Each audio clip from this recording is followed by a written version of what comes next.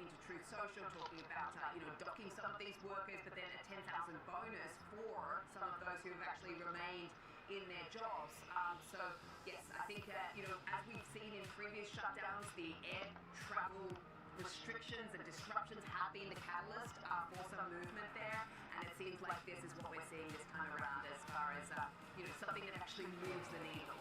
I didn't realize that the Trump administration actually suggested that they start cutting the flights, because that's what really gave the kick in the pants to get this all done. I mean, so now we move through the Senate, bill goes to the House for a vote, so it looks like the government shutdown is ending very, very soon for real. Stand by, ready. See you, thank you. And folks, we are moments away from the opening bell.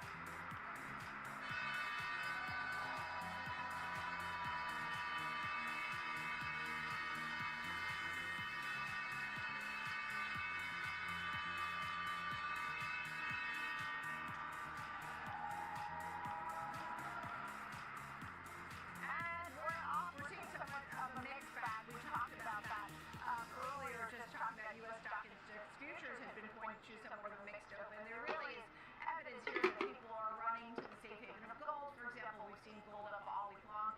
It's at 3-week highs, and that's up $14 at 41.35. S&P 500 right now pulling back 11 points at 68.20. The Nasdaq down almost 0.5%. As tech has been under pressure, 25,508. Nvidia with SoftBank selling off its stake is down 2.22% at $194. SoftBank sells off its stake is 5.8%. Good morning. Good morning. So they've checked out of that. The Dow Jones Industrial Average shows some strength. It's up 92 points, 47,461. And the Russell 2000 down 0.25%. Some of the winners, and Diane's going to be here in a moment talking about Paramount. That's the leader. Dexcom, Carmack, Occidental. Those are some of the leaders on Wall Street. In fact, look for her right this second. Diane King Hall joins me, host of the Morning Movers. Here taking a look at some of the movers on Wall Street. They know poorly this first up. I mean, it did have revenue being cut down. Yeah, it did beat expectations in its most recent quarter for both revenue and its bottom line, but it's the guidance that's concerning investors today. So shares are under pressure, down by 9% in the early action. Here's your numbers. It did report a loss of 22 cents. That was better than expected. The street was expecting more bleeding on its balance sheet. It was expecting that's coming at 39 cents. Revenue topped expectations at $1.36 billion. Again, better than expected. But the issue is it narrowed its guidance and flagging one of its data centers being behind schedule in terms of servicing its customers. It has these big customers like Meta, like OpenAI, but they have this data center construction delay that they flagged. It's basically a reminder that even in an AI powerhouse like this, they can run into bottlenecks and just supply chain bottlenecks here. So they said that this third-party data center is behind schedule, and they're trying to reach this performance obligation here, and so they've shaved their guidance now. The outlook for 2025 now to come in between 5.05 to 5.15 billion on revenue. Consensus was 5.29 billion. So that's what the street was looking for. A slight miss, but the stock is being dinged for missing on that. So going into this, the bar may have been higher for CoreWeave, especially given how the shares have performed since they've come to the public market today. I just saw the CEO here at the exchange. He doesn't seem, too phased by this. As you know, the way this company works is they rent GPU power via the cloud. It's been a high flyer since it came to public markets, but coming down to earth a little bit. You see a lot of analysts reducing their price targets off the back of this quarterly number. I did see Mizuho has a neutral and a 120 target. How about we talk about Rigetti? What's going on there? This is another one that has a huge high flyer. That stock has been up more than 2,000% on a year-over-year basis. They reported mixed numbers, so the stock is shaving some of the pre-market, or during trading. I was talking about this in pre-market earlier, but now coming down by 5% off the back of its quarterly numbers. It did report a loss of 3 cents per share. The expectation was a loss of 5 cents per share, so it's actually better than expected. But revenue was a miss, coming in at 1.95 million. The street was looking for more than 2.3 million. It is being dinged right now, and this is one of those that's in the quantum computing space, and it's a front runner in this space. That it's clear that they have revenue. They're not one of these companies that's pre-revenue, but not enough to what the street was looking for. It is up on a year-over-year basis, but again, missing expectations here. They did announce some orders earlier this year that are set for delivery in the first half of 2026. They have some AI startup that's one of its customers, an Asian tech manufacturer. So it's a sign that there is demand beyond the government, but still obviously the early space for we're getting, because we're talking about supercomputing, which some analysts say it takes years to develop. But again, this is supposed to be, the new frontier, like how we talk about AI, because supercomputing can solve problems that a regular computer can't solve. You are seeing, in terms of the shares, again, off today, but still up majorly year to date. Let me just take you through to see if I see any analyst activity. So far, no analysts I'm not seeing any movement on analyst reaction on this one. All right, and last but not least, I saw Paramount Skydance. That's one's up 6.5% today, so that's a real up arrow in a somewhat mixed down market. It is. So this is a winner in terms of performance. Now, this is the first quarterly report since the merger of Paramount Skydance, so the new ticker being P-Sky. It was a mixed report. They did miss revenue expectations. Revenue coming in above $6 billion. The street was actually looking for $6.97 billion. They did report a loss of 12 cents versus the estimate of 34 cents, so that was better than expected. So overall, it looks like the street does like what they're seeing. They did have some DTC growth, direct-to-consumer growth, and Paramount Plus subscriptions improved. At the same time, they say they're going to be cutting more jobs. They're planning to cut another 1,600 jobs. This is part of that cost savings push that Paramount Skydance has been working on. In terms of questions about what's next, the CEO, David Ellison, saying the company, as you know, that's Larry Ellison's son, says the company has, quote, the ability to build where we want to go. So in terms of any near-term merger talk, they seem to be, kind of pushing that back or downplaying it. Still management seems to feel optimistic about 2026 and reaching cost savings target. That's been a big part of their plan. Growth through cost cutting. There are some who say you can only cut so much before you have to, just grow organically. All right. Well, thank you for all of that. I mean, Rigetti's an incredible story, too. I mean, we were talking about Rigetti's up over 2,000%. Those quantum stocks today pulling back 6%. You covered the story, but still, people are still watching those quantum stocks really closely. Great coverage of three big names here. How about Great to see you. Thank you so much. And coming up next, we're looking at the AI trade. There are positives. There are negatives. Let's get the detail. Is there a bubble? So let's have that discussion. Opening bell. We'll be right back.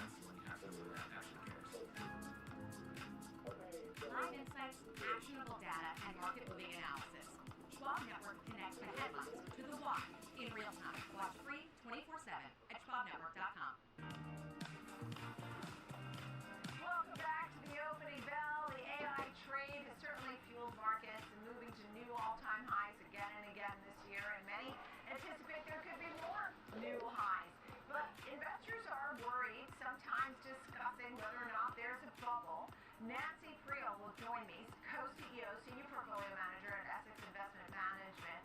It's great to see you. We know the Mag 7, the importance of AI and how it's trickling out has certainly driven the markets to these record highs that we've seen so many times, over 30 record closes for the S&P 500 this year. And folks think we may see more. What say you? Where do you think we're headed? I do think we will see more. We think we're still very, very early in this build out of AI. There are pockets that have too much enthusiasm, but there are a lot of areas that are just starting to get recognized, and this broadening of the market away from a handful of winners is very good and very healthy for the market overall.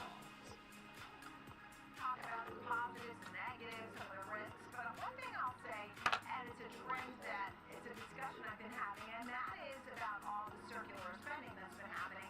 At first it seemed billions here, billions there, and people were somewhat excited about it. Now people are starting to say, where is the return on that investment? And they're starting to question the balance sheets. Meta, for example, now taking on some debt, for example, things like that. That is definitely building some risk in the system, and that's one of the areas that we're watching very closely to make sure that the companies that are spending so much money on the deployment of AI don't get ahead of themselves, don't over-anticipate, if you will, how quickly AI will ramp up. But again, we think we're really too early to know how that ROI will pay out. What we are very confident in is that AI is a long-lived trend. It is one of the biggest opportunities out there in the marketplace. And that we cannot overestimate the importance of AI to the marketplace. Yo, can you hear me? Yo? So, Nancy, what kind of names... But my mic is broke, so I can't hear nothing. I gotta have you coming through the TV. But we see the best opportunities in AI. Bro, I'm in bad shape, bro. I'm getting it. I'm trying, bro. I'm getting it. Ain't nothing holding me back, bro. I'm up every day for my kids, and I'm gonna try my best, bro. So I can do. Give y'all my bet. Alright, I'm taking a loss on AMD. The setup ain't in my favor. I'm taking a loss. Names in those two categories, for example? I'm afraid I can't name some names. Taking a loss. Taking a loss on AMD, y'all. 20-cent loss. I don't have time. I can't do this. The setup ain't in my favor. Oh. I'm out, folks. Right here, y'all. They get a bounce right here. I think they can attempt to break out, but this also can come down, I believe, because market conditions right now. I can't take a loss, man. I can't take a huge loss. I can't take a huge loss. I'm trying to get to my business. So what's up with you, bro? Almost the bag trying to respond to your ass, boy. And we certainly have accounting that we trust in the U.S., where it's can be a lot more clear overseas. So we would focus on the big U.S. So I didn't even take a 20-cent loss. I think I took like a 10-cent loss. But they could probably still bounce and break out, so I could re-enter at any moment. Let me see. 1, 2, 3. What are the positives? Yeah, see. Number one is this is the next industrial revolution. It is as big as any industrial revolution we've ever seen. Positive number two is it's driving manufacturing activity in the U.S., driving economic growth for the U.S., which is good for everybody. Come on, bro, I got my TV up and always goes deeper and is bigger than we'll ever expect. Because sometimes people think it's a phase, we've seen things come and go. That's not the case here. Are you worried about what goes on, tensions with China, the battle in the AI arms race? Which countries? Oh, so you're going to spend time with Gabby's? Don't worry about that. And we think it's very important to pay careful attention to what's going on in China as well as the rest of the world. Absolutely. We want to stay a leader in AI. China will also be a leader, but remember, this is a very big market opportunity. We'll have opportunities globally. We think in the long run it's impossible to overestimate the impact of AI, but again, we would caution that you need to take profits prudently, you need to pay attention to where valuations on individual companies get ahead of themselves, and not just hold it and forget it. Right, understood. Well, it's great to see you, and of course in your negatives or risks, you have tariff impacts, wage pressures. So, but we discussed some of them about the debt loads and the current economy, etc. That sounds beautiful, my brother. Thank you, Nancy Creel, co-CEO, senior Make it portfolio special. manager, Down Cycle, Dow Gains. We'll be right back. Oh, look at AMD trying to go, boy. Yeah. Look at that bullish divergence on the 1 minute. This is a pair of bull flag on the 1 minute, y'all. You could have done better. I just want to see him go. Because I know I was right on my position. Let's go, AMD. I knew I was right about something. I just got to protect my capital. I'll tell you that right now. Shit. I ain't getting back in until they break out. Shit, they got me fucked up. Subscribe at SheldronFrost.com. I'll get back in when I see confirmation. Live from Chicago, this is Trading 360. I'm Marley Hayden. We track macro forces, market trends, and company news that shape investor decisions, all with expert analysis and actionable context. From inflation data to sector rotations, earnings to policy, it's a comprehensive view of the market every trading day. Trading 360, in-depth market coverage straight from Chicago. Weekdays at 11 a.m. Eastern on Schwab Network. Hey, did you hear me last night? I have a question for you. Sure. So did you hear me last night? Friend that had an account with Schwab before they Bro, I got to be nice again, bro. started with nothing. He worked hard. And after he passed away, Because he tried to bully me. he passed away. And my advisor, Jennifer, He tried to bully me and talk to me all crazy like I wasn't even a person no more. the two grandchildren. So I had to stand up for myself because wasn't nobody defending me. Someday it'll be their turn. Trading at Schwab is powered by America. He nuts was acting weird. I was telling him, Award-winning trading platforms. Bring your trades into focus on Thinkorswim desktop with robust charting and analysis tools, including over 400 technical studies. Tailor the platforms to your unique needs with nearly endless customization, and track market trends with up-to-the-minute news and insights. Trade brilliantly with Schwab.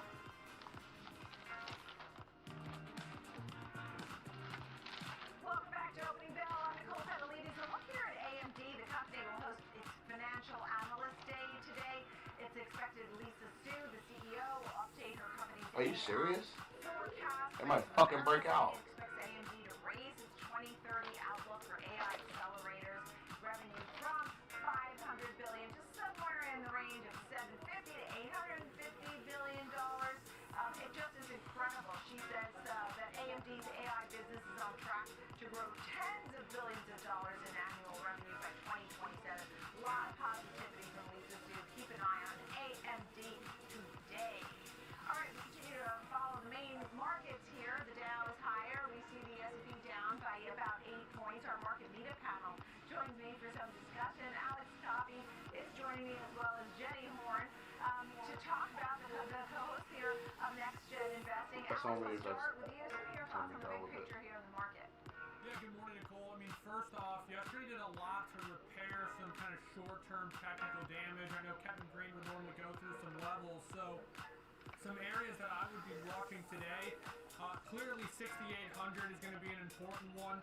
It's the 1-week moving average for the S&P 500, and it's also really close to the max pain level for today's expiration of S&P options. Max pain being the area where the most amount of options expiring would be set to expire worthless. 6,805 is that max pain level intraday today for the S&P 500. Other than that, though, Can I keep it 100 with you? average back above the 1-month moving average because of yesterday's price action, Nicole. Bro, I got Good on. news for short-term trend. I hopped in Joe's party around like 5 or 6. To who? You know what I'm saying? You know how you just joined the crew? They kicked me out of the party, bro. So later on, you know, I ain't tripping about none of this, bro. So then later on, I went to go try to play with Symbiotic and Chris, and they all was in a party together. It was like 3 or 4 of I them. mean, I think that right I was in now a party with them. They weren't even talking, bro, for like an hour and a half smaller, lesser at reported, all. still highly volatile, highly frosty. Cause I'm part of the crew with these guys. I'm trying to play basketball with my crew. I'm trying to hoop. I went to go play with my crew first. These have become really interesting reads. So I took a break from the game of since I couldn't right find now my AI crewmates. spend, and so I I think went that and before we went back to work. do I their started work of editing their videos, marketing trying to get my shit mission and together, do whatever like it their is. forward-looking I got back guidance. on the game I at think like it's been one that's 12:30, sure, right? the AI trade vault And still because propped D-Man up got by on. several of these key So names. me and We're D-Man, still seeing a we growth sit story here that for a little bit. hasn't We make a exactly team. been so We linear got the as team. some of these Be again, nice, come in and smaller say, AI players. bitch ass nigga, if you don't come in here, da da da da da da da. Da, da, da, da. We kick you out the crew. I'll kick you out the crew. I'm tired of you trolling. I'm tired of this. I'm tired of that. I said, be nice, bro. What you talking about? I've been trying to play with y'all all day. Like, I'll be in there in a minute, I just got these guys together. We about to start a game. After I play one, I'm going to play 2 or 3 with y'all. And he was just threatening me, calling me all kind of names, bro. And it just got all weird, bro. Like, he's like, if you don't play now, we kick you out the crew today. I said, bro, I already told you I'll play with you, but you ain't about to bully me into playing with y'all. I don't give a fuck about that, or you, or none of this shit, bro. For real, like, I don't give a damn about a crew, none of this shit you talking about, but I'm gonna play because, you're my friend. I like you. I still want to play with y'all. I respect y'all still, whatever. But y'all not about to just talk to me any kind of way and just whatever, bro. Try to belittle me and bully me into playing. So I quit the game with D-Man and them, joined them because they were still waiting on me, trying to gaslight me into playing. I ended up playing with them, and I guess it was cool until it wasn't. Words just got to her. Be nice one tell me to shut the F up and bitch ass N-words all day, where I can't even talk. I'm talking to other people. He timed me in telling me to shut the fuck N-word, bitch ass N-word, you trolling. Like, bro, I don't troll at all, bro. I'm too old for that. And he coming to the party telling me I'm too old, this and that, I shouldn't be doing this. But I ain't even doing nothing, but trying to just make a way for trying to make a way for my life to be better on my own. I ain't doing nothing else. So I don't even understand where all the hostility is or from, or like I said, it just got weird. And I told him, you can talk to Geck like that, you can talk to Joe Hydra like that, but you ain't finna talk to me like that. I stood up and I got to yell and I said, bro, fuck you. You know what I mean? I come to your town and I'll beat you up, then we can go have a beer, bro. But you ain't finna just talk to me any kind of way. If you got a problem, just, let's just talk like a man. Like, I know you had a bad day, just calm down. He wouldn't calm down. Market share in the businesses that they operate in, they do. But because it's a 0.98 correlation to the S&P 500, if you tell me what the Magnificent Seven's doing on a day, today it's down about 3/4%. So I end up having to mute him and shit. I have a pretty good idea. I just don't want to be around the toxicity and the negativity and just all that. I don't want to be around that, bro. I've been around that shit all my life. That's the reason why I'm positive to this day, bro. Broad-based aspect of the market, 82% of the 90%. I'm not gonna be disrespecting my friends who are fathers and got their kids around and all that shit. I'm just too old for that immaturity now, bro. The S&P 500 earnings so far is 11.7%. That's really impressive. My music is different. Everything I live, the way I do things is different. I don't even be arguing or feeling away until I get around certain people, bro. So it's just best for me to just remove myself from toxicity sometimes. Back to gold again, and gold here right now at 41.28 a troy ounce, up about $6, but just people's being weird over video games, for real. Had a nice run back up lately. I told them that shit ain't worth it. Either one of you? Well, I will say, to speak to that Goldman note on the cruises, Nicole, the cruises have also been really disappointing on the heels of their earnings. Like, Goldman flagging some major problems. Sorry, y'all, I just right had to now, explain it to him. saying that right now cruise sentiment has not it's all been this good. negative in a while. I feel good. Everything is good.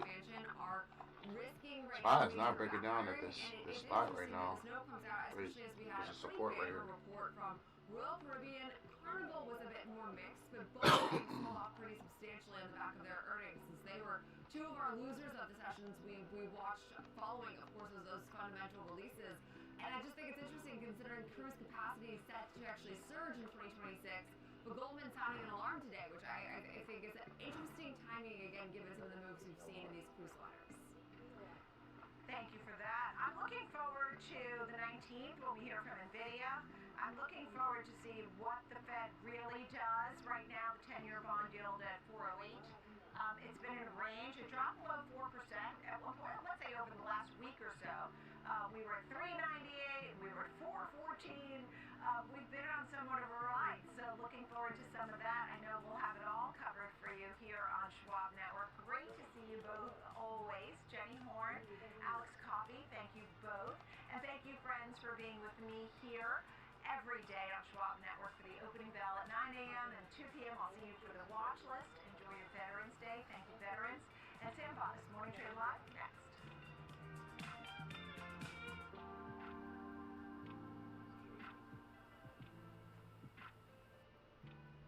Whether you're an experienced investor or just getting started, Charles Schwab offers a webcast that's right for you.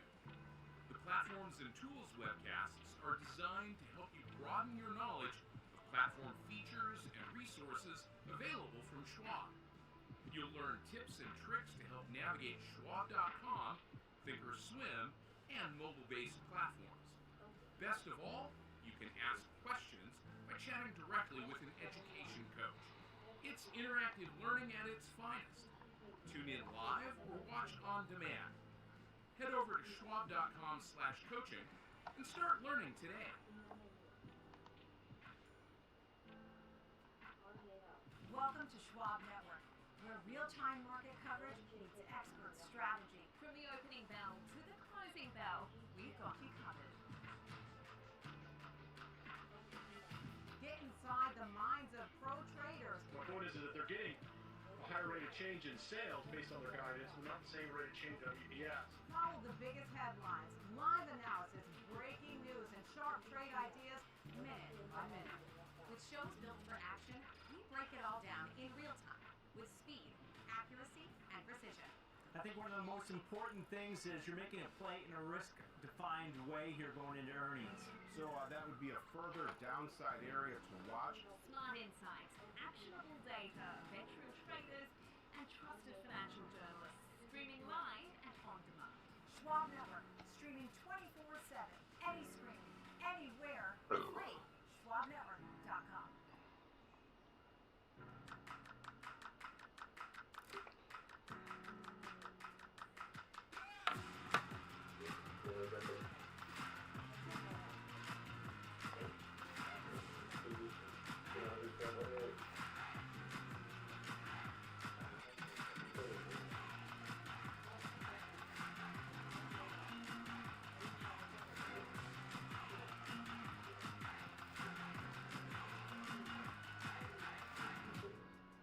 Morning Movers brings traders the biggest headlines to start the day, from volatile overnight swings to the earliest analyst calls. Get your watch Not to list mention ready. the eggshells still ain't gonna go away with y'all either. Schwab Network.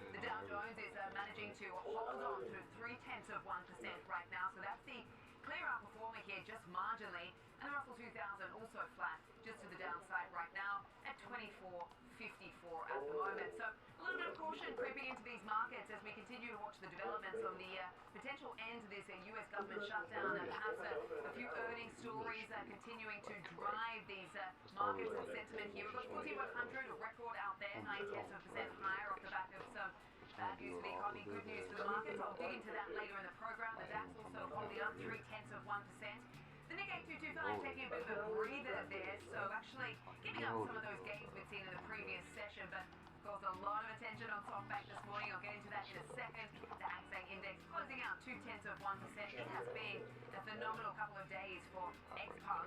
I'll also talk about that later on in the hour, but it has been somewhat on a roll lately. It's really been described as doing a full Tesla at the moment. Let's take a look at futures products. We've got the 10-year yield at 4.10 right now. Not a huge amount of data to work with. We continue to get this Fed speed coming in, and of course the bond market is closed. So that's where we ended. Of course, for Veterans Day, it'll reopen tomorrow. US dollar index taking a breather, as we've mentioned in recent sessions. We're still at 99, so holding pretty steady there. And that obviously means that gold has been catching a bit. So we're at 41.29 now. I believe that's a 3-week high. 0.2% put on this morning. Crude oil is picking up as well. So we're looking at $61 a barrel right now, 1.5% higher. And then Bitcoin is just lower today, but we're still at levels of 104,000. So not the sort of losses we were talking about last week, but we're down 1.5% in this morning's trade. So that's your setup and your scorecard for this Tuesday morning, about half an hour into trade, as I mentioned. Let's get to Alex Coffey now, who joins me from Chicago to look across some of the key stories that are driving markets. Very good morning to you, Alex. So it looks like we're seeing some positive developments now on this Senate passing the bill to end the government shutdown. The House is up next. Just talk us through what you know and also what you're seeing as far as the reaction in these markets off the back of this. Yeah, I think, Sam, I mean, now it's just a matter of time. I think at this point the biggest hurdle was getting to 60 votes in the Senate. That's been done. And now it's just a matter of getting the House to vote on the reconciliation and get that over to the president, and so they can sign this into short-term law here and move on.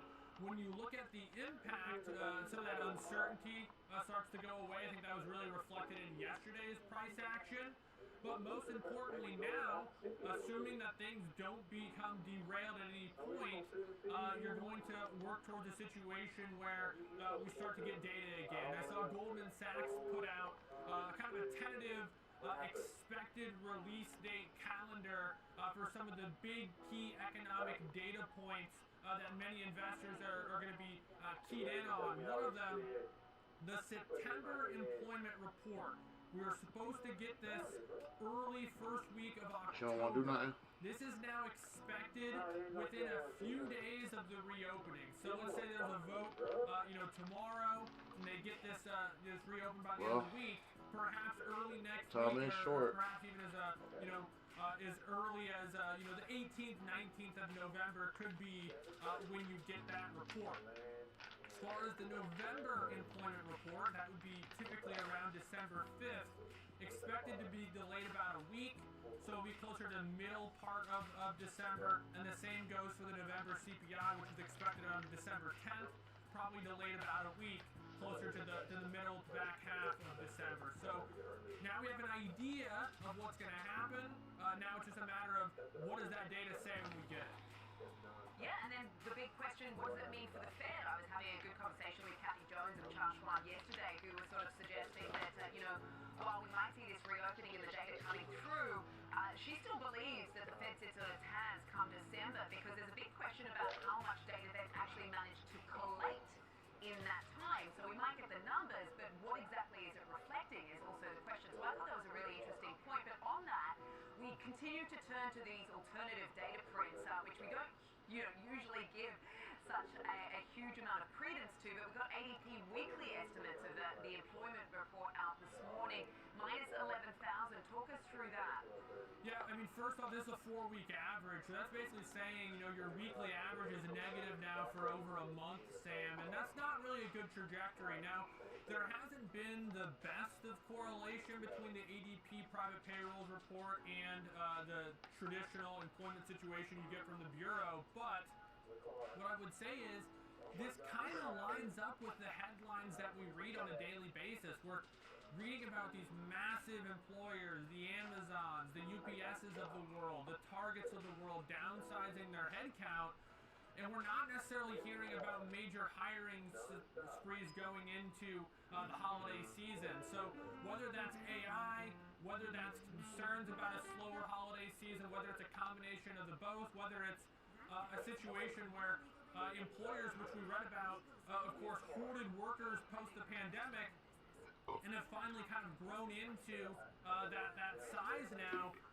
it remains to be seen. But this sort of big question mark, and this is this idea of the beverage curve, which is if you plot on one side job openings and on the other side unemployment rate, they have an inverse relationship. As the job openings comes down, which we have seen that happen, you typically start to see the unemployment rate climb. So this is why the Federal Reserve is concerned, even though maybe the data hasn't reflected massive unemployment starting to spike. It's that we're at a flux, at a point in time where things are relatively fragile, and we're starting to maybe move from a no hire, no fire to a no hire, some firing, and that can quickly turn into a lot of firing. So while I understand Kathy Jones's perspective, the market still gives a 2/3 chance to a 25 basis point cut for a reason.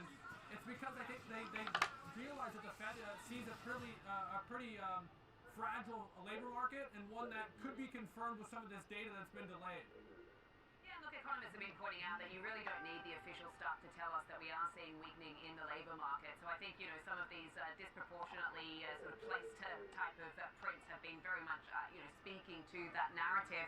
Let's switch gear to another big story we're tracking in the markets this morning, Alex, and that is a SoftBank offloading its entire Nvidia stake. And the first thing I thought of when I saw this headline this morning was the fact that back in 2019, Masayoshi Son actually called Nvidia the fish that got away, sort of almost regretting when he sold his previous stake. But this is really interesting this time around. I mean, Masayoshi Son hasn't always been right in calling the timing of the market, but it certainly has brought back into the conversation all this sort of talk about AI valuations and whether we're at a top here. What's your read on this, and what's the reaction that we're seeing in the markets today? Yeah, if you look at the CFO of SoftBank's own words, he says, I can't say if we're in an AI bubble or not. They did sell those, 32.1 million shares of NVIDIA for roughly a $5.8 billion proceeds. The big question is going to be, where this money goes. I mean, they say that the capital can be utilized for financing, but you can see how this could potentially be bullish if they go out and they spend this on higher beta, more risky AI investments. Also could read it as, maybe this is a little bit of a capital raise because they're having trouble getting capital for some of these different projects. So I think you read what you want in stories like this. And as you said, SoftBank, while a major player, particularly in growth sectors, not necessarily always the bellwether for what actually is going to happen. But it's not alone. I mean, you're starting to see the impact in NVIDIA shares, obviously, today down 3%. But Palantir's almost want to get it stuck to the finish. Post-earnings. So there are signs that some of that investor demand for some of these companies, at least on a short-term basis, is starting to become a little bit wobbly. But for every single dip that we've seen, for the most part, they've been bought up relatively quickly. Yeah, I mean, it's interesting timing to your point. Masa and SoftBank have really been known to sort of get into these types of companies, particularly around innovation at early stages, and then sort of get out when they've seen that ROI and that monetization. But, as a result, we've seen some pretty good numbers out of SoftBank overnight as well, as an earnings beat best quarter in 3 years, raking in net profit of $16 billion. So I suppose some of that speaks to what you've just said. Just looking across the other asset classes today, pretty interesting move in gold this week, moving in tandem with that rally we've seen in equities yesterday, continuing to catch a bid this morning. What do you make of it? Yeah, a couple things for gold. It's been a sharp ratio darling for several years now. It's outperformed the NASDAQ on a 3-year, 1-year time frame. It does so with lower volatility. But most importantly, it's stabilized, and the short-term technicals have started to improve. 1-week moving average is above the 1-month moving average. Price is above both. And it started to, I think, diverge from Bitcoin a little bit, which I think is important. It has its aspects where it's acted risk on, but it also still serves a more risk-off purpose in this time where we're a little bit more bumpy in the overall market. Oh, where is that? Good look across the space and the key stories that are driving markets this morning. Thank you so much for that, Alex Fockey. I'll check in with you a little bit later. Coming up, we will dive into some under-the-radar angles to play in the AI trade. Our next guest has his eyes on Intel and Ronald Power. Find out why when trade comes back.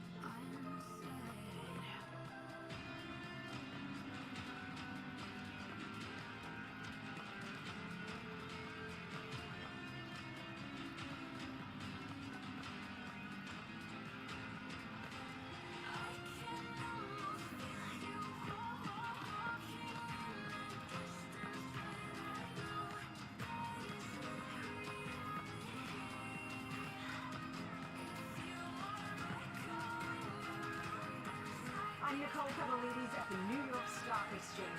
Live interviews, market movers, and real-time coverage right from the floor. Subscribe now at SheldronFrost.com.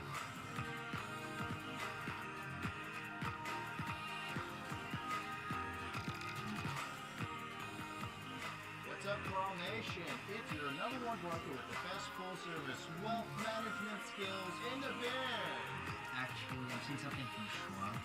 Uh-oh. Yeah, Schwab lets you invest and trade on your own. And if you want, they can even manage it for you. Not to mention, Schwab is a team of specialists for taxes, insurance, and estate planning, all with low fees. We're experiencing technical difficulties. Carl. Schwab, a modern approach to wealth management. No politics, no spin, just the market from open to close and beyond. Streaming 24/7, any screen, anywhere at SheldronFrost.com. Back to Morning Trade Live. Paramount Skydance is one of the biggest winners in the S&P 500 after a provision in the company's first earnings report since the Skydance merger. Paramount saying it plans to increase the U.S. prices for its Paramount Plus streaming service in the first quarter of 2026. So shares on a roll this morning up 12.5% or so in this morning's trade. Let's check out some other winners in the session. And as I said, the Paramount Skydance is pulling ahead by quite a margin there. You've got some other names in the vicinity of 2 to about 4.5% as far as the leaders on the session this morning. It's been a very earnings-driven type of couple of weeks for us here without a lot of data to work with. And this is the laggard for, so it's got a real sort of chip and tech type flavor to it today. Micro shares, of course, these memory names have been on an absolute tear lately. So maybe some profit taking going on there, about 4.5%. But of course, we do have these sort of tech AI valuation type of conversations creeping back into the conversation here. Lam Research down 4.5%. At London taking the cake there as far as the losers are concerned, down 6.5%. HP also down 3.5%. All right, let's switch gears and bring in our first guest for the show. That is Mike Block. So thank you so much for your time, Mike, and joining us here today. Market strategist at Third Quarter Capital. Come on, boom, boom, What do you boom. make of what we're seeing as Let me far see you as touch. the market action You today? test that And, top a bit right of now, cooling please. off as far as this whole I tech appreciate and you, AI market. trade is concerned off the back of the recovery we've seen yesterday. Thanks, Dan. So what we're seeing here is, inevitable. We had this 2% plus move in the NASDAQ yesterday, just on the news that the Senate's about to get the 60 votes they needed to end the shutdown. So ending the shutdown, the knee-jerk's going to be higher, and now we give some back. We also have this situation mentioned earlier, the big news story, SoftBank divesting some of its NVIDIA. Why are they doing that? Everyone loves showing returns and returning capital, so there it is. But it does make the point that a lot of money has gone into the same stocks. You see these stocks that you mentioned that, as you put it, are on a tear recently, coming back in. So now we're looking at the House voting tomorrow. The shutdown ends, we move forward. The question is what happens? We're expecting all this data to come out that will show that there is a slowdown. Let's go! Let's go! I want to see a breakout today. Say this to the Schwab audience. What happens is when you have a shutdown, there's job disruption, wage disruption, income, payments, transfer payment disruption. It puts the most vulnerable consumers in the United States in a hole. And, we care about that in terms of public policy and from a human standpoint. But from an economic standpoint, it's not like you flip a switch, turn the government back on, and everyone's back to normal. People are going to be digging themselves out. We saw it during COVID. We've seen it in previous shutdowns. This one was more acute. So it's making everyone a little nervous here. For these big high-flying stocks, it means there could be some rotation down to other names that are less attractive. That are not the NVIDIA world beaters, but are names like Intel that you teased earlier, which has become the U.S. national champion for AI. There's other names like that to talk about. Could mean more small caps, could mean financials, other sectors playing catch-up. So that's really what we're looking at. We have to ask ourselves, well, in past cycles, when we go from the leaders and we find these new second, third, fourth tier of leaders, does that mean the beginning of the end? I'm afraid as a student of the market, we have to be very cautious. We've spoken a lot about concentration risk in these markets, and perhaps the strength we're seeing as far as the NVIDIAs of the world have been masking some weakness beneath the surface. I mean, Brett hasn't looked great in recent weeks either, but you did mention, some of the other ways to sort of play this whole AI theme without having to get into some of the big names. So let's just broaden out that conversation. I mean, where do you look? You mentioned Intel, we teased into you. You're talking about also monolithic power systems too. Where do you go to play the AI trade without having to be sort of caught up in this whole AI valuation volatility? Yeah, you mentioned these names like NVIDIA. You mentioned names like AMD, MU. You mentioned Intel, MPWR, monolithic power, which again is a very controversial, polarizing kind of name out there. One thing that I'll talk about is this. Last week we got the great news that Charles Schwab, the parent of this network, bought Forge. I'm part of the team of investors that helped bring Forge public. So very happy to see that whole scenario play out. And I think it's great for Schwab and for its investors. So good for you guys. What I'll say is this: Forge is a marketplace and a platform, among others, that gives an opportunity for investors to get involved in private companies. Now, we've all talked about CoreWeave and how that flew close to the sun. We're seeing some of the give back today, even though they doubled revenues. There's other companies coming down the pipeline that are in place in this AI infrastructure that people can access through platforms like Forge, through your Schwab account. There you go. You get any commercial you need to know about soon. So there's stocks like Crusoe, which I've mentioned on air before, Lambda Labs.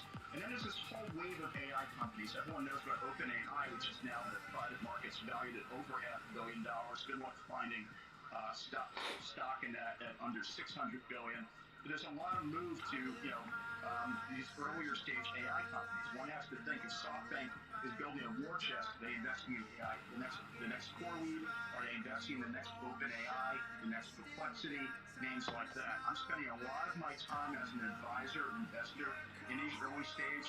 Again, Forge is a great example of democratization of private markets, and among others, there's going to be a great opportunity for more investors to get involved in some of these names. Again, caveats galore when you're doing that, but that's going to be an interesting thing to think about, in addition to saying, well, we can look at small caps as a laggard, we can look at financials. Again, fintech companies like Chime, you mentioned Circle going public tomorrow. Great ideas to look at in terms of playing catch up and catching this wave of not just AI, but finally the practical application of blockchain coming to financial markets the way we've been waiting for the past, say, 7 or 8 years from where I'm sitting. Who needs needs a marketing team when we've got you, Micah. Thanks so much for that plug. Look, you packed a lot in there, so plenty of things going on. You know, just as we move into 2026 with a lot of question marks around this whole AI bubble conversation and valuations and what the Fed's going to do and whether we are indeed going to see a re-acceleration of growth on productivity, etc. I mean, what is the biggest sort of question that you're fielding as an advisor? What's the investment thesis moving into the new year? You know, again, there's this thought of can the AI leaders keep leading? And that's what it comes down to. That's true. Public markets with NVIDIA and private markets. You know, there's a very good chance that, you know, NVIDIA is going to keep, you know, taking over the world. And we're not going to remember SoftBank selling this block of shares in 3 to 30 days. So that's what a lot of it comes down to. But, you know, I think everyone's waiting for shoes to drop. Right now, like him or not, you know, and, you know, what the future holds, the Trump administration is seen as very much interested in pushing markets higher. I mentioned earlier this concern about low-income consumers and how there's going to be this gap that needs to be filled. Well, whether it makes economic sense or not doesn't matter. President Trump has been talking about the tariff dividend, which is basically stimulus, giving all lower-income families $2,000 apiece. Look, that goes a long way towards stimulus. You know, we're coming up here globally into we're going to get this flood of data.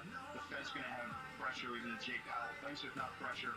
And I think we're going to see what's going to be, at least for the short to intermediate term, a very credit-friendly environment. That reflects down to the consumer, even going into Black Friday, going into holidays. What that means for early 2026, I think, is the big question that we're trying to answer in public and private markets. Yeah, you wonder how much the bond market can sort of tolerate some of the stimulus as well, though. I mean, fairly muted reaction, but of course we are shut today. But Mike, we're going to leave it there. Thanks so much. We're going to wrap it up. Mike Lockbear, market strategist, Third Seven Capital. Appreciate your time. Coming up, we'll get a closer look at the big picture with the team from Charles Schwab. Morning Trade Line. We'll be right back.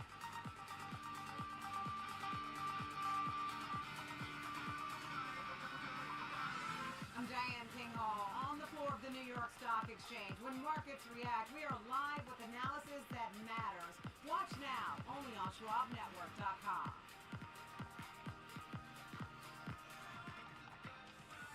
How we going? First day, so sometimes next. Try again. You could have done better. Please. Same goes for where you invest. Level up and invest smarter with Schwab. Trading at Schwab is powered by Ameritrade, giving you even more specialized trading support. Connect with the Schwab Trade Desk, our team of passionate traders ready to tackle your trading questions, no matter how complex. Plus, get 24/7 live help and access support by phone, email, and in-platform chat. Trade brilliantly with Schwab. What's up, Carl Nation? It's your #1 broker with the best full-service wealth management skills in the biz. Actually, I see something from Schwab. Uh-oh. Yeah, Schwab lets you invest and trade on your own. And if you want, they can even manage for you. Not to mention, Schwab is a team of specialists with taxes, insurance, and estate planning, all with low fees. We're experiencing technical difficulties. Schwab, a modern approach to wealth management. Back on the Morning Trade Live. Rigetti Computing falling today after the company's third quarter report. The company posting a narrower than expected loss, but revenues missed the street estimates and the operating loss widened to $20.5 million last quarter. Rigetti CEO saying his company is seeing strong momentum though and is excited for its partnership with NVIDIA on a new AI supercomputer quantum platform. All right, let's take a look at quantum stocks across the board because we're really in the early innings of quantum, but these stocks have been certainly catching a bid today and a lot of the excitement that this could be revolutionary technology. But off the back of what we've heard from Rigetti, it still is much early in the conversation as part of some of the commercialization that we've seen. Down 5% on Rigetti, D-Wave down 2.5%, so is quantum computing, and IonQ, which we heard from last week, is down 0.7%. So we're seeing risk off across these names, which have been really put in the bucket of somewhat of a speculative trade right now, given that not a lot of revenue coming out of those companies. Welcome back to Morning Trade Live. It's time now for the big picture. Let's welcome in Nathan Pearson, Director of Derivatives give back in the markets today off the back of the relief rally we saw yesterday. What stands out, Nate? Sure. Hey, good morning, Sam. I think this is, just some normal consolidation. It's nice to see that potentially we can get a, vote from the House on getting the government shutdown over with tomorrow. That's would be nice for the markets, but then, that's also going to bring in, a lot of the economic data that's been in the queue, so to speak. And, Goldman Sachs put out an estimate that they thought 50,000 jobs were lost in October. Perhaps that's not that big of a deal. Perhaps if we get an uptick in unemployment, towards 4.5%, maybe it doesn't rattle too much of the bull thesis in terms of having a strong enough economy, double-digit EPS growth, for 4 quarters now. And I think as we move through this fourth quarter here, yes, we've got bullish seasonality, we got potentially performance chasing, we've got that technical support held where it needed to on Friday. I was watching that 50 SMA on the S&P 500 closely. On Friday, that held up, which is nice to see because now if you're a trader, you have something at least to trade against in terms of where you would get out if support doesn't hold in the coming weeks. But I think, Sam, for this, as we move through this Q4, which is historically a good time for the market, I'm not 100% sure that it's all going to be about AI. I think that there's been some damage done to that speculative mode where you just mentioned quantum computing. They definitely fall into that cohort. We've looked at crypto, for example. October was supposed to be a really good month. Q4 was supposed to be a really good month for crypto prices. We've seen those languish. Bitcoin trying to hold support at 100K. So I think that the question would be, when we get this economic data, does it thwart, our thesis that potentially we're going to get more Fed easing here in the coming FOMC meetings? I think we're at 69% for December. And then the other question is rotation. Does this begin to broaden out? And I don't necessarily mean small caps, but just into some of the other sectors, because if you look at the likes of what happened with Palantir selling off on earnings, Meta selling off on CapEx increase, you look at this morning, CoreWeave, Nebius selling off, these are the data center compute leasers, selling off post-earnings there. So I'm wondering if this rotation is going to need to take place in order to keep the index levels in this healthy uptrend. I think we're just going to have to take it as it comes as we get the economic data, and of course we get NVIDIA next Wednesday. Yeah, what do you think is going to be the sort of bigger catalyst here? Is it going to be NVIDIA, or is it going to be the deluge of data, which is hopefully going to be the deciding factor on December's decision from the Fed? I think it's going to be the data. It's going to be rolling here. After we saw, what happened with, Challenger job cuts, we've seen job openings that have been going down. I think some of this is anticipated. You could say on the one hand, maybe this is good for corporate margins. On the other hand, it's just, to what extent is the labor market weakening? That's the big question. And on the one hand, there's always, glass half full, glass half empty way to look at it. If the labor market is weakening, great, we get the Fed. On the other hand, jobs are at the foundation of this economy, and so therefore, if it cuts too deep, so to speak, or if the layoffs are too severe, does that begin to impact our forward EPS earnings estimates? We have 14% for 2026 is currently in the cards. So Sam, it's going to be that data, and then the other thing I think is going to be the rotation. And I'm not so sure that it's going to be just we're going right back to the AI tech trade because you just look at some of the price action, some of the way that these stocks are responding to positive news. And I think that the sentiment there around the AI trade, the bullishness, the level of bullishness has just been, kind of rattled a bit here over the past month or so. Look at Oracle all the way back down to $235 after being up at $330 post-earnings, for example. Yeah, always been reassuring that, this delayed data center partner that they've got is still there in the pipeline. But, Wall Street, you've got to credit them. It's been pretty patient thus far with all this CapEx, but it very much feels like they're starting to perhaps question this ROI now. But thanks, Nate. Always a pleasure. Thank you so much for joining us here. Nathan Pearson, Director of Derivatives Analysis with Market Research. Coming up, it's time for morning trading. We'll take a closer look at CoreWeave, which is pulling back after the earnings report card that we got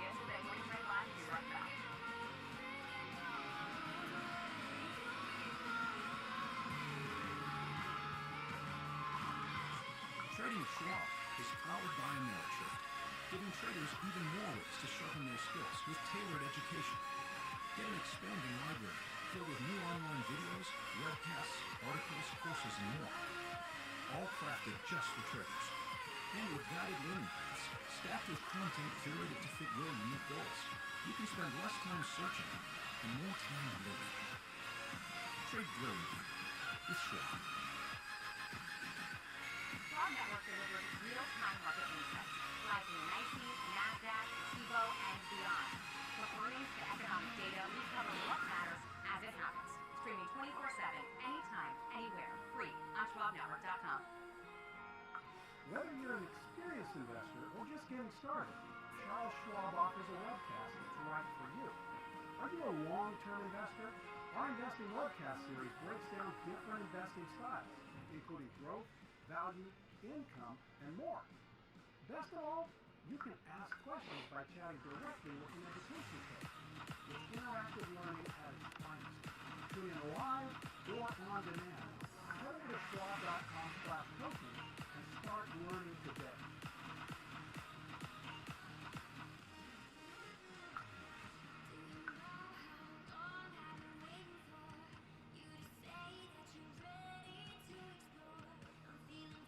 From the most iconic trading floor in the world, this is Opening Bell with Nicole Padalides. Live on the floor of the New York Stock Exchange, the countdown, the setups, the stories that make markets move. Minute-by-minute breakdown of the biggest headlines, earnings, and global movers, just the trades that matter. As the bell hits and the markets react in real time, Opening Bell, live at the NYSE, right when it counts. We're back on the morning trade line. CoreWeave is trading low this morning after disclosing a delay at a third-party data center. The company's third quarter earnings beat estimates on the top and bottom lines, but the data center delay is weighing on shares today. JP Morgan has downgraded the stock to neutral on the news. So that is the focus of the morning trade. For a closer look now is Schwab Network host Molly Caden. You know, Molly, you and I were breaking down these numbers yesterday, and they look pretty good, but it really seems like it is that delay on the data center that's the disappointment here. What are you seeing as far as the reaction in the stock today? Yeah, so the reaction in the stock right now down considerably. We're down more than 13% right now in response to what you said, a better than expected quarter itself. They came with a loss of 22 cents per share. That was much better than the loss of 37 cents expected. Revenue coming in ahead of expectations at $1.36 billion. But they also had some disappointing full-year guidance. So I think that's a sticking point here as well, in addition to this potential delay. The full-year guidance for 2025, now revenue expected to come in between $5.05 billion and $5.15 billion. That seems far behind the estimates calling for $5.29 billion. So a considerable miss there. And as we know, their growth tied directly to this AI boom. They rent out NVIDIA GPUs. They've got some major contracts, big business with some leading cloud infrastructure providers, including Google and Microsoft. Their backlog numbers were good at $55.6 billion. Their contracted gigawatt power was up from June, 2.9 gigawatts now, up from 2.2. But that delay is a real problem. The CEO said he doesn't expect the delay to affect CoreWeave's backlog because they do have 41 data centers in their portfolio. But the company also remains supply constrained. So that's another issue that they've cited. The shortage is not in power, but instead has to do with the availability of partly completed powered shell data centers that CoreWeave can then set up its own equipment in. So they're actually lacking the physical space. That being said, CoreWeave is building its own data center infrastructure from the ground up in Pennsylvania. And the CEO adding that the overwhelming majority of the delay that we're seeing should be taken care of within the first quarter of next year. As for the analyst response, we have seen some price target changes since they released their numbers yesterday. BofA Securities maintained a neutral rating, cut the price target from $168 down to $140. Evercore ISI maintaining an outperform rating, lowering their price target from $175 down to $160. Morgan Stanley maintaining equal weight, raising their price target from 91 to 99, so they actually got a price target bump there. And Mizuho maintaining their neutral rating, but lowering their price target from 150 to 120, in addition to that JP Morgan one that you mentioned as well, Sam. Right now, Consensus price target is at about $126, and they're trading at $90 right now. So still some potential to the upside, but overwhelmingly hold or equal rate ratings is sort of the predominant trend we're seeing in the wake of these earnings. Yeah, I'm just wondering, what sort of the analysts are talking about with respect to the reasoning behind some of these price targets and these sort of repricing of the stock, because, I was talking to an analyst yesterday who said revenue is going to be bumpy from quarter to quarter. I mean, this sort of stuff just isn't linear, particularly when you're dealing with a lot of third-party partners as well with regards to building out data centers, and also, of course, then you've got the whole energy complex to, deal with as well, and that's been sort of a major constraint that some of these hyperscalers have actually With that bing bop. as well. I'm just wondering, as you sort of comb through some of the analysts' commentary and remarks today, what sort of sticks out to you as to what they're saying here? It's a lot of what we've mentioned. The concerns about the delay, concerns about the backlog. Everybody wants to know who this new hyperscaler customer is, that's mentioned. Also mentioned a couple of the notes, the CapEx for 2026 expected to be what the company called well in excess of double the total for 2025, which should be about $12 to $14 billion. That was cited in a few as well about just concerns about CapEx spending, but we've seen that sort of reverberate through earnings season so far. Okay. Thanks so much for that, Molly. I'll catch you a little bit later on. We will have hopefully an example trade for you. We will get our guest with that. Just having some technical difficulties at the moment, but morning trade will be right back. We'll look at the second on the move this morning. And also what is moving markets overseas.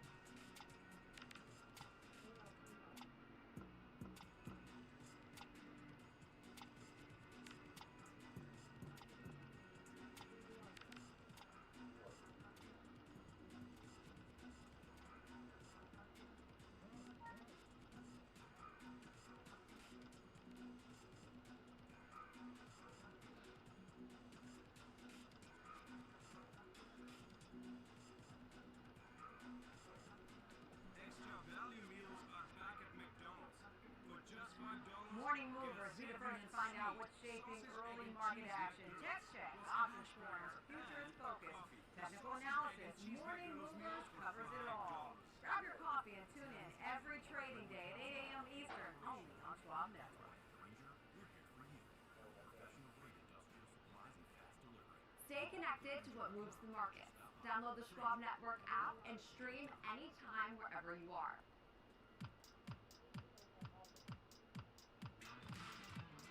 Live from Chicago, this is Trading 360.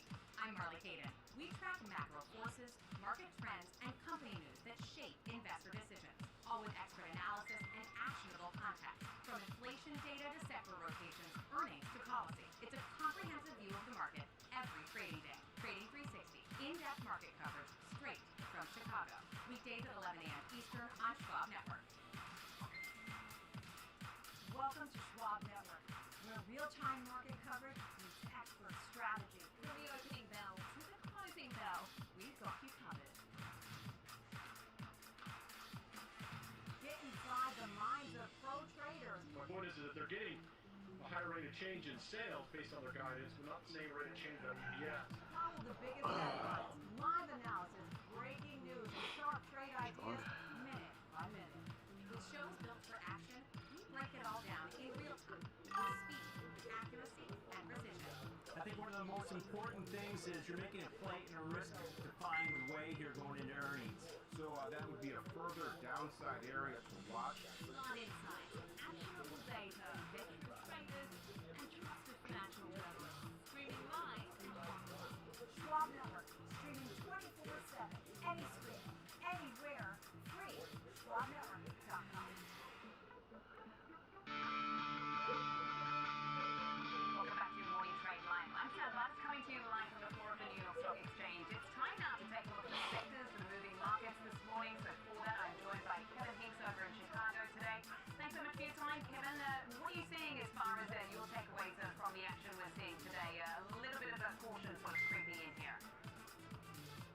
Sam. You know, the easiest way to describe today versus yesterday is the exact opposite, right? We've got 6 sectors of the S&P 500 higher and 5 lower.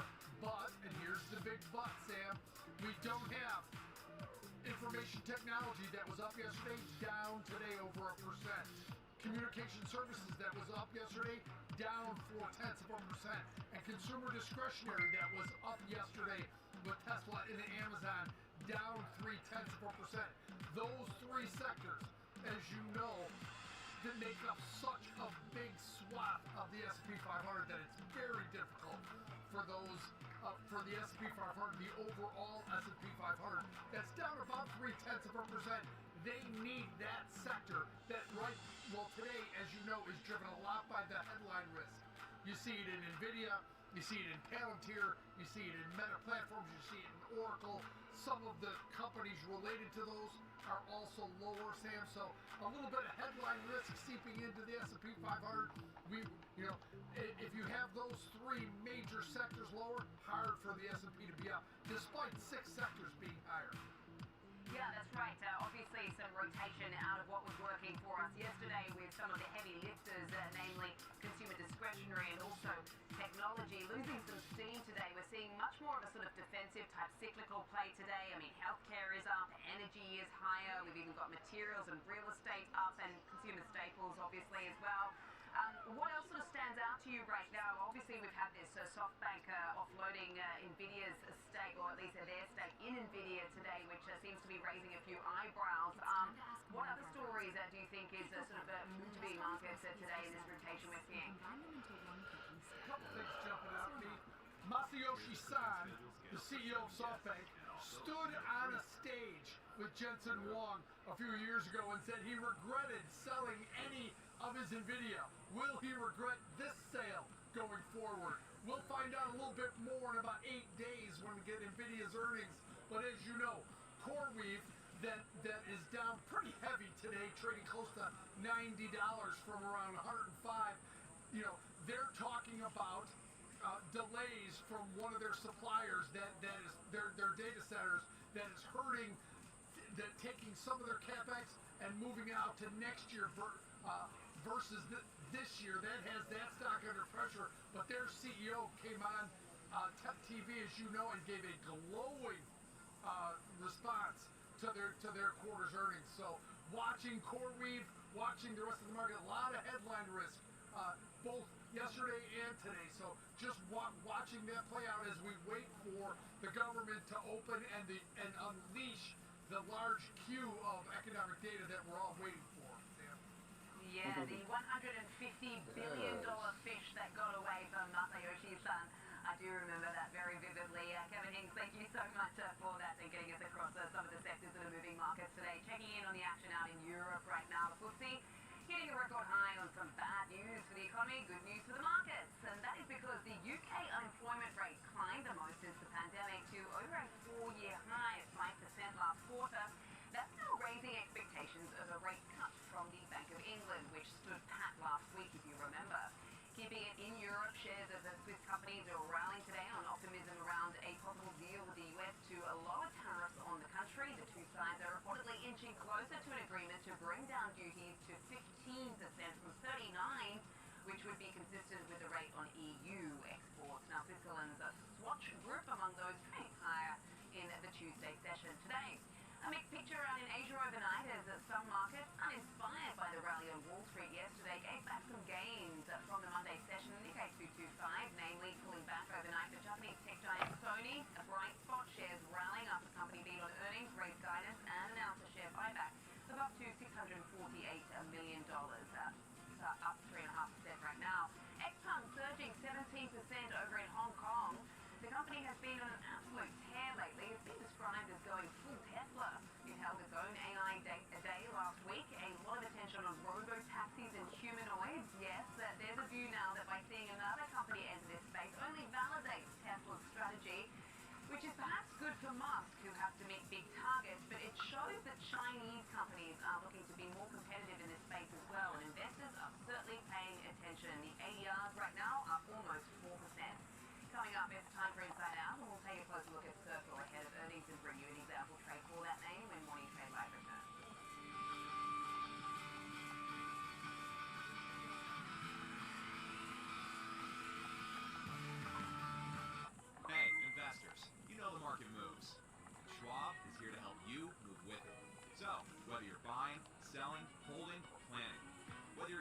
IRAing or 401king, saving, spending, or even retiring. You can count on Schwab for market insights, live support, powerful trading platforms, and 400 branches. All at your service, all so you can invest your way. Sounds nice, right? I'm Alex Coffey. And I'm Jenny Horn. This is Next Gen Investing, where we track the trends shaping tomorrow's markets. From tech to energy, crypto to consumer, we focus on what's driving investor sentiment right now. Clear analysis and forward-looking market coverage every trading day. This is a make or break level for this stock. And that could certainly be a short to near-term catalyst. Next Gen Investing, 1 p.m. Eastern. Only on Schwab Network. Whether you're an experienced investor or just getting started, Charles Schwab offers a webcast that's right for you. Are you a long-term investor? Our investing webcast series breaks down different investing styles, including growth, value, income, and more. Best of all, you can ask questions by chatting directly with an education coach. It's interactive learning at its finest. Tune in live or on demand. Head over to schwab.com/coaching and start learning today.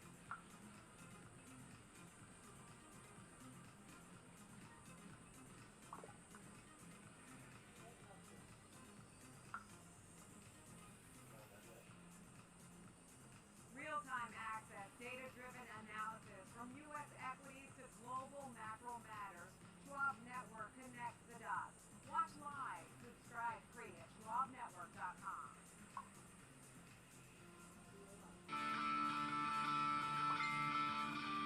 So back on Morning Trade Live, we'll get a closer look at the stablecoin and blockchain space tomorrow before the bell when Circle reports earnings. This stock is down nearly 20% so far in November, but it's still up more than 45% from where it opened trading at $69 per share on June the 5th. So will this one come full circle is the big question. Let's go inside out on Circle ahead of earnings report.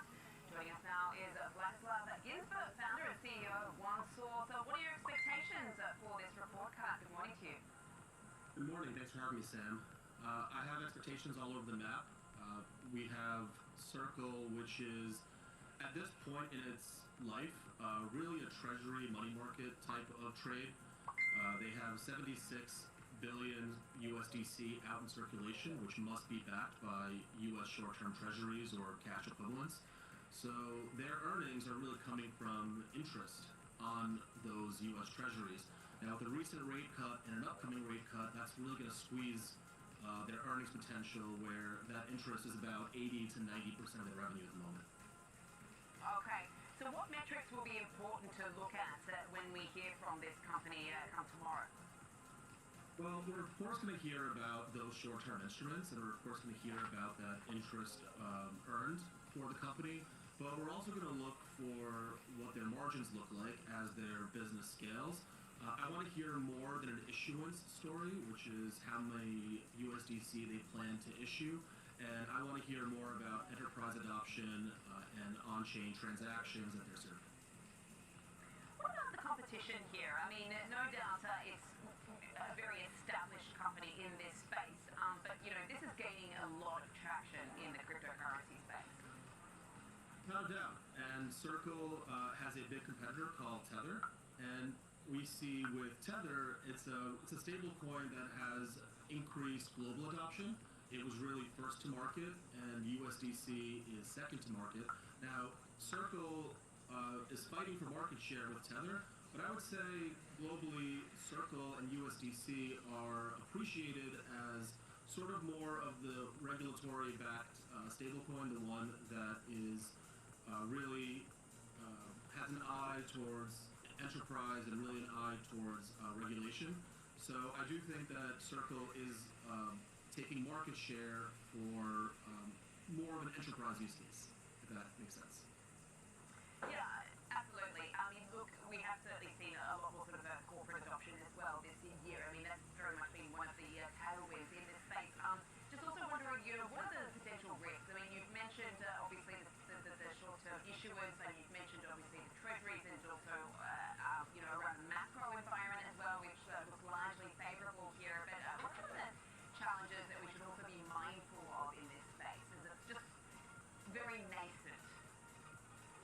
it's absolutely nascent, and the risks and the headwinds that you're looking for, other than rate cuts, which we talked about, could step on their earnings a little bit, it really is a question of adoption. Circle's business at the moment is, as I mentioned, it's an interest rate trade dressed up as fintech. And that's fine for the short term because we're really just gaining this adoption very early in its life cycle. But the next thing we want to see, the next thing you're looking for, really now in Q4 and in 2026, is can we really have adoption? Can we really have on-chain transactions? Are major enterprises really going to use USDC and stablecoins as a settlement layer for cross-border transactions? I want to see Circle become more active in Europe and challenge Tether as the globally adopted stablecoin. And long story short, we have to see the adoption. It has to be more than an interest rate trade.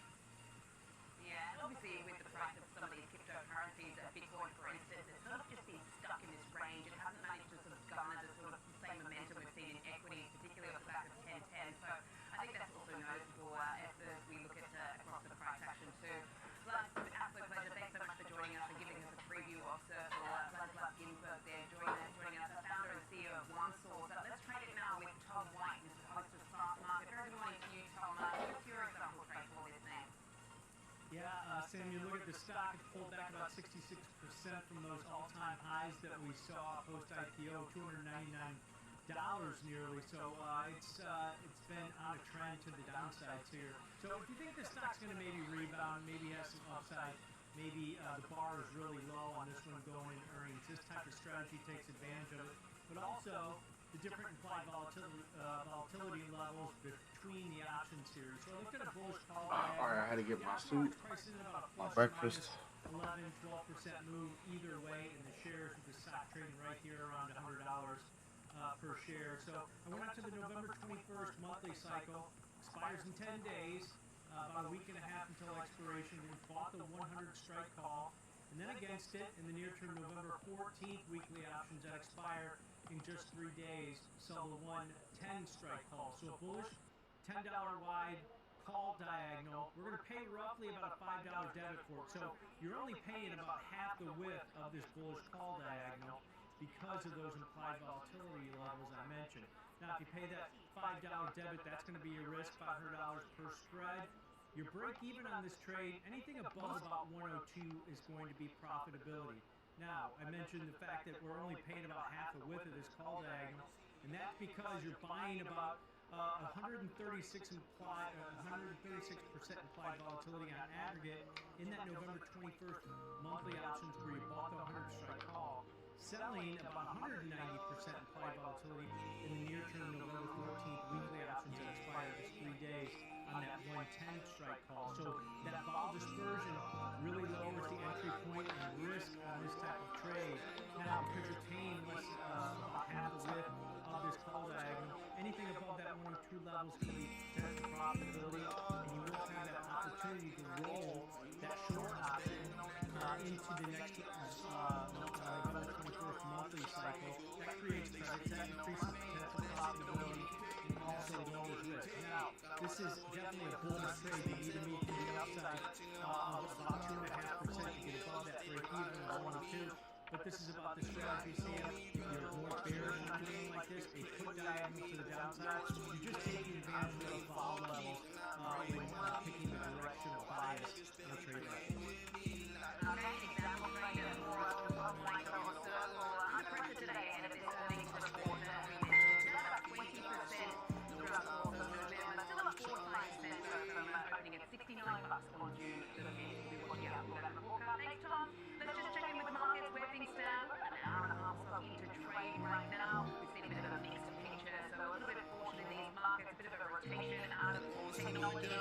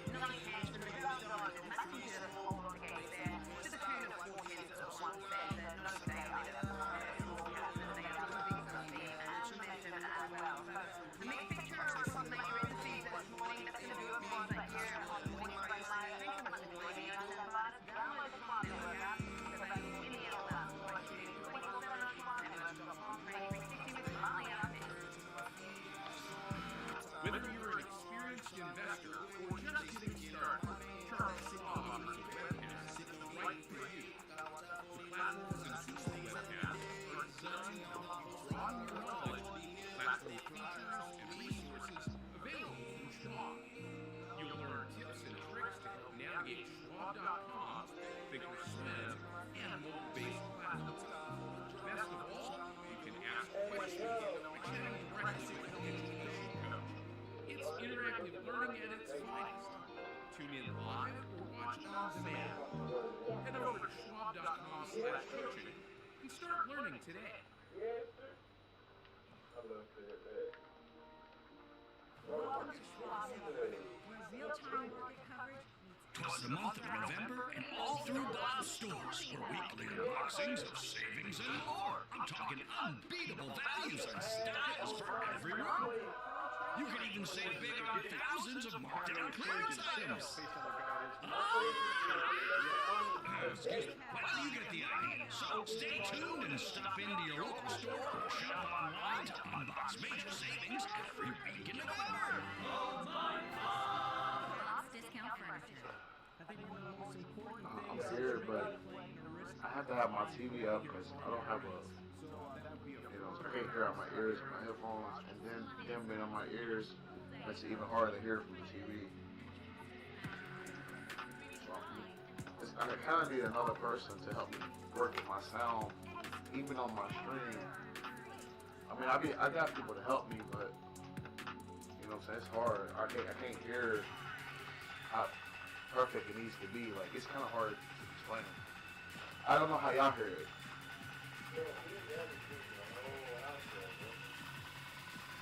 Yeah, that's good.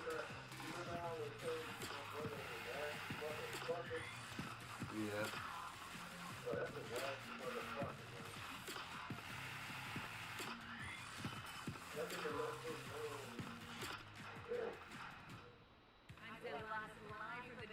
Once it's clean, it'll be clean. Getting the reaction, the strategy, and sentiment in real time. Stream Schwab Network and Schwab Network. But I'm doing like that.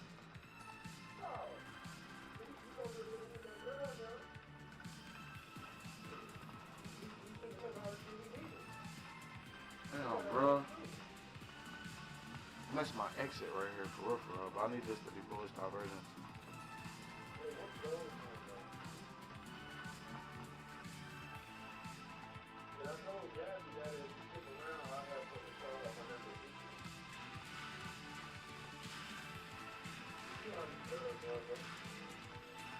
Right. I can't stand them, but I got a little bit. For real.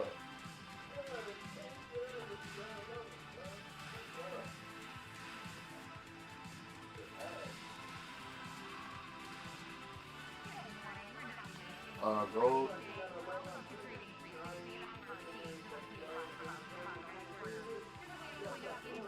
I'm not messing with them, bro.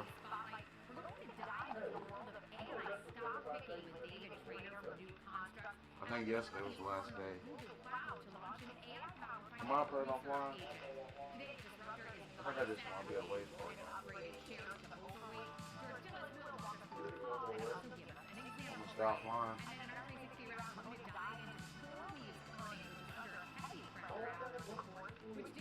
I don't need nobody, but no need.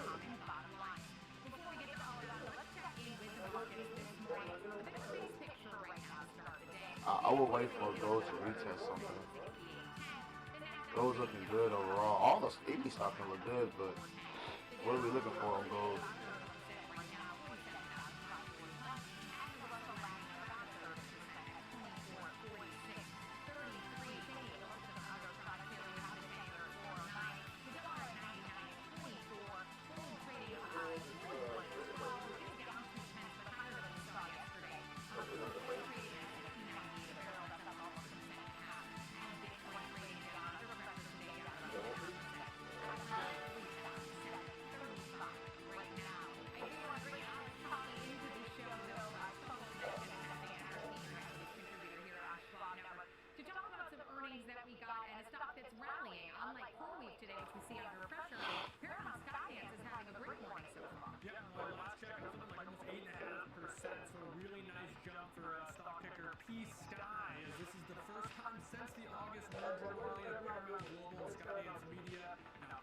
Skydance that we've gotten bullish as fuck. Flat at 6.7 billion. That was just behind the expectations of closer to 7. But they did show double-digit streaming growth. It was offset by 12. They up 8% so far. Media. Their filmed entertainment revenue jumped 30%, primarily due to the consolidation of some of those assets. Bullish divergence on the 1 minute. Licensing and sales. For the fourth quarter, the company guided for revenue between $8.1 and $8.3 billion. That was above consensus estimates. And also, they did note that they're going to move some stuff around. So perhaps some noisy next couple of quarters. Damn, bro, they are paying 800 in dividends, bro.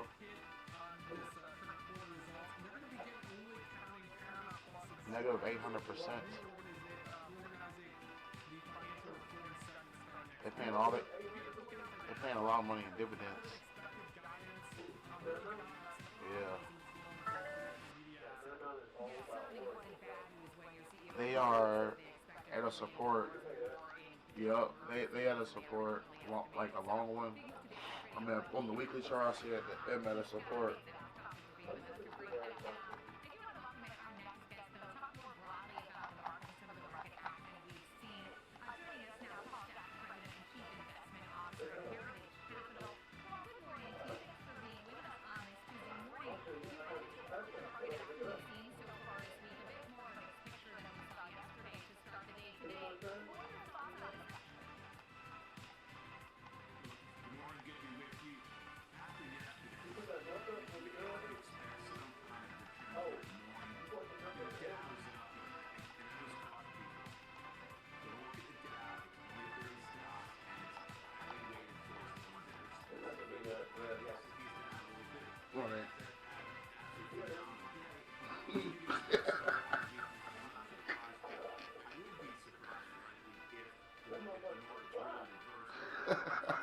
Oh!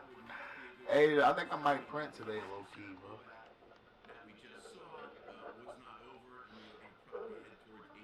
I wish I had a little bit more been on this. I need them to move a little bit more. I ain't have to worry about it.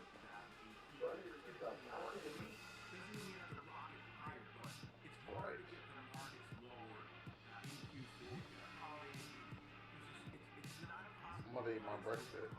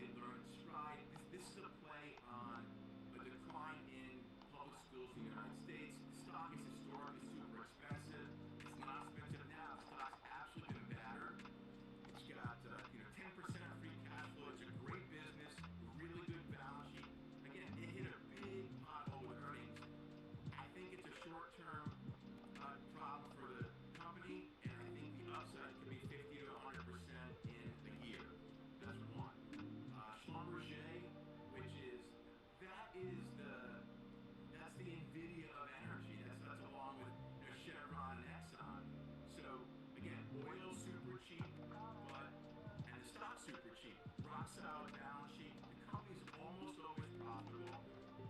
What we see in Saudi is a bottoming of production. Industry leader, 3% plus dividend yield. And even if I'm wrong about oil prices and oil does not rally, this company is staying power. Competition will start to shrink. So this thing, I think, low 40s. And lastly, Carrier. I mentioned quick one. Carrier. The economy is resilient. The economy continues to surprise the upside. The Carriers, it's the old UTX, United Technologies spinoff. Really good balance sheet, good free cash flow. I look at it, $75, and the economy is going to continue to be stable to strong well into 2026. I love when people pick stocks that aren't stocks we talk about every day, so thanks for picking ones we don't highlight. Last question, That's Paul. all I got. I like how the non-favorite. I like it. I like the non-favorites. Those are more fun. You know, last question though. Do you think that we're in the middle of this bull market rally? Or are we nearing the final innings here? I think we are certainly, it's later in the bull market. If you want to use baseball or football, this is not an early game story. The bull market, look, we had a 20% correction, decline. You want to put a bear market, whatever you want to call it, into the tariff tension of April. Historically, that normally insulates the market from another double-digit decline for a year. So that gets us into the middle of next year. But clearly, if the market doesn't repair, it's for lack of participation. The longer this goes on, people said this is the dot-com bubble again. If it is, it's not 2000 yet. It's early 99. But the market, if the market can repair itself, the bull market can live on. If the market cannot repair itself, then you're going to have another decline longer than we've seen in 2020 and 2025. It won't be a 4 to 6 week one. It'll be a multi-quarter decline in 2026. But I think that's putting the cart before the horse. We've got plenty of time to see what the market does in the next November 11th, so in the next couple of months. Paul, we appreciate you being with us this morning, taking the time to be on Trading 360 today. That's Paul Schatz, President and Chief Investment Officer at Heritage Capital. And we've got plenty more for you on Trading 360 as well. Next, we've got the big three stocks, three charts. Rick Ducat will walk us through the technicals, and Jessica Inskip will take us through the trades for Alphabet, Apple, and Taiwan Semi. That's next on Trading 360 on Schwab Network.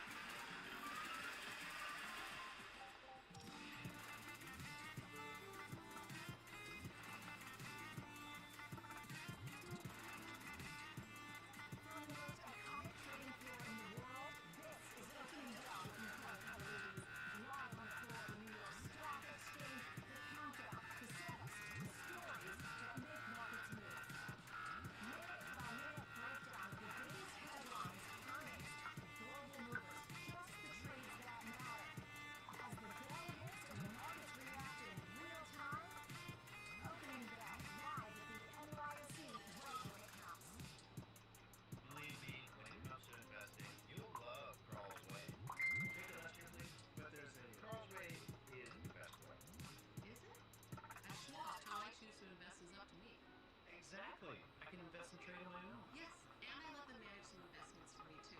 Let's move on, shall we? No, can do. I'll get up there. Where are you going? Schwab.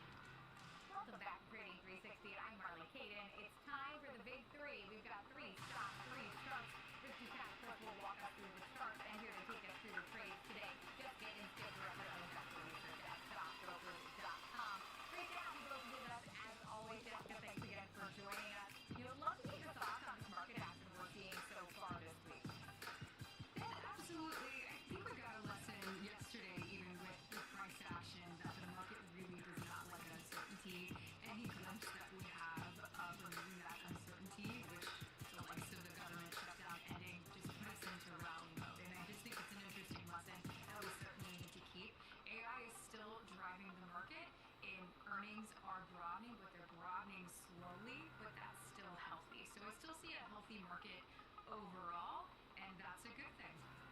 Yeah, AI is certainly a part of some of your picks today, so let's dive right into your first one, Alphabet. Absolutely. So it's so hard to stay away from artificial intelligence bringing in any of your picks because it leans into productivity and the overall broader ecosystem and the overall market. But Alphabet specifically is really leaning hard into artificial intelligence. We're looking across search.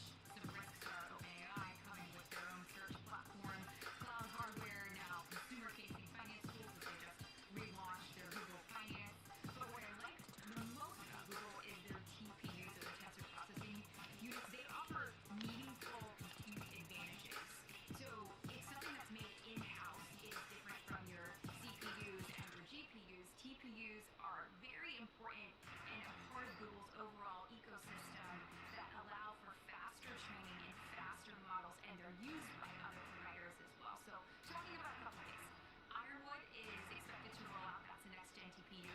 That's their 7th generation, and it's going to be broadly in weeks, and that's going to really be faster. And if it's faster, more productivity enhancements is what we're looking for, then that's certainly going to translate positively, I believe, into Google's earnings. Now, thinking about search and monetization, Gemini and AI mode, there's query volume, but there's still improving ad performance there. We saw that across the earnings. We see improved TPU efficiency, again, TPU again, with Google Cloud demand, and there's a lot of long-term hardware optionality or opportunities with this TPU capability. So that's where I think the opportunities for Google, and it continues to be a top rated competition.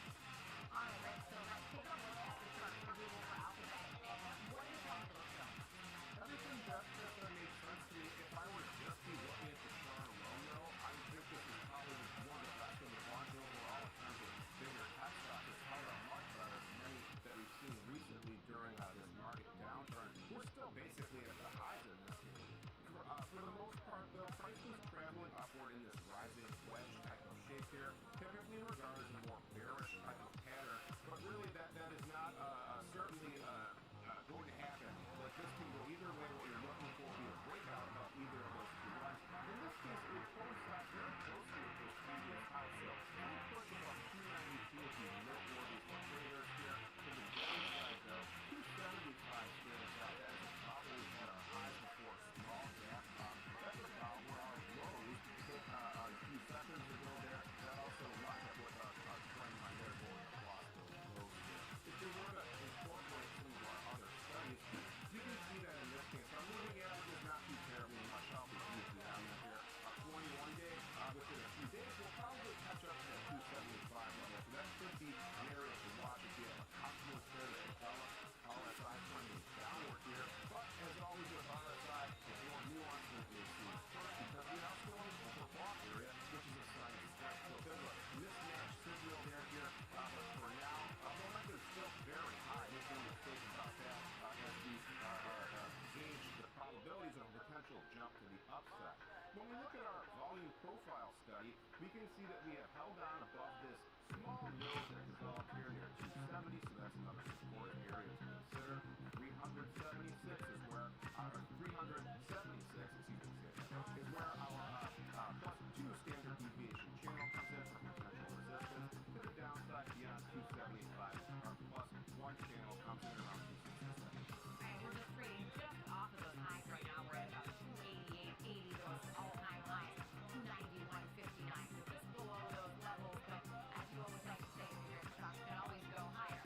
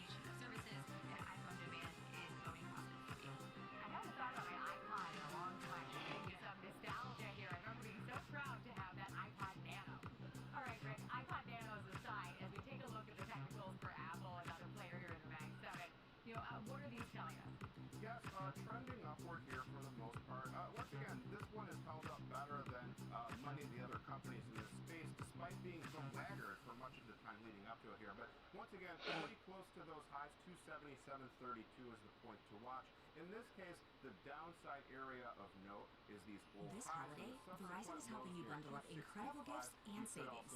You'll get the latest phone with a new line on My Plan, and a brand new smartwatch and tablet. No trade-in needed, even on our lowest price plan. That's 2 gifts for your family and 1 for you. Or 2 for you and 1 for someone else. Or 3 gifts for you and only you. Either way, you save big on 3 amazing gifts at Verizon. All on the best 5G network. Visit Verizon today. Rankings based on metric truth score report data on each newly buy. Yours as may vary. Service plan required for watching tablet. Additional terms apply. Previous chart here, but a similar trajectory trending downward with repeated crossovers into that overbought area. Once again, though, looking like we are on the verge of re-entering that point and breaking above that trend line. So that would, again, be a sign of strength in a trending market for that RSI to push above the overbought level, especially if it happens in tandem with price breaking out into new highs as well. Our 21-day EMA lines up with those old highs, and our trend line as well here, about 265, so extra emphasis on that point. When we also look at our volume profile study, a similar volume node has formed here near about 270. We can also see that 255 stands out here for our +1 channel and our old lows. So those will be some points to watch. Bear in mind too, our +2 channel is very close to our current highs. That comes in near 275. So potential speed bump there. All right, and right now Apple trading at 273.01. They are a percent and a third higher on the day.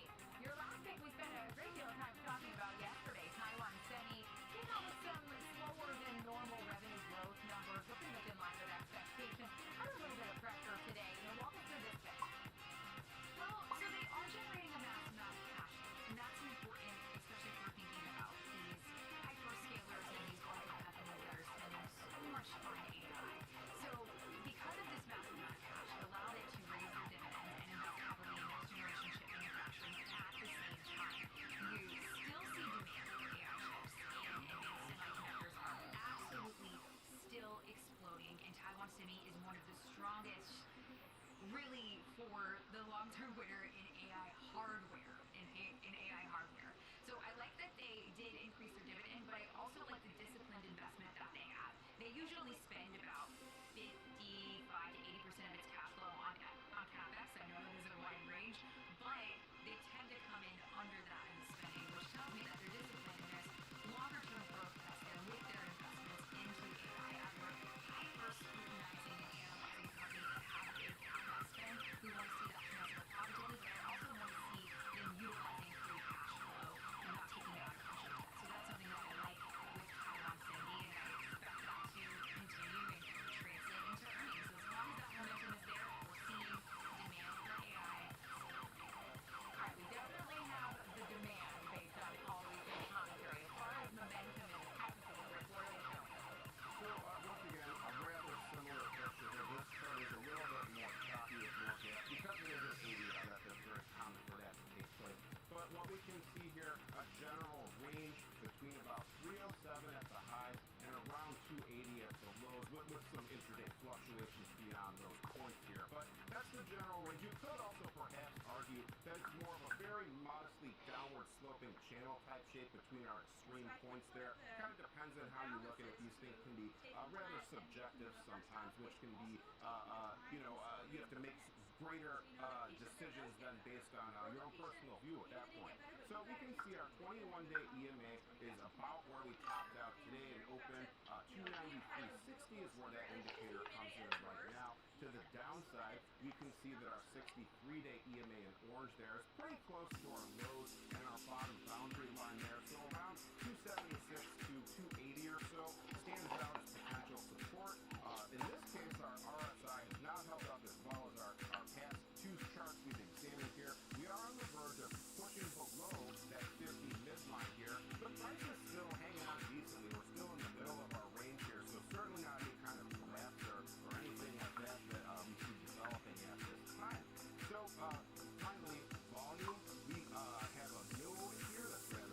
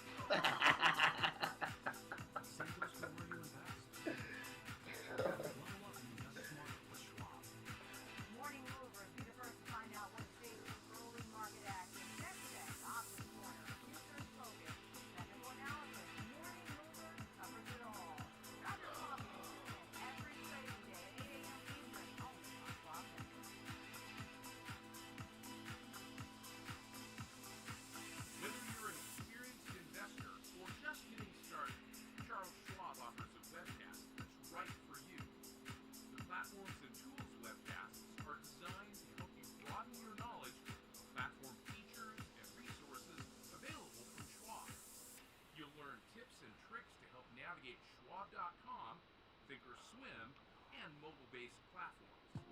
Best of all, you can ask questions by chatting directly with an education coach. It's interactive learning at its finest. Tune in live or watch on demand.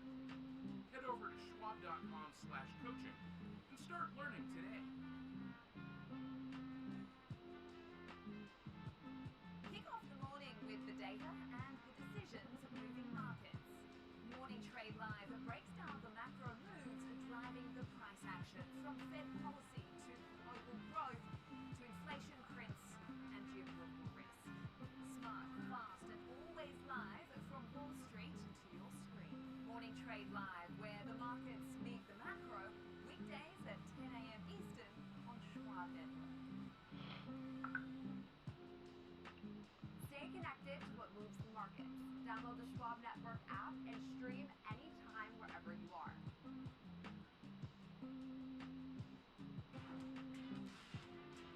Welcome back to Trading 360. I'm Marley Caton, live in our Chicago headquarters. It's time to spotlight AI stock picking. Joining us now, David Traynor, the founder and CEO of New Construct. David, thank you so much for being with us. You know, a very exciting new partnership you have here with Google Cloud. Walk us through this concept and how it's going to work. Thanks, Marley. It's good to be with you today. Yeah, I think that when people think about AI, they need to understand that there's an evolution.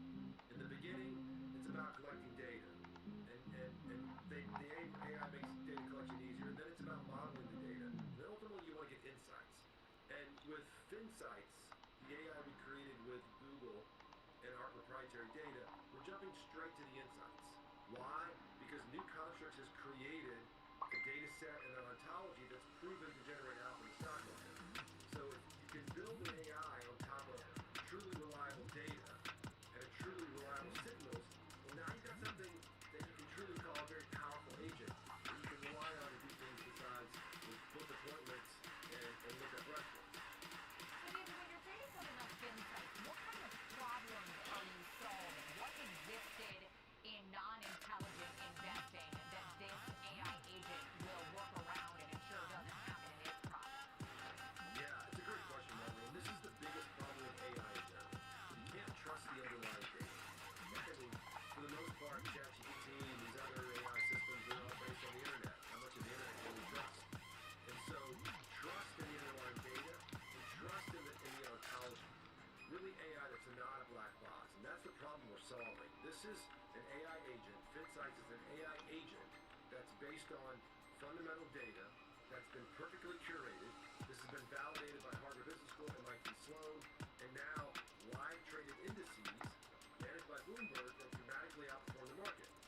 So if you've got super clean data and signals that are proven to outperform, now you can trust an agent built on top of that to give you advice and recommendations, insights that you can truly trust. And then, David, walk us through the specifics of the partnership itself. You've got the super clean data that's back, but what specifically does New Construct bring as the data provider, and what is Google Cloud bringing? Yeah, that's a great question. So this all started with a discussion with the head of the professional services organization around what they're doing with AI and what we're doing with data.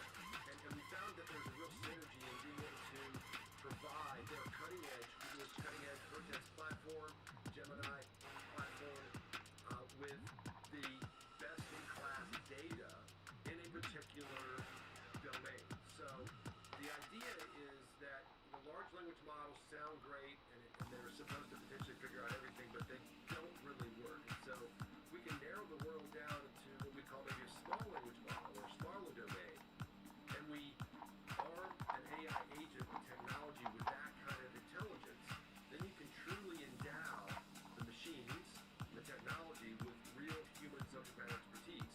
And so for Google, the win-win here is that they're able to demonstrate the art of the possible with their technology when it's actually endowed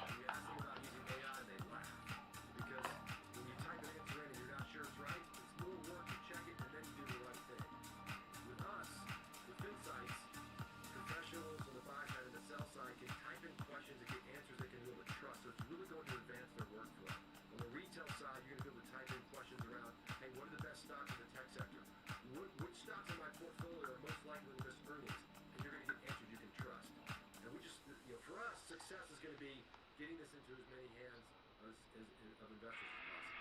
So you mentioned this can apply both on the buy and the sell side. When you envision its adoption and how it functions in the workflow, how do you see it perform for asset managers, hedge funds, analysts on the sell side? What specific tasks is it going to replace or improve?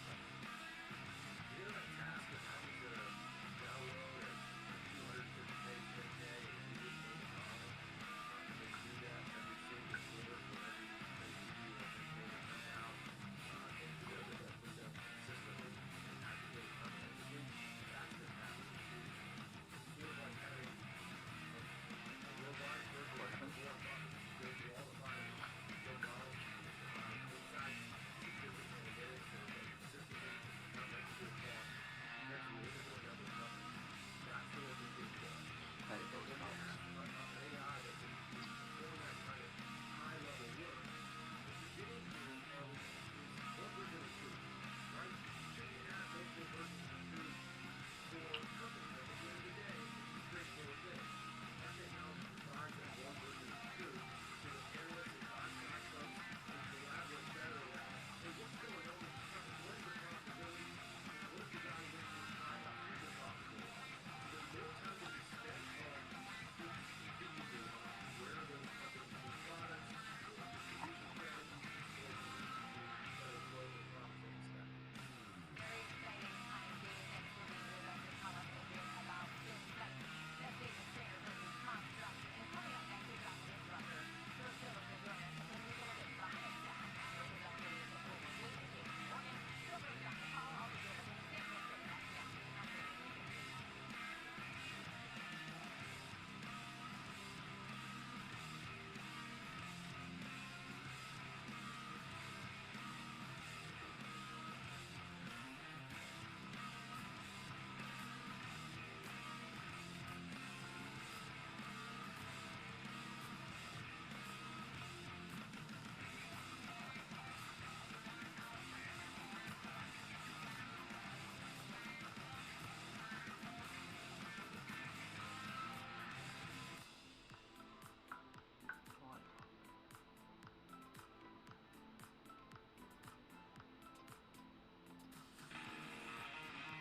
Nobody.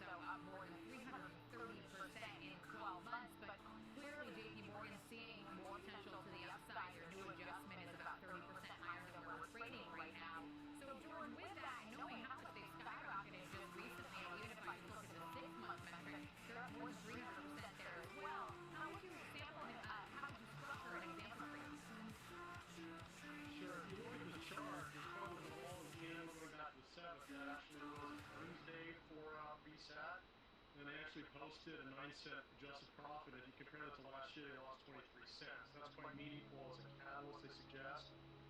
But again, it doesn't trade very robustly in terms of liquidity in the options because it's typically lower price stock, below $40. So you have to be mindful of that. But the trend is still intact. So you have to be mindful of that when you're placing a trade like this. It's still trending above the 50-day moving average. So what I'm going to do is I'm going to take a more of a longer-term approach here, and I'm going to structure what's called a long-haul diagonal spread. So in essence, I'm basically going to sell an out-of-the-money December contract, $45 strike, and I'm going to use the proceeds of that out-of-the-money call to purchase a February 35 in-the-money call, which is a little bit more expensive and which has devaluation. Now altogether, you could essentially buy this for about $7 a share or $700 a contract. So again, you're selling out of the money with a short duration, it's 38-day expiration, and you're using those proceeds to buy in the money longer-term duration over 100 days for February. Now, when you place this trade, $7 is your max loss. It's your outlay. If you do hold the position through December, you're just capped to 45. You won't participate beyond that. But if you don't hit 45 by December and December contract rolls off, you effectively have unlimited profit potential between now and the February expiration. But you have to be mindful of your break-even price for February in 100 days, which is $42. All right, George, we appreciate you being with us to talk through buying sat and also structure that example trade for us. That's George Tillis. Thanks again. And coming up next, we've got our 360 round. We're going to take a look at earnings from CoreWeave, which is under pressure after its report. We'll break down the numbers next on Trading 360.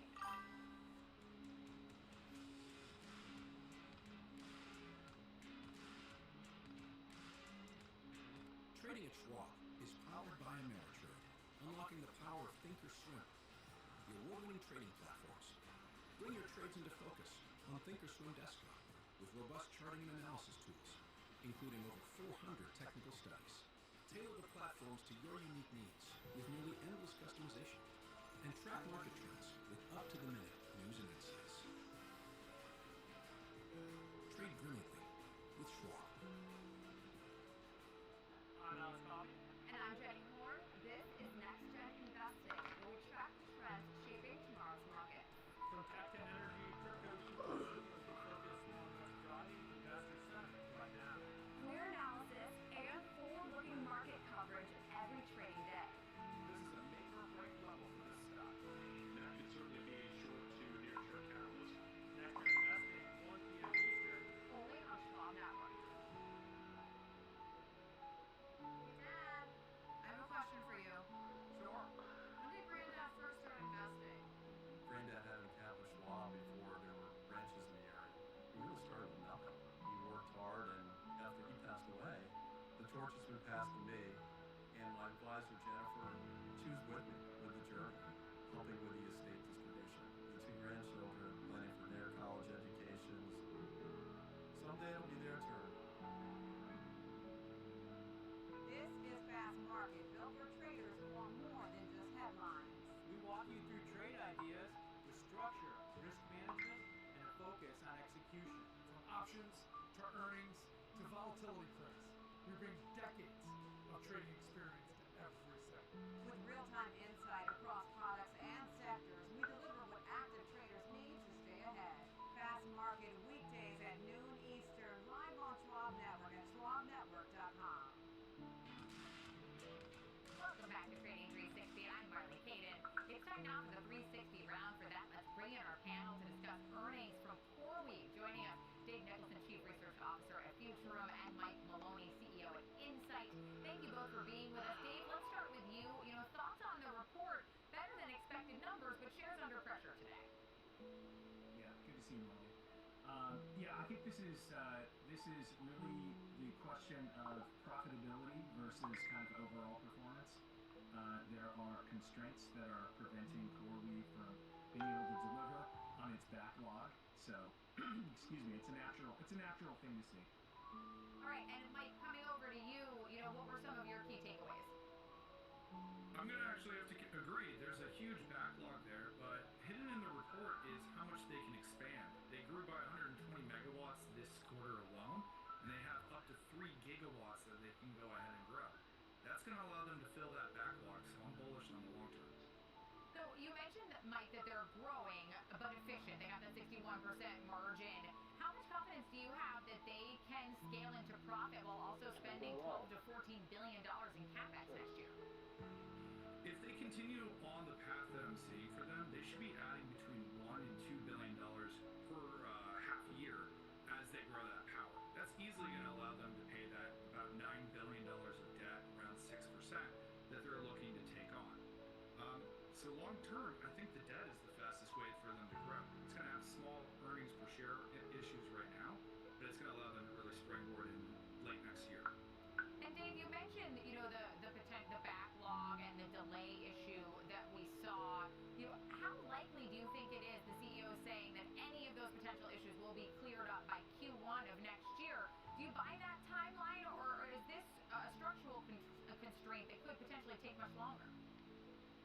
No, I think that's reasonable. As was just mentioned, I think they've got the framework in place to grow into this backlog. The other interesting thing to look at is the other sort of neo clouds that are in this cloud service provider network around NVIDIA. Most of them are cloud themselves. You don't hear a lot of noise from them, but they're experiencing similar demand, and that's a very good sign. But here would be CoreWeave doing sort of a canary in the coal mine. If those people who are committed to capacity back out, then the whole AI market sort of collapses like a string of dominoes. But I don't think that we're in any danger of that in the near term. And Mike, what are your thoughts on the canary in the coal mine setup here for CoreWeave as the backlog potential for this to be sort of the AI canary in the coal mine?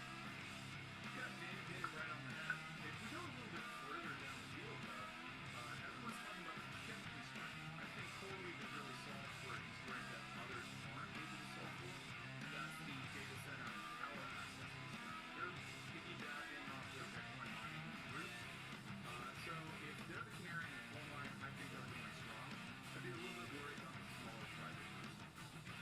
And as we're talking about the smaller private groups, Dave, coming back to you, are there other players in this same ecosystem, in this NVIDIA-tied ecosystem, that you think are better plays perhaps than CoreWeave, or is CoreWeave still the best pure play bet on AI? Yeah, they're addressing different target markets. But if you look at something like a mass compute, if you need hundreds of GPUs, you don't necessarily need absolutely the latest and greatest to do your latest frontier model training. That's a place to be. And there are others in the marketplace. I don't put them in the same category as CoreWeave. CoreWeave is a proxy right now for the AI market at large, and delivering in a good way. Despite the fact that people are looking for profitability, everybody wants to have their cake and eat it too.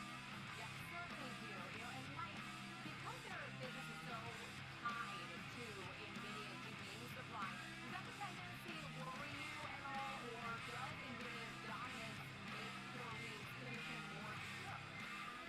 Well, you just saw NVIDIA's stock is getting some of their earliest orders. CoreWeave right now is showing a question and outright measure right down the board. So I would say that Apple is going to be able to risk averse for a while. However, if you're bullish long term on AI infrastructure and development that's going to be happening here in the United States, CoreWeave is sure going assets. Long term as well. Interesting correlation in the notes that you sent over before our conversation between Bitcoin and AI infrastructure. Just walk us through that. Yeah, I think it's no surprise anymore that Bitcoin is kind of the progenitor of the AI dominance we're seeing right now. These large-scale data centers that were built to sometimes multiple gigawatts of power all across the United States and other jurisdictions to provide that power, well, that's a diminishing return in the long term, even as Bitcoin dominance in crypto continues to grow. They're now being repurposed, sort of harvested by AI to provide that new and in-demand infrastructure. So CoreWeave progenited it out of Core Scientific, and I think we're going to see some interesting things come out of Bitcoin miners moving the same way. Hut 8 already announced it. I'm sure Marathon's moving that way too. Well, thank you both for being with us this morning to talk about CoreWeave after its earnings and its future potentials here. That's Dave Nichols.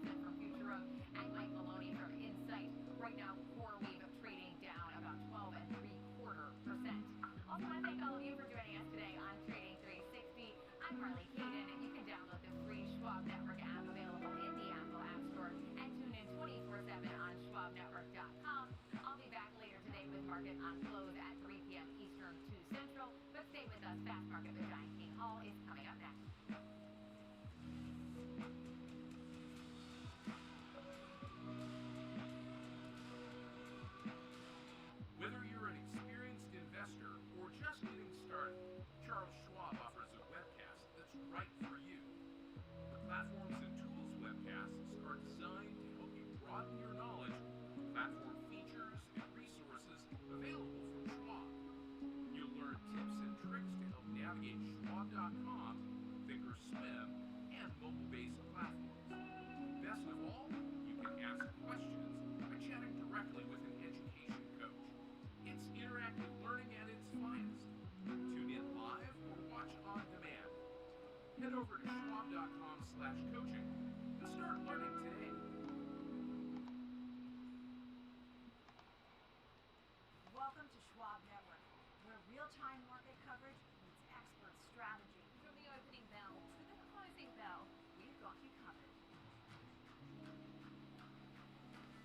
Get inside the minds of pro traders. My point is that they're getting a higher rate of change in sales based on their guidance, but not the same rate of change on EPS. Follow the biggest headlines, live analysis, breaking news, and sharp trade ideas minute by minute.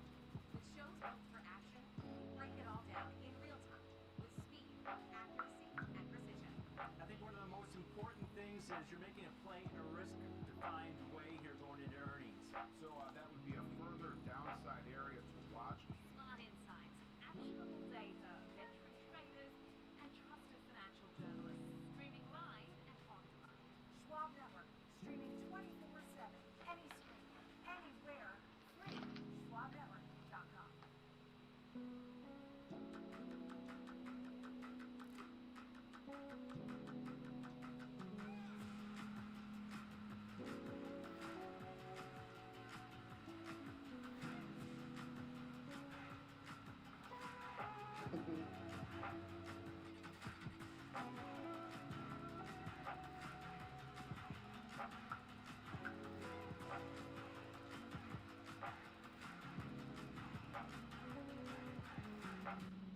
I'm Sam Barnes live from the New York Stock Exchange. When the market moves, we're on it. Getting the reaction, the strategy, and sentiment in real time. Stream Schwab Network at schwabnetwork.com.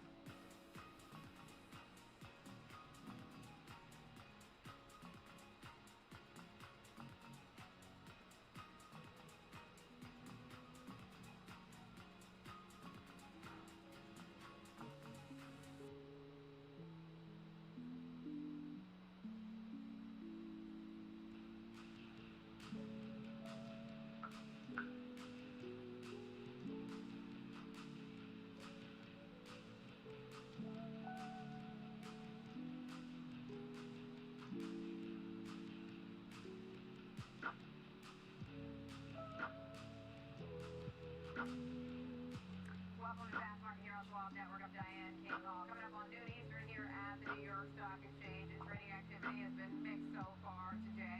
Let's get right into it with a check of your scorecard as we hit the lunch hour. We've got again mixed market. The S&P 500 taking a little bit of a step back, off by just shy of 0.25%, but still managing not to break through that 6,800 level that we saw reclaimed yesterday. In terms of the sector, where you have the biggest weakness is information technology, followed by a little bit of softness in consumer discretionary, but putting some support under that weakness is our gains in energy, healthcare, and materials, followed by consumer staples. The Dow has a gain of more than 0.5%. The Nasdaq 100 taking a step back today, down 0.8%. We've been watching some pressure in Nvidia. Russell 2000 off by a little more than 0.1%. Here's the roadmap for today's show. We'll look at example option strategies for AMD with this hosting its analyst day today. Plus, the theme from Lifefolio will be along with sentiment data on holding. That was an underperformer so far this year. And Oklo is also on our radar. Set to release its quarterly report card after the close today. Keep in mind, this is one of those pre-revenue companies. Now that we've got the roadmap for today's trading action, host and veteran traders Tom White in our Chicago studio, and Kevin Hinks joining us live from the SIBO. Okay, guys, let's talk broad strokes across this market. Yes, we have some mixed action, but again, one of the things I'm noticing is that we're not breaking through that 6,800 level on the S&P 500. Tom, when you look broad strokes, what's your take? thin trading here on Veterans Day. Maybe that's coming into play here. The bond markets are closed, although they're trading on the Globex platform. So maybe some tight trading, some consolidation after that massive rally yesterday. Maybe a lot of what came out overnight with the Senate voting, to end the government shutdown. Now they've got votes for the House scheduled for tomorrow before it goes to Trump's desk. So maybe just some consolidation here warranted. Maybe it was already built into markets at this point. Then you look at the ADP numbers. They saw that over the past 4 weeks, averages of over 11,000 job losses per week, and that up-to-date data is what I think the market wants more than anything. But it kind of confirms this bifurcation that we're seeing between the jobs market and inflation, which is at the 3% level and above the Fed's 2% mandate, where it's got people scratching their head a little bit and trying to figure this out. Will they cut in December? Well, the CME Fed Watch tool is telling you that they are going to cut in December. And the jobs market continues to get a little bit weaker. And will that flow basically into the economy, which will flow into the equity markets at this point, especially with these markets staying at really elevated valuations on a historical basis at this point. So yeah, maybe calm before maybe more storms coming down the pipeline. Maybe some higher implied volatility levels that we never got in September and October, but we're starting to finally see them rear their ugly head here in November. More storms or maybe blue skies. Would love to see that, especially with how frigid it is here in New York. I know it's been cold there as well. Great point about the thin trading potential because of Veterans Day, because the train was light this morning on my way in. Kev, when you look across broad strokes across the market, what's your take? I see today as kind of the exact opposite of yesterday.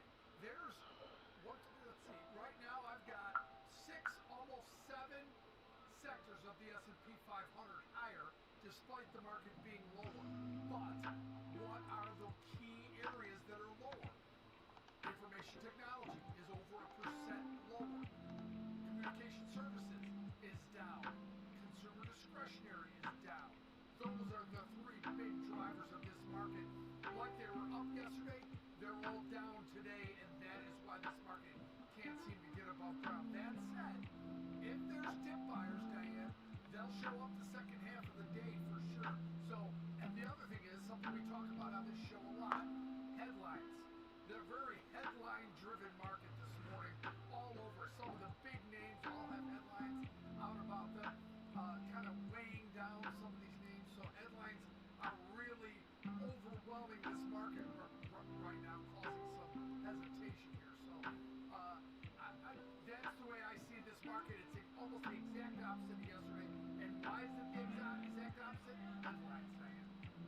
Good point. Speaking of those headlines, NVIDIA on the receiving end of one of those shares lower after SoftBank saying it's exited its investments in the company. It had some more than 32 million shares. Tom, what's your take when you look across the weakness we're seeing in NVIDIA? I mean, and keep in mind it did gain some ground yesterday. Yeah, giving up some of those gains, down 3.5% today, but did rally almost 6% yesterday. I'm not sure, if investors are taking this as a hint that maybe we are starting to see maybe some topping out in some of these AI names, but you can't ignore the move that you're seeing in there today. Sold $5.83 billion worth of their stock. This is the second time. Remember, they entered in the investment in NVIDIA in 2017, sold all their shares in 2019. They're doing the same thing now. I think it's more of a diversification issue at this point. The firm stated, SoftBank stated that this is asset monetization, right? They've already got that deal with NVIDIA, AI chips, their $500 billion Stargate project that they're helping out with data centers here in the U.S. So they still have coverage with NVIDIA, but if you take a look at their earnings that came out, they saw $19 billion in stake sales. And this includes T-Mobile, along with that NVIDIA. They sold most of their T-Mobile also. That was over $9 billion. So maybe just a little bit of diversification. You can't ignore the fact that they're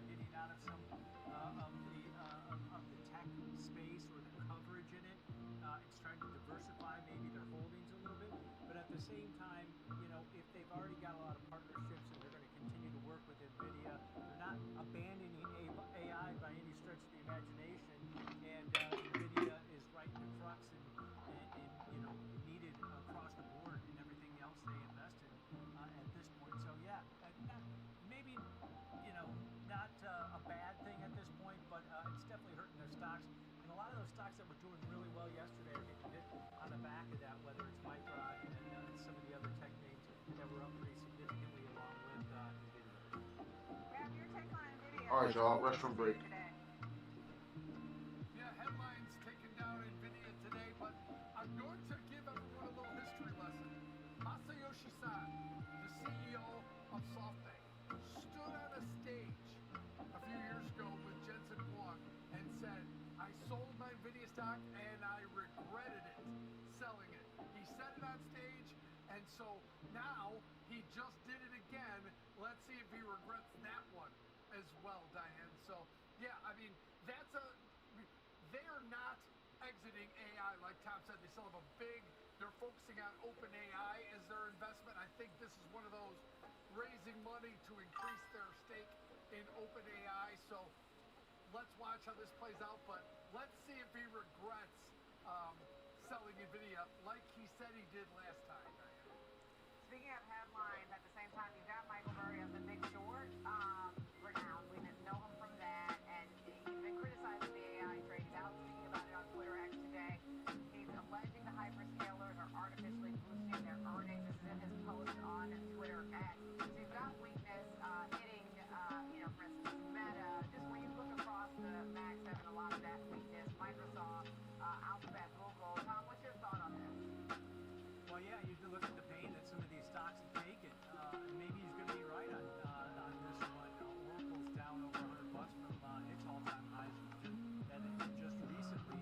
But if you start looking at some of his commentary on this one, on that post on X, major cloud and AI infrastructure providers are understanding depreciation expenses by estimating that chips will have a longer life cycle than realistic. So basically saying, hey, they're going to need to re-up their investments, and they're not going to be able to keep these chips. The iterations that NVIDIA is coming up with themselves, just alone, and AMD, they're going to have to probably re-up it. I mean, what is the average that we call tech where you need to re-up? It used to be every 4 to 6 years, and then it was every 2 to 3 years. Now it's, I think, every year to every year and a half. So maybe he's right on that part of it. But he said massively ramping up the capex through the purchase of NVIDIA chips and servers on a 2 to 3 year product cycle should not result in the extension of useful lives of compute equipment. Yeah, but this is what the hyperscalers have done, he stated. So, yeah, he's taking a shot here. And, he's backing it up. I mean, he bought big put positions in both NVIDIA and Palantir, big size position for Scion Capital that he runs. So, yeah, we'll have to wait and see on this. But, everybody keeps talking about the AI bubble, what inning we're in. He's taking he's putting his money where his mouth is and betting against some of this. Good point. And this, I don't know if you characterize this as headline risk, but it seems in some respects it could be seen that way. What's your thought, Kevin? So, why did Michael Burry come out this morning on X and say these things? Well, probably because he got freight trade yesterday in yesterday's market. And Daniel Newman, the CEO for Term Group, came out and said something very interesting. Michael Burry made his name by shorting the housing market, right? Credit default swaps. And he said there's a very more nuanced structure to what's going on right now in AI with these chips. And these are not ninja loans for houses that we're talking about here, where he made his original money. This is a much different thing, and depreciation and how they're being used is much different and more nuanced. So, yes, he's made a name for himself shorting, remember, the housing market in The Big Short. These are not them. So, let's see how that works. But not surprised he's on X this morning, because he probably looked at his P&L this morning and it wasn't pretty being short Palantir and NVIDIA. So, well, you know what? Time will tell how this plays out. Time will tell what inning we're in. That's one of the big discussions. But boy, Jensen Huang telling Taiwan Semi yesterday that he needs 50% more chips. That doesn't sound like anything that's coming to an end anytime soon, Diane and Tom. Speaking of the demand picture, when you think about AI, CoreWeave has been talking about that, and they say, it's more of it's a problem meeting demand, right? They had to reduce their guidance. Those shares are under pressure. It's getting worse as the day progresses.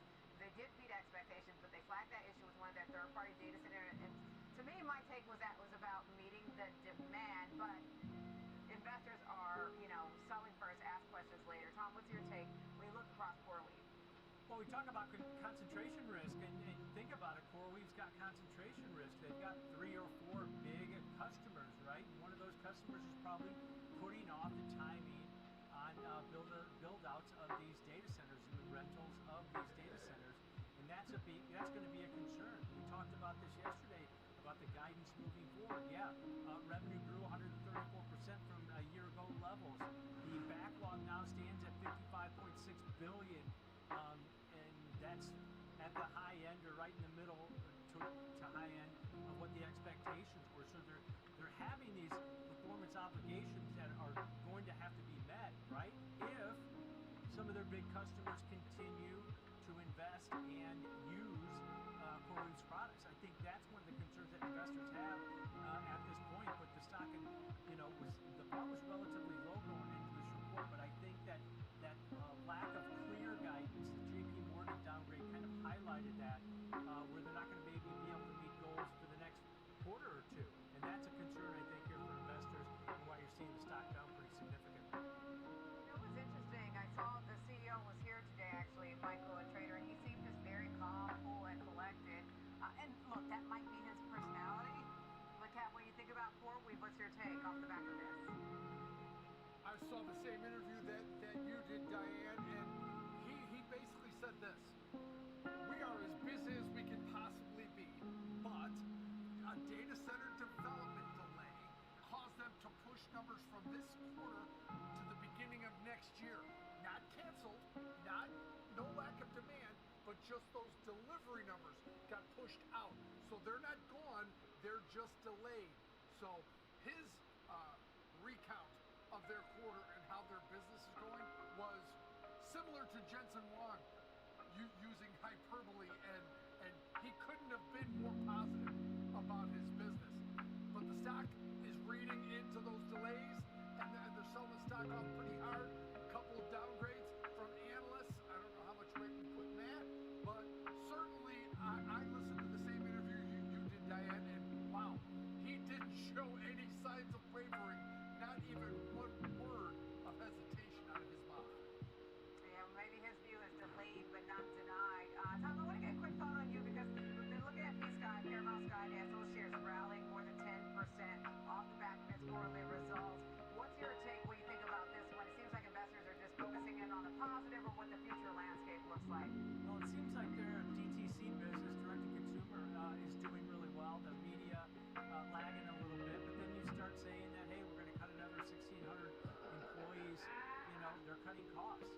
They're making those hard decisions at this point. They came out and said they're going to release about 15 movies a year. So maybe the cost cutting there also, where they're just not throwing things at the wall and hoping they stick, I think has investors a little bit more excited. And then also they announced that they would be raising prices for its streaming service in the next year. So some positives here, but typically you'll see that when the results are a little bit better than expected, the guidance is a little bit better than expected, but then you throw in the additional job cuts and cost cutting across the board. Maybe that's why we're seeing a little bit more optimism in this name.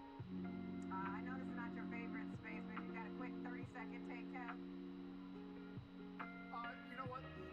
Streaming and entertainment is going through a major upheaval. And so I think with all the mergers and acquisitions and everything that's going on there's a lot of dust that needs to settle going forward to get this figured out. So I think, listen, if you're interested in streaming, if you're interested in this, you're right. I'm not an expert in that, and that it just seems like they're going through a major transition trying to get this right. And listen, if you like that business, trade Netflix. That would be the way I look at that, because the rest very uncertain. Yeah, that's a good point. And Netflix has been at the top of the leaderboard in that sector. Other companies trying to figure out where they can fit in the lineup. All right, guys, we'll put a pin in that. We've got Bull versus Bear coming up. Guys, get their example trades put together for AMD. I think gears up for its endless day. That's happening this afternoon. We'll have more fast market after this break.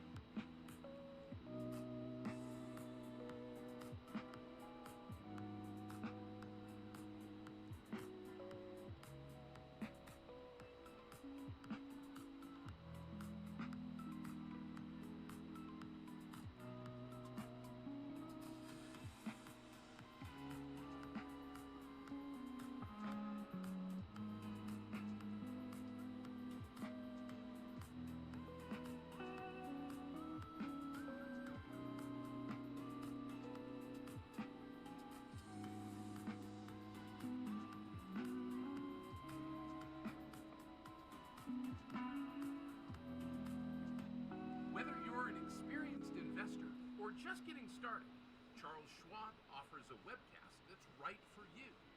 Are you an active trader? Our active trading webcasts are designed to help you develop a deeper understanding of technical analysis, options, futures, and more. Best of all, you can ask questions by chatting directly with an education coach. It's interactive learning at its finest. Tune in live or watch on demand. Head over to schwab.com/coaching and start learning today.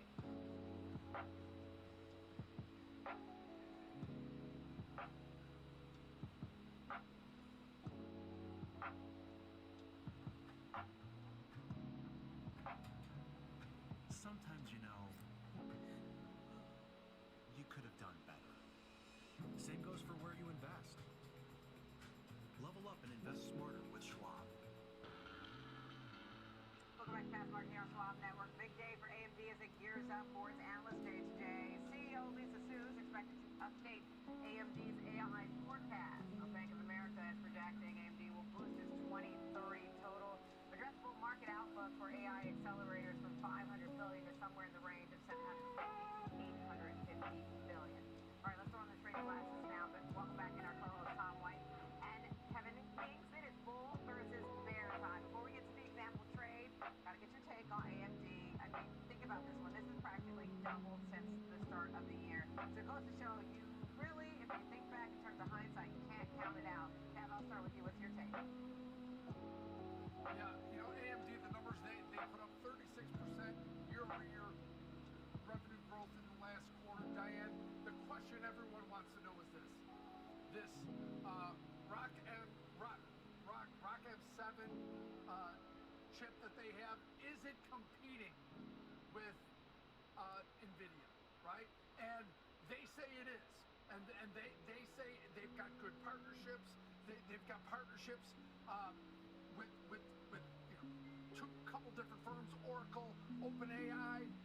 They've got high-profile names. The stock has jumped off when they announced the OpenAI bill. The stock jumped, and it's staying there. But my only problem, Diane, is we've heard this before from them, and then NVIDIA comes out with a new chip that just extends their lead. So the bet is, the idea is that people are looking at here is, are they competing with NVIDIA really? They claim they are. I'm sure today will be more of that, but are they really? I mean, that's the tricky part. But the numbers they're putting up, they're starting to grow. That's why the stock is up and holding these levels, Diane. Okay, Tom, when you look across AMD and across the whole landscape, what's your thought? Yeah, if you look at their last earnings, Kevin mentioned they beat on EPS, they beat on revenue, that growth of 36% on sales. And then, their data center grew 23%. That was a little bit above expectations.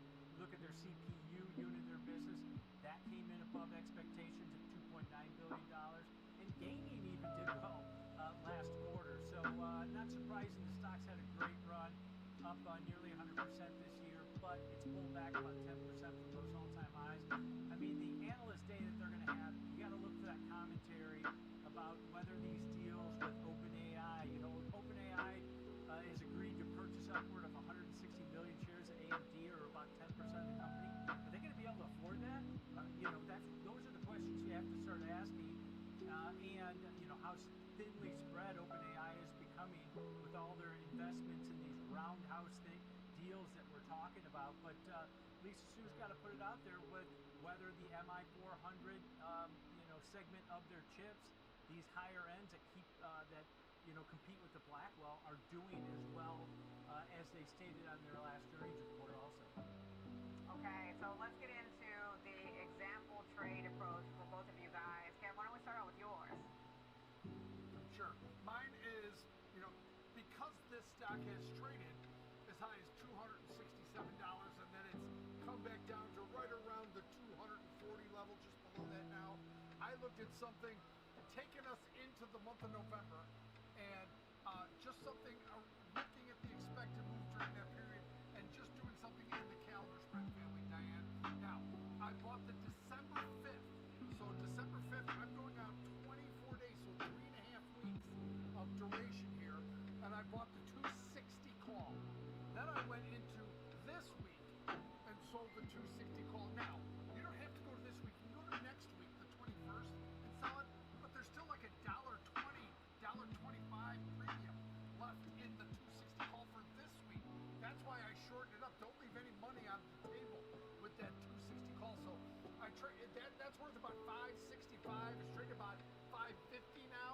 so it's a bit lower than that.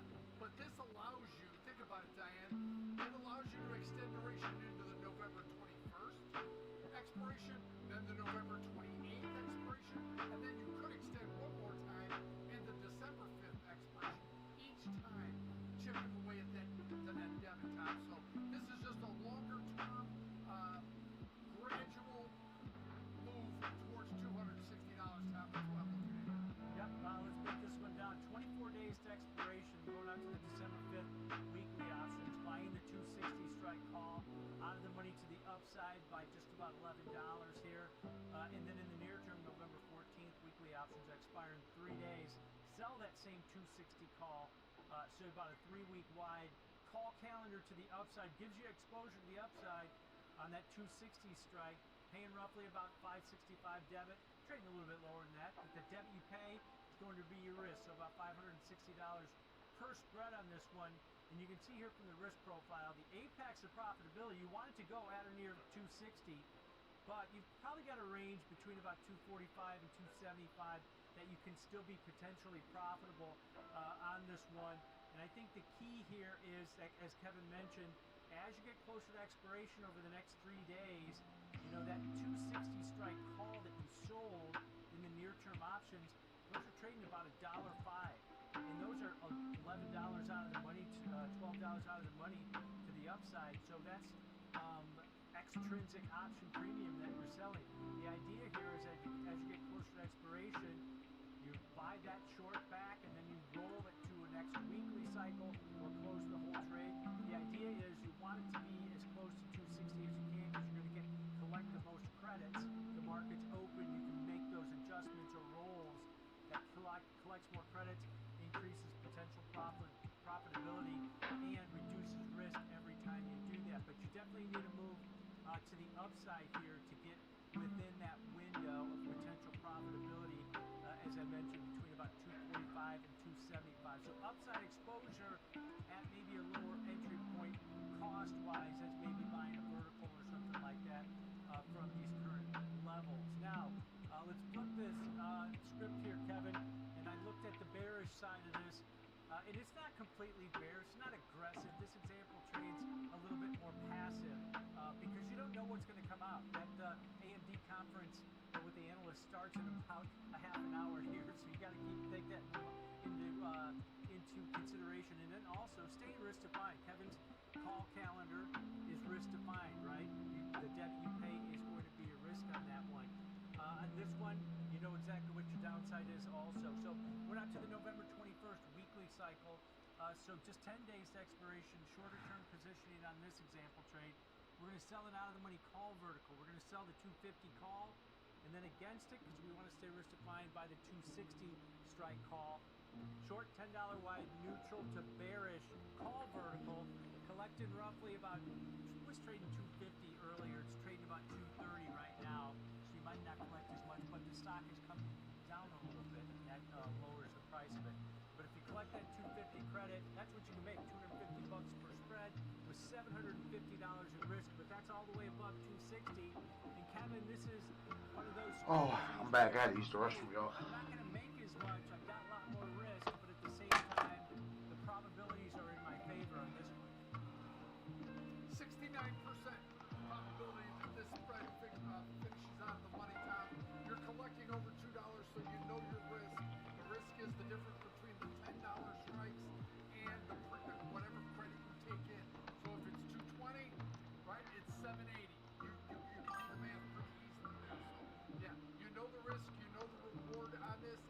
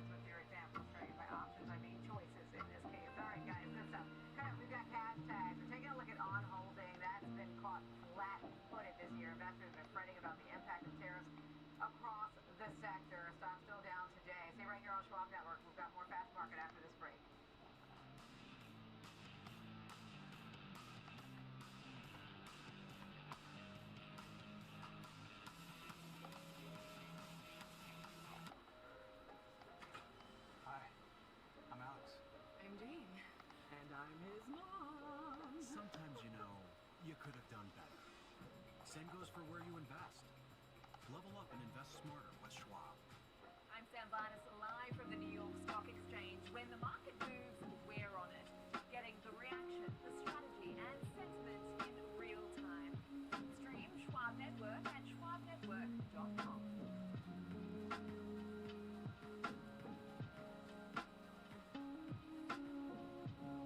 Trading at Schwab is powered by Ameritrade, giving you even more specialized trading support. Connect with the Schwab Trade Desk, our team of passionate traders ready to tackle your trading questions, no matter how complex. Plus, get 24/7 live help and access support by phone, email, and in-platform chat. Trade brilliantly with Schwab. Whether you're an experienced investor or just getting started, Charles Schwab offers a webcast that's right for you. Are you an active trader? Our active trading webcasts are designed to help you develop a deeper understanding of technical analysis, options, futures, and more. Best of all, you can ask questions by chatting directly with an education coach. It's interactive learning at its finest. Tune in live or watch on demand. Head over to schwab.com/coaching and start learning today.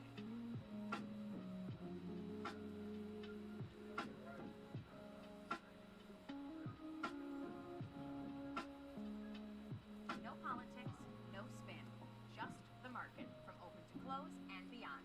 Streaming 24/7, any screen, anywhere at schwabnetwork.com. Welcome back to Fast Market here on Schwab Network. I'm Diane King Hall alongside Tom White in our Chicago studio. Time now for our Cash Tag segment.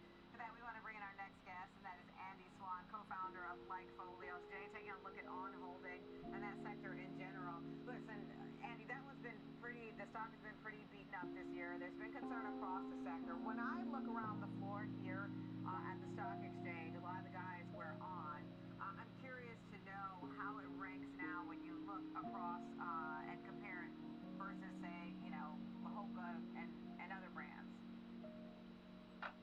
Yeah, on has been, the stock has been thrown out with the bathwater here, but Portfolio data is still absolutely popping in terms of Mic check 1 2. Mic check 1 2. site traffic's up 15% year over year. That's beating Under Armour, Adidas. Mic check 1 2. How's the sound, chat? And this is a company that's created a product that, you know, if you go talk to any of those guys, any of those ladies, everybody loves these shoes when they put them on, and they become very loyal customers. So I think we're now in a position where we can say stock's down enormously this year. I think 35% year to date, but the consumer loyalty, the consumer demand for the products is so high that we've got one of those kind of classic convergence opportunities that Portfolio loves to bring to your viewers and to our clients, and that is, look, if you're looking for companies that are doing right by their customers, that are seeing growing demand, that are in the right sector, which is luxury and exclusive type of style, then this is a stock worth looking at here at 35% discount compared to where it was at the beginning of the year. So everything we're seeing for on is very positive from a consumer perspective, from a mega trend perspective. They're on the right side of the K-shaped economy.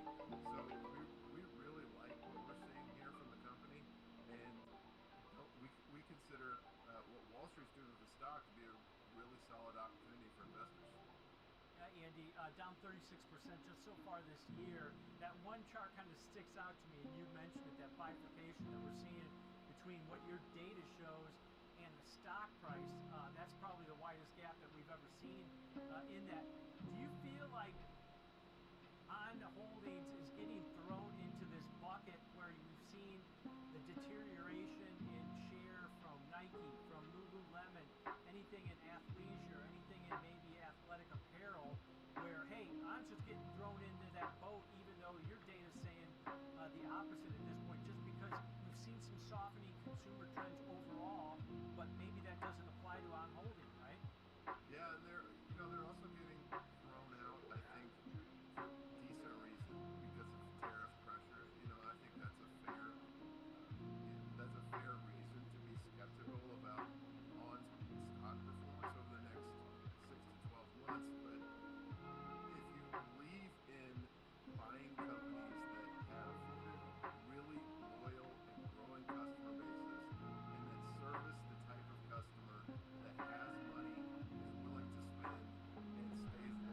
Oh man, this thing get no volume, but the Bulls are coming.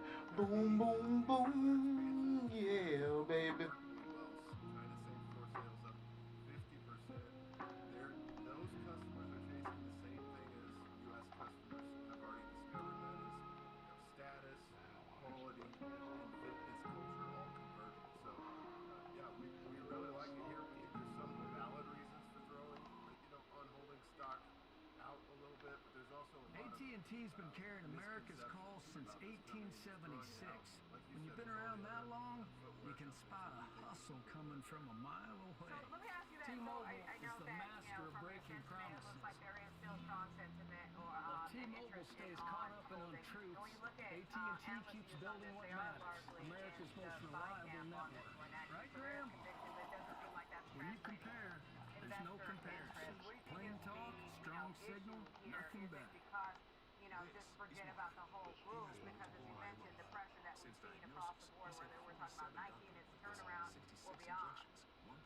Yeah, I think that one of the reasons that I love what you guys do is because you dig in beyond what the kind of momentum traders or the basket traders on Wall Street will do, is they'll just put a bunch of stocks together in one basket and just say, look, we're not going to look at that until this one macroeconomic condition is solved. But inside of those baskets are often jewels, diamonds in the rough, and I think On definitely fits into that category here because, again, when you find companies that are getting thrown out by Wall Street for a variety of macroeconomic reasons, but at the same time continuing to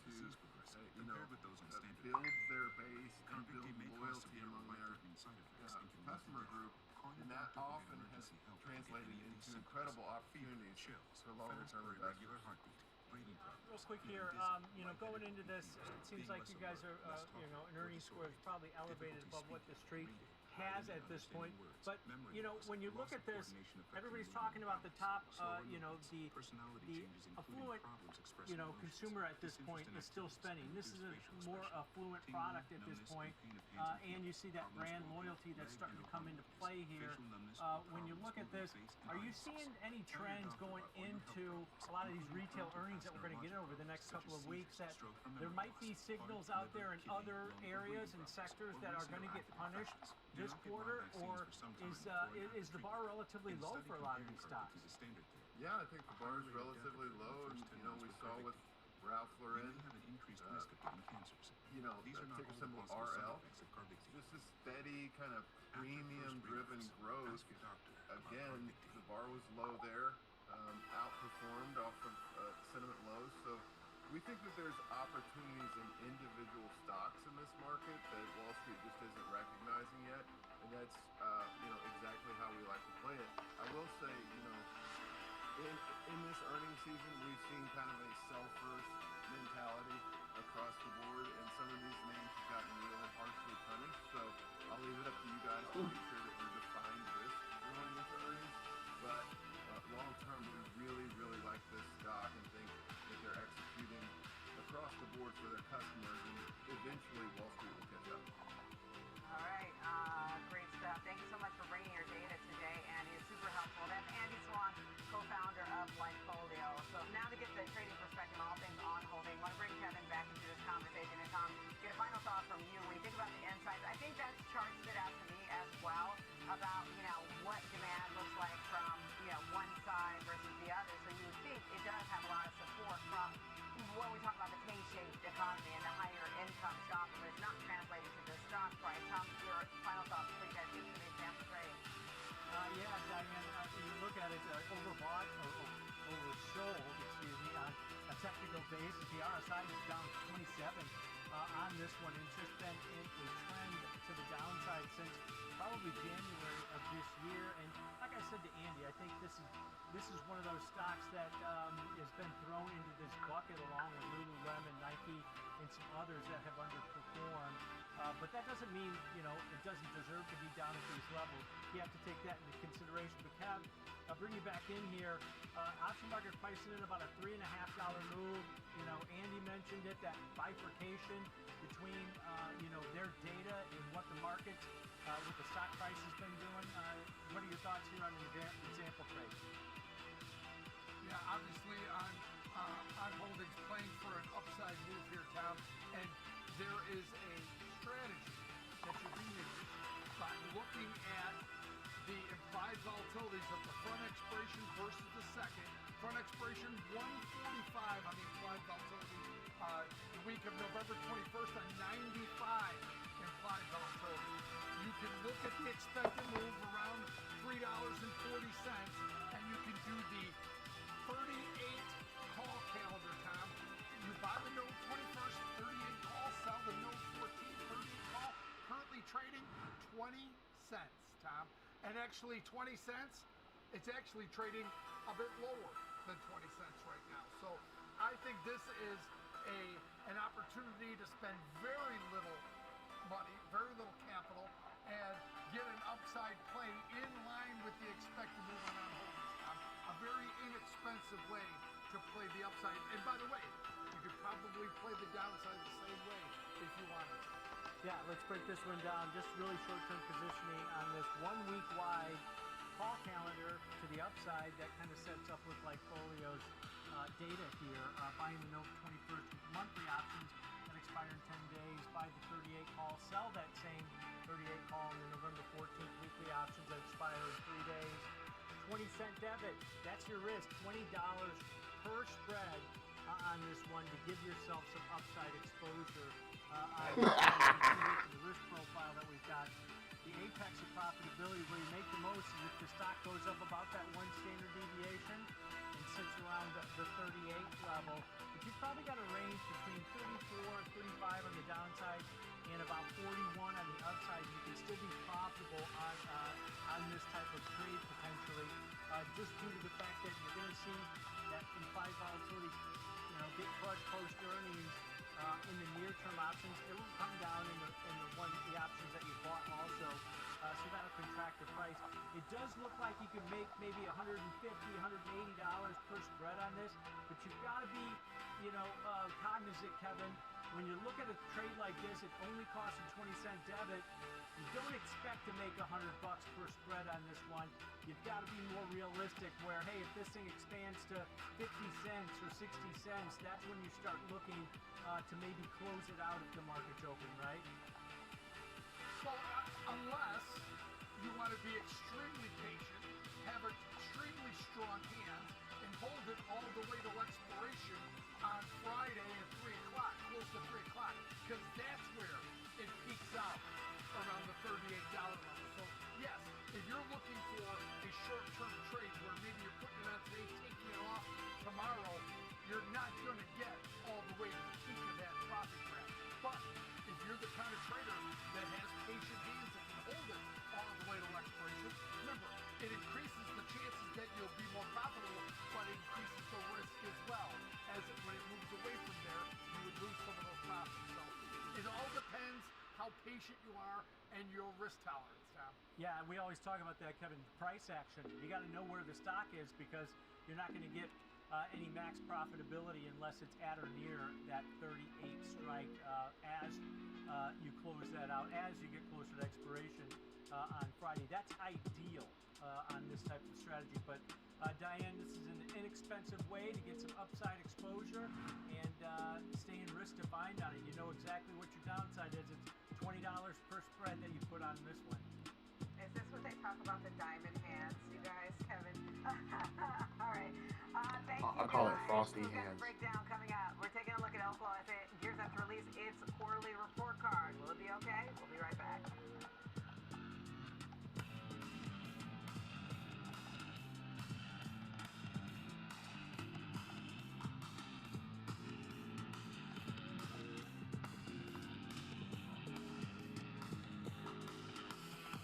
Stay connected to the markets in the Schwab Network. Tune in 24 hours a day, 7 days a week on SchwabNetwork.com And on all your favorite streaming services. Schwab Network. Available anytime, anywhere, on any device for free. Whether you're an experienced investor or just getting started, Charles Schwab offers a webcast that's right for you. The Platforms and Tools webcasts are designed to help you broaden your knowledge of platform features and resources available from Schwab. Schwab.com, Thinkorswim, and mobile-based platforms. Best of all, you can ask questions by chatting directly with an education coach. It's interactive learning at its finest. Tune in live or watch on demand. Head over to schwab.com/coaching and start learning today.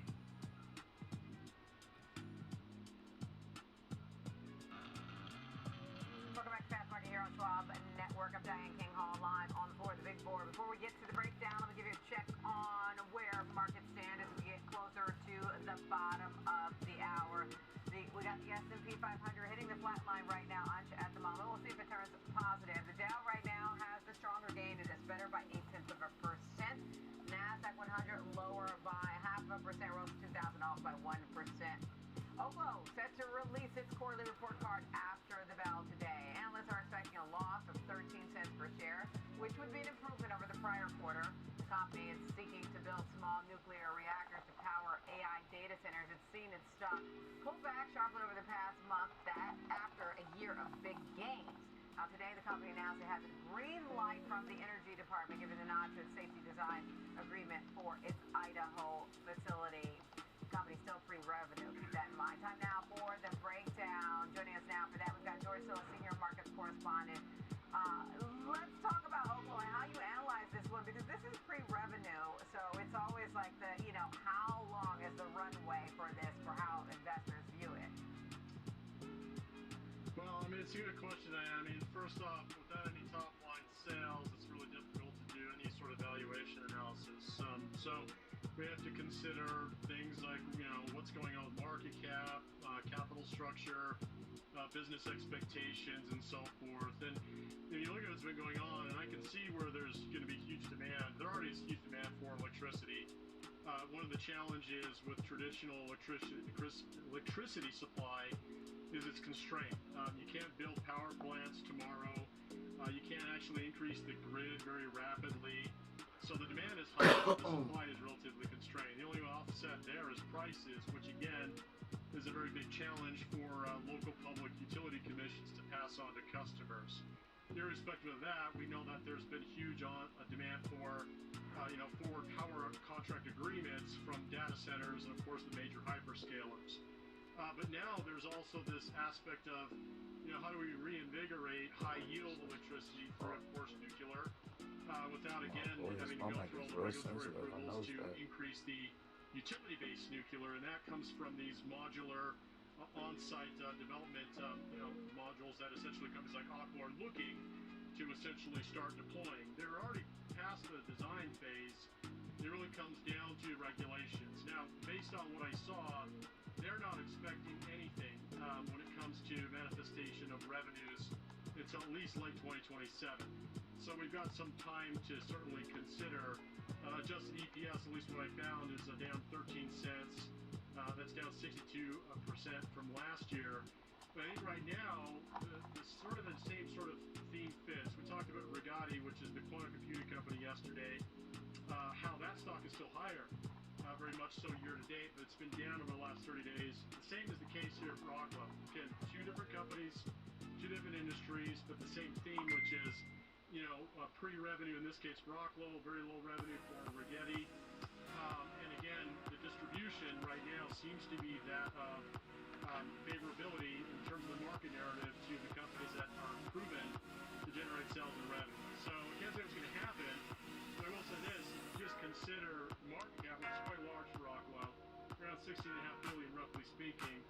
Last year, because it's really a company that's not earning a lot of cash because they're not developing a product per se for sale, they only lost about $56 million. It's a very small sliver of the total market cap. So my premise is that because they don't have an exorbitant cash burn, you may not necessarily see a lot of decline in the stock price, but you may also not necessarily see a lot of movement to the upside. And that's the question, right? When we get to its results later today, is the focus basically going to be about timelines? Because, we're not going to, because at least with Rigetti, they have revenue, right? So is this about timelines and how much closer they are to execution on timelines? Well, I think clearly right now, the market this year is really disregarding time, I think. And because we're sort of in the hype phase, let's just put it do see the demand for small modular reactors. In fact, if you think about the technology, the military has already been doing this for decades. So it's not really new or unique, but it becomes a very logistical, regulatory, safety, security problem, especially when you're dealing with nuclear material offsite. And I think that's going to be a constraint going forward. So right now, eventually the market will run out of appetite for low visibility stocks. I'm not sure if that's the case right now, but you have to consider low visibility means how much time patients investors have to wait for this to manifest down the road. Again, very challenging, but nonetheless right now it seems like the momentum is to the downside considering the last 30 days the stock is down close to 40%. All right, thank you, George. That's a good point. That's George Sillis, senior markets correspondent, with the setup for the breakdown, I should say, for Oakland heading into the results. Okay, Tom, and Kevin back in here for the example trade. Tom, when you got the example trade, then what's your approach? Well, you listen to George. They've got no revenue at this point, so this is one of those stocks that's hard to kind of take a look at. Nearly a $16 billion market cap for a company that has no sales at this point, and all this optimism that all the energy needs that we're going to have. There's actually 2 data centers in California.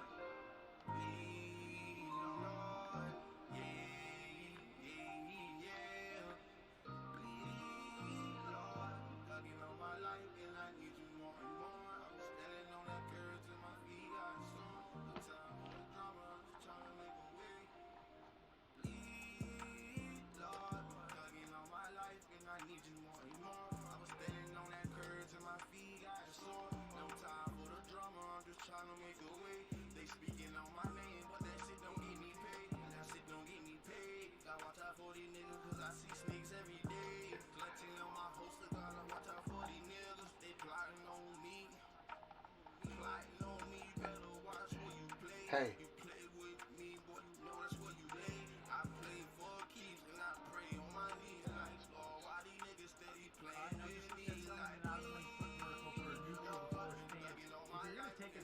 Bias on something like this, in a stock like this that trades the way that it does, you want to stay risk defined, especially going into a bet risk with earnings.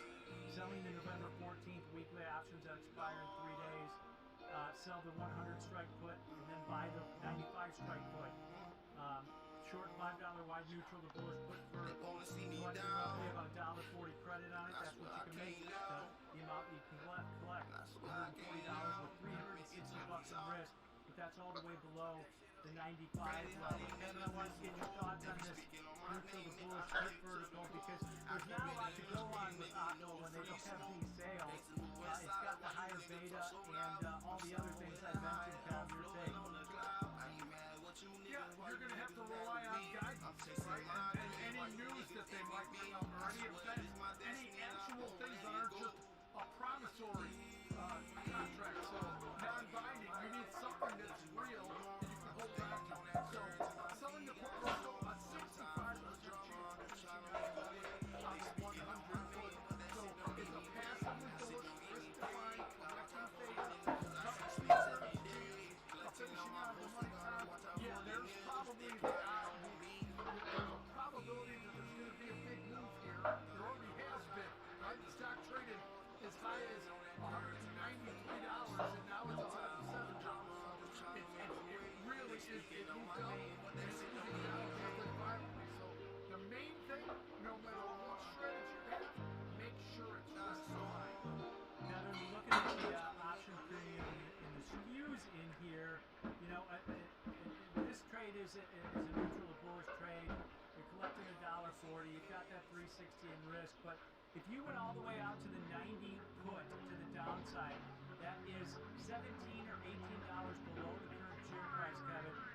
The puts are worth about $1.10 down there. So when you look at names like this, there's a lot of maybe speculative trading, maybe potentially speculative trading, but you've got to be aware that this stock can move with a beta of 2.6 at this point, right? Yeah, 147 million outstanding shares, Tom, as you know, is wafer thin for a stock like this. So yeah,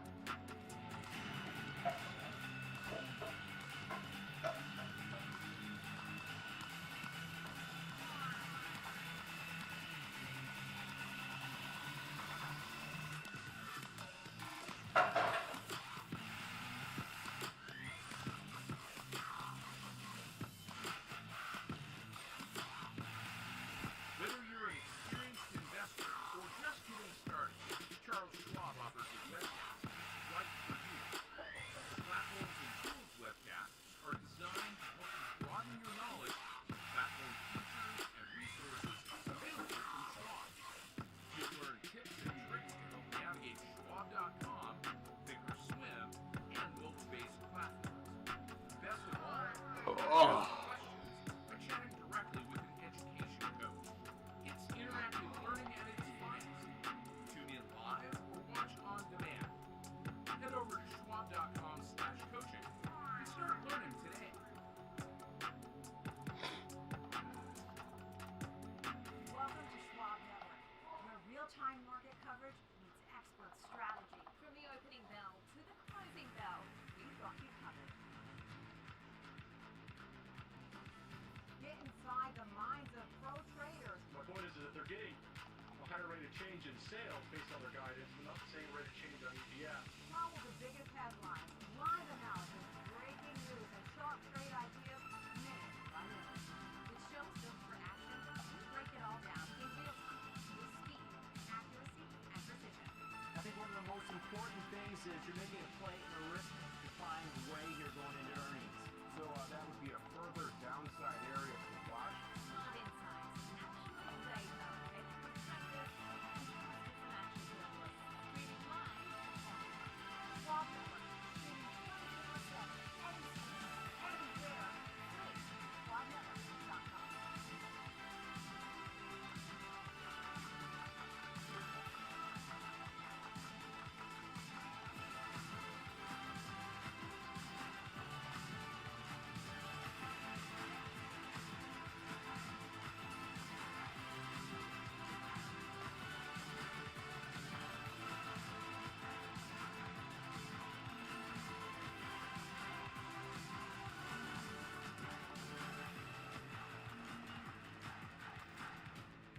I'm Nicole Pedalides at the New York Stock Exchange.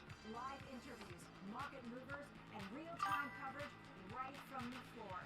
Subscribe now at SchwabNetwork.com.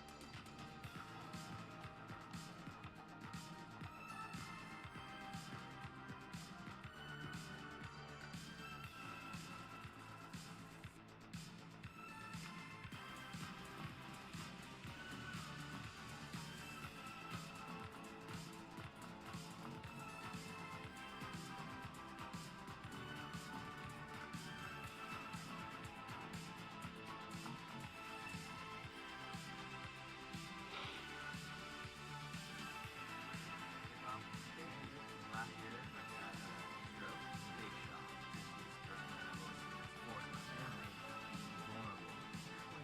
Had a stroke? Yes. Now we're in the hard days. Daily, start to realize what kind of pickup from my dad. Been with Schwab for a long time. Jim, financial consultant. Over than 20 years ago. Jim's really been there to answer any questions I ever have. Makes a huge difference when you have someone that actually cares.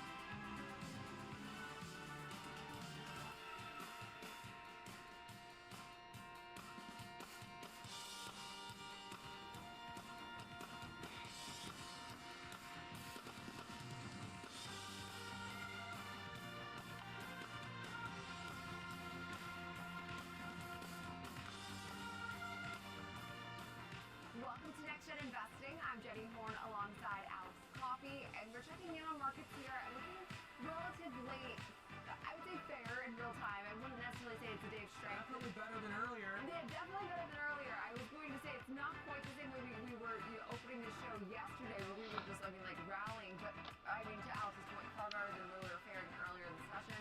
Our biggest loser of the day is the Nasdaq here, which is our only loser of the day as it stands. Now, a lot of trading time left in forcing its day, but we're down about 0.4%. Russell's slightly higher, as well as the S&P 500. The Dow is up just shy of 1%. This is actually the most, I would say, parity we've seen amongst the four major averages in quite some time, which I'm appreciating right now. Yeah, this is a nice turnaround intraday. It was a really, really impressive start to the week yesterday on the Senate. I guess you could say pretty comfortably the catalyst yesterday was the Senate getting the first and probably the hardest part of the government reopening done and in the clearinghouse on that. Then a little bit of a natural pullback, hit the 5-day moving average, rallied off that. Now you got a nice little hammer candle building to the S&P intraday. Magnificent 7 still under pressure as a group, and that's going to weigh on the NASDAQ, so I'm not surprised that the NASDAQ's the red part of the market right now, but it too is held. It went down to the 1-month moving average, bounced off that, and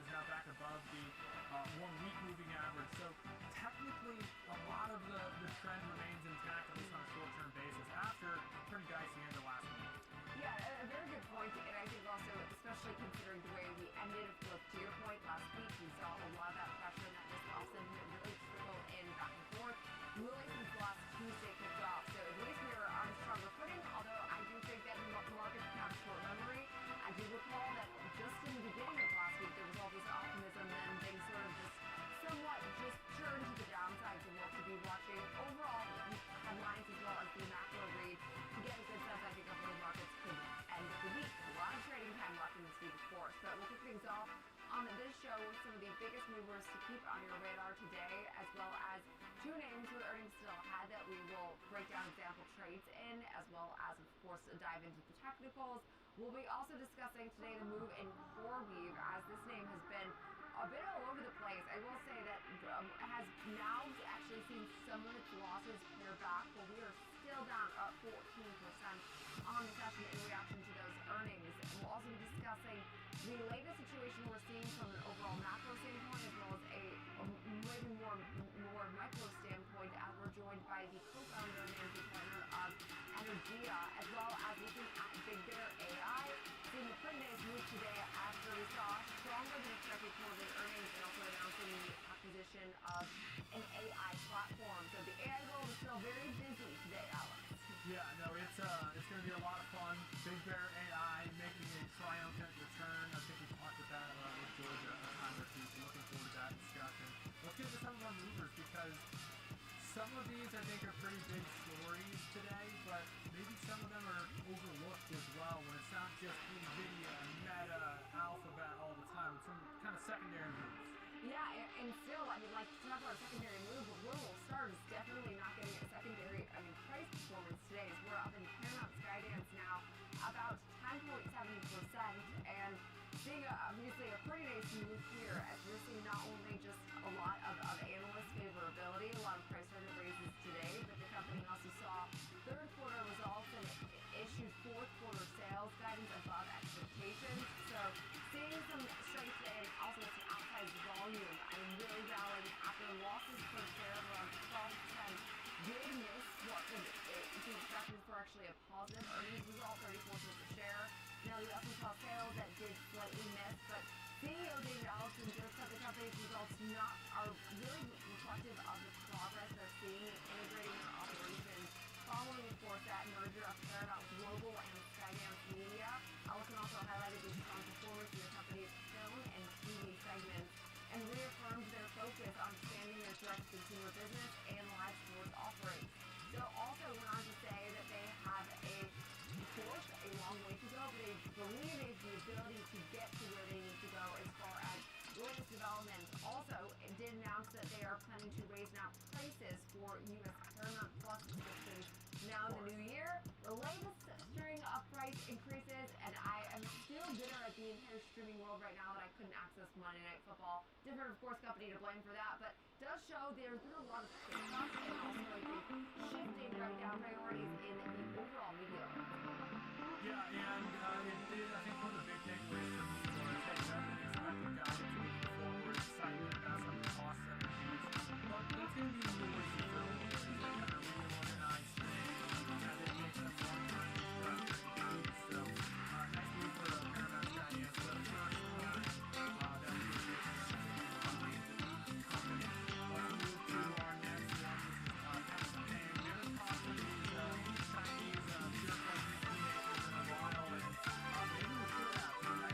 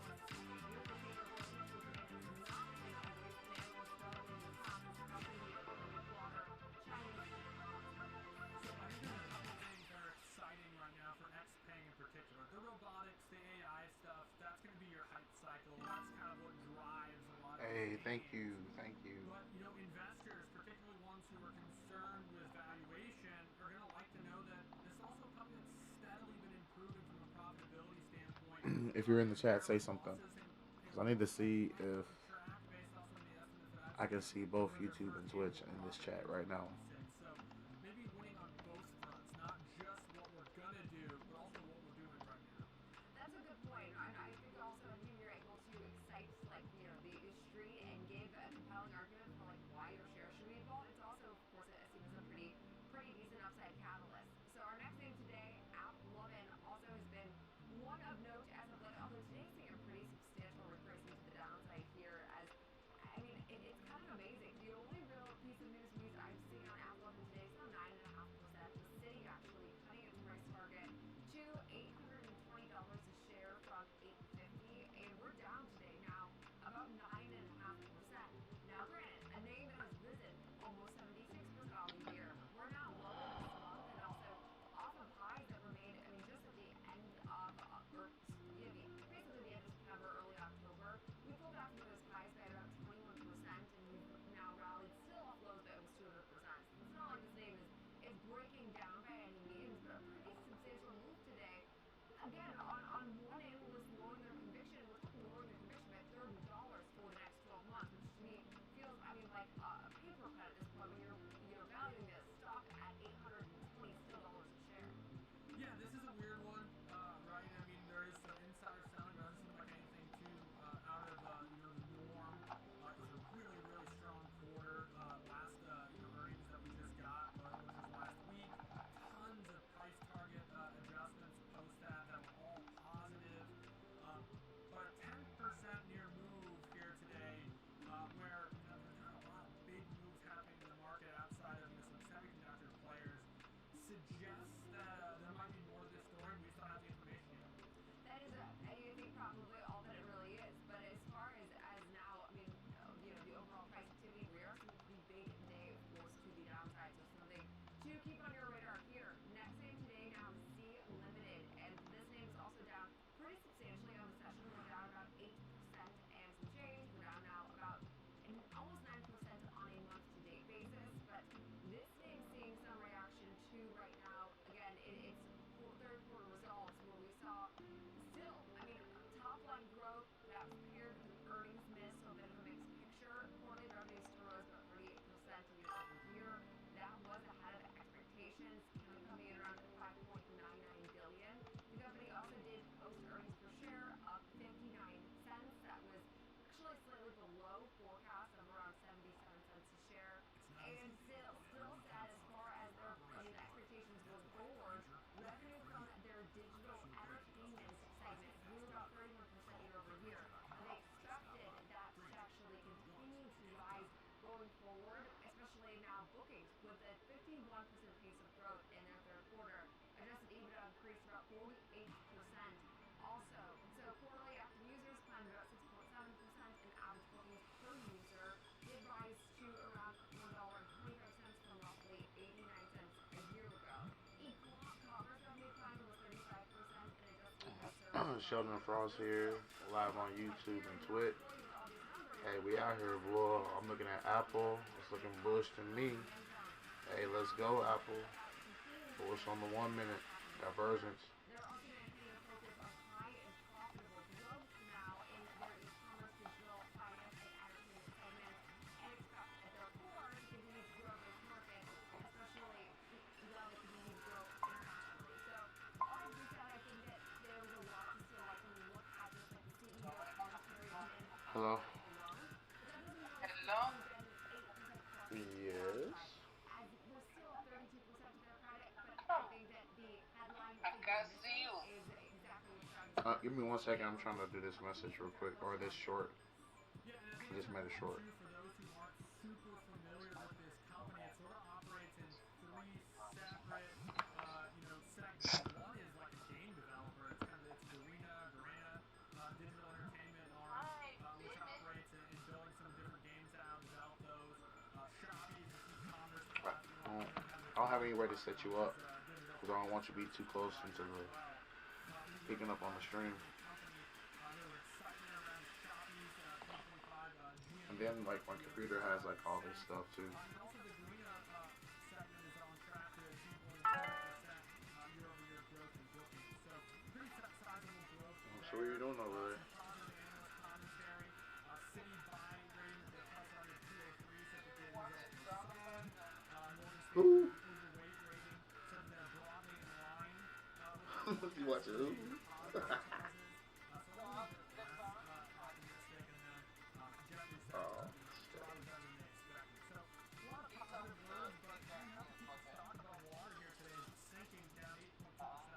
Yeah, it was a good time to be limited. That was an accident. That's what I was on purpose. I thought I was thinking Short Master. Rick always has a good strategy, but yeah, stay limited today. No, I don't want to make any waves or rushing or sinking jumps. We're down about 8.4% on the session here. Yeah, I think fair to say a pretty mixed third quarter report from the company. We'll leave it there though for the top of our show today. Now coming up next, it's time to dive Yeah, into I don't know. It'll be better for you to come up with something. You know, that how you can help me, or how we can help each other. It's a hard thing to even find you anything because nothing is appeasing to you. Ugh. So I don't. It's kind of hard. I mean, I could just ask other people and leave you alone, but I just figured you might need like some help or something or anything. But you seem pretty content with everything. You don't need anything or want anything. You're pretty content. I need a lot, babe. I want a lot. What do you think I'll be trying to do? Yes, I see that.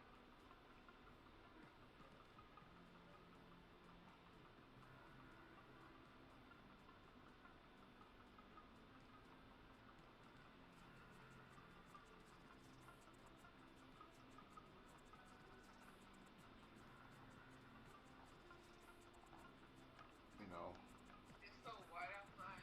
Oh my gosh. I want to scream.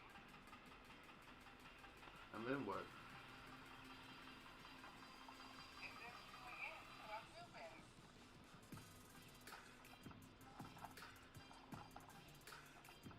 It won't work. You can cry and scream, but sometimes it don't make you feel better. Cry never did anything for anybody.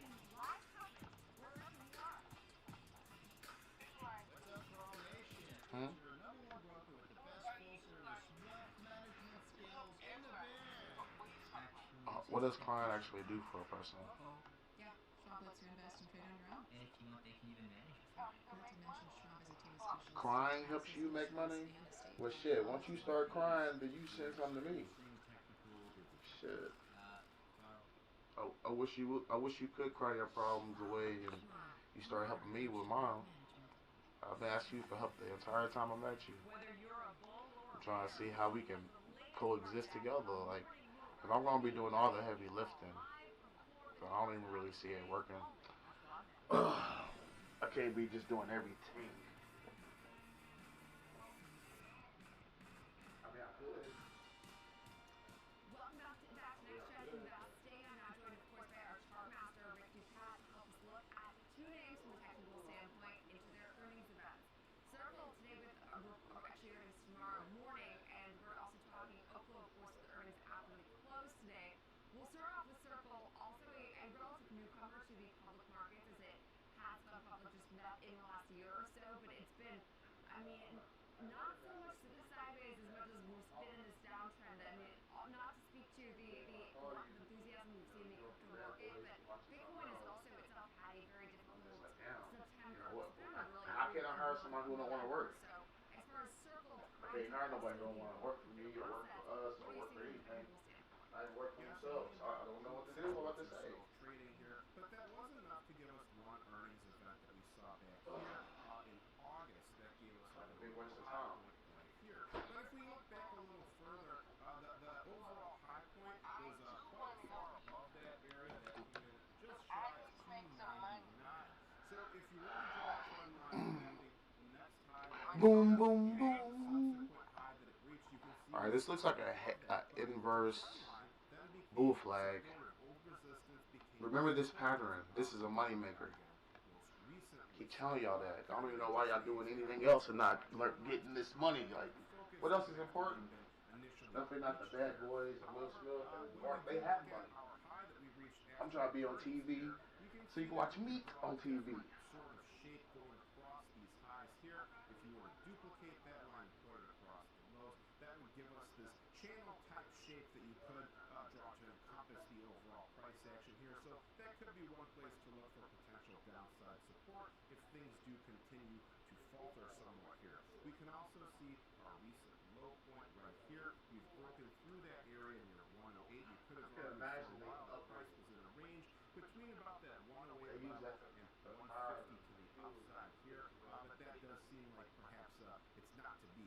Earnings could change things dramatically though, so that would be a key point to consider as well as we digest some of the information on this chart. When we do look at our RSI study, we can see that even though our shorter term steeper trajectory has been broken, we've pushed above that point, the overall slope of the momentum indicator that we're looking at here still remains downward, and really the RSI reading is quite low, so much more of a bearish lean as we head into earnings. We have two simple moving averages here, our 20 and 50 day. Those give us a confidence. Like that's an extra check. Around 123. I could just see that you don't even want that. Like there's no way you forget about yourself. If we were There's no excuse. Write it down. It should have been on your refrigerator. I told you already to write it down, dude. All the way up here, kind of in that same area as our moving averages. That comes in more specifically around 135, 136. Volume, there's another smaller node here near about 116, but that's the only notable volume anywhere close to current price. Downside support could be found further here at around our -1 standard deviation channel, just below the 80 level. So those would be some areas to watch. Okay, yeah, and I mean down about 4% today as we do approach this earnings event. So we will have those numbers out tomorrow morning, of course. Now, as we do think through the trading this name for example purposes, Alex, walk us through your thinking because again, we don't have a ton of historical context, but 6 months and some changes though. Many who look in this digital asset space for opportunity are optimistic about it. And if you look at a more bullish example trade, I looked at a call counter spread selling this Friday, buying next Friday around the 120 level. Sort of a level where so good lines to meet for this stock, as Rick talked about. If you look for a move towards that, maybe that costs $1. Good line to meet, telling me stories. If you can't even do anything for me, and I'm helping you.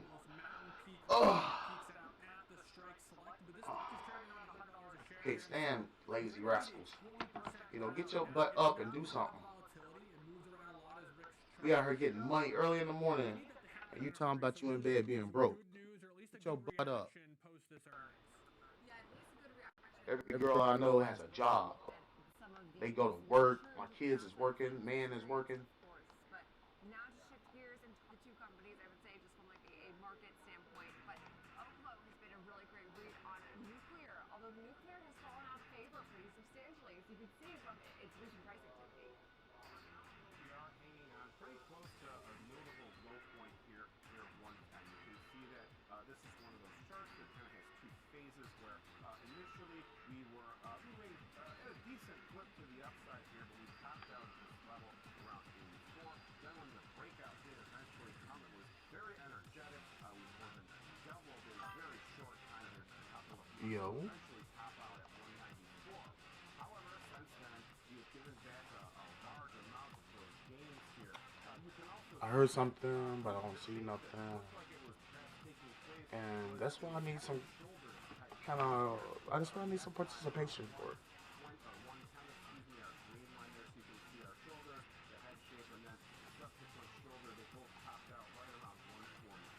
This would be regarded to as a more bearish type of pattern here.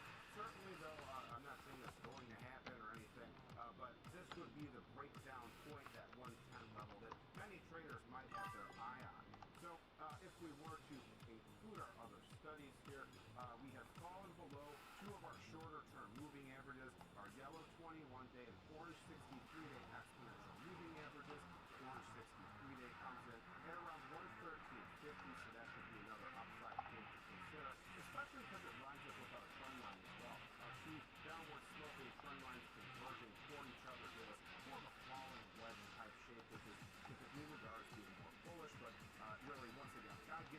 certainly not going to happen that way. You'd be looking for a breakout beyond either of those two lines. RSI modestly improving somewhat here, but as we head into earnings, oftentimes things slow down and stagnate, so I wouldn't make too terribly much of that until we start seeing the earnings results come in. So if we were to look at our volume profile study, all of the heavy volume in this chart, way down here at the bottom near the 24 level, you have some smaller nodes to consider here that could help us provide some potential guidelines here. We have one node here near about 115 or so, and then we have another one up here near about 140. So those could be a couple of other potential congestion points finally in terms of being close to current price, down here at about 75. Okay, and another name that has taken it on the chin a bit. We're not necessarily selling off. We are down about 3 and now about 3%. So definitely underperforming the overall market on the session today. But we will leave it there for the technical help. Appreciate it too much to Pat for always giving us the insight from, of course, a chart master perspective. And now, last but not least, we will just into trading local down purposes. I mean, I will say that some of the enthusiasm and then like high volume, high volatility coming this in has been let out of the balloon a bit. So, I mean, we are looking at a different Oakland than we were just, say 3-4 months ago. You actually set this up exactly as I was going to, so I appreciate that. It maybe has seen some of the air come out of the sails from the excitement to the upside, but hasn't enough disappointing news seeped in here to where it's actually going to sell off. Maybe, maybe not, but I look at a neutral bullish strategy selling a put version up. The most important, I think, and critical piece of this, Jenny, is that it's risk defined. This is the kind of stock that if it really is starting to show signs of maybe a bubble popping, to speak with a little bit of hyperbole, it could move dramatically. So by being risk defined, we protect against that. What I looked at was a strategy that expires at the end of the week. It's the 96.94 put vertical for a 50-cent credit in this example. Now what it would do is it sets up a break even at 95.50, which gives you a little bit of cushion in case maybe it's decent news, but it goes kind of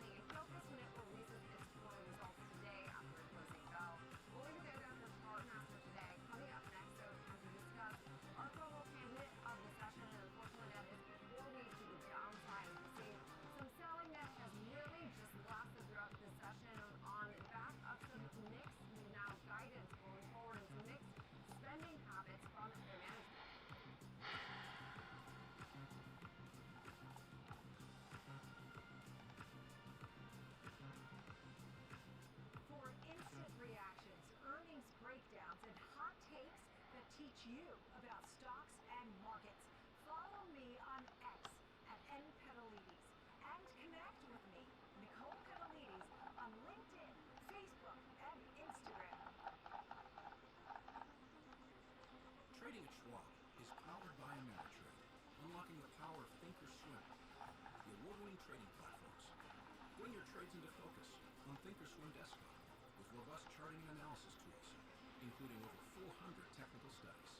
Tailor the platforms to your unique needs with nearly endless customization, and track market trends with up-to-the-minute news and insights. Trade brilliantly with Schwab. Live from Chicago, this is Trading 360. I'm Marley Hayden. We track macro forces, market trends, and company news that shape investor decisions, all with expert analysis and actionable context. From inflation data to sector rotations, earnings to policy, it's a comprehensive view of the market every trading day. Trading 360, in-depth market coverage, straight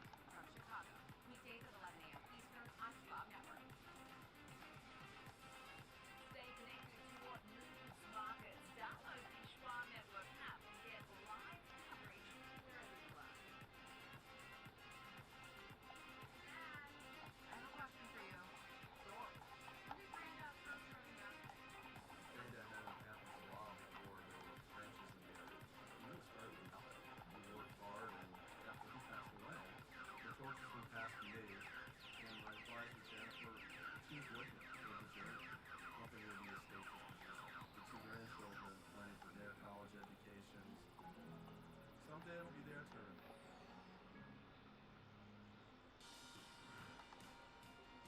Welcome back to Next Gen Investing. It's now time to discuss our FOMO candidate of the day, that being CoreWeave, to the downside here, as we are seeing a very, well, frankly, negative reaction to its earnings. I can't really call a mixed picture because we're pretty much selling off on the session. We're doing it as an allocated, of course, host for the Schwab Network. We get reason to be optimistic in CoreWeave today, which is now down about 15%. It wasn't all bad. I do want to note they did have a better than expected third quarter here. So it wasn't all bad, but there are a few sticks.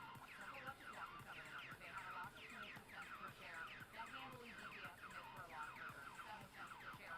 Revenue came in better than expected as well. 1.36 billion versus expectations for 1.29. Now here comes some of the sticky points here. We're seeing some of this decline. They did deliver some disappointing full year guidance though, and that's really what's weighing on shares. They're now seeing their 2025 revenue coming in between 5.05 billion and 5.15 billion.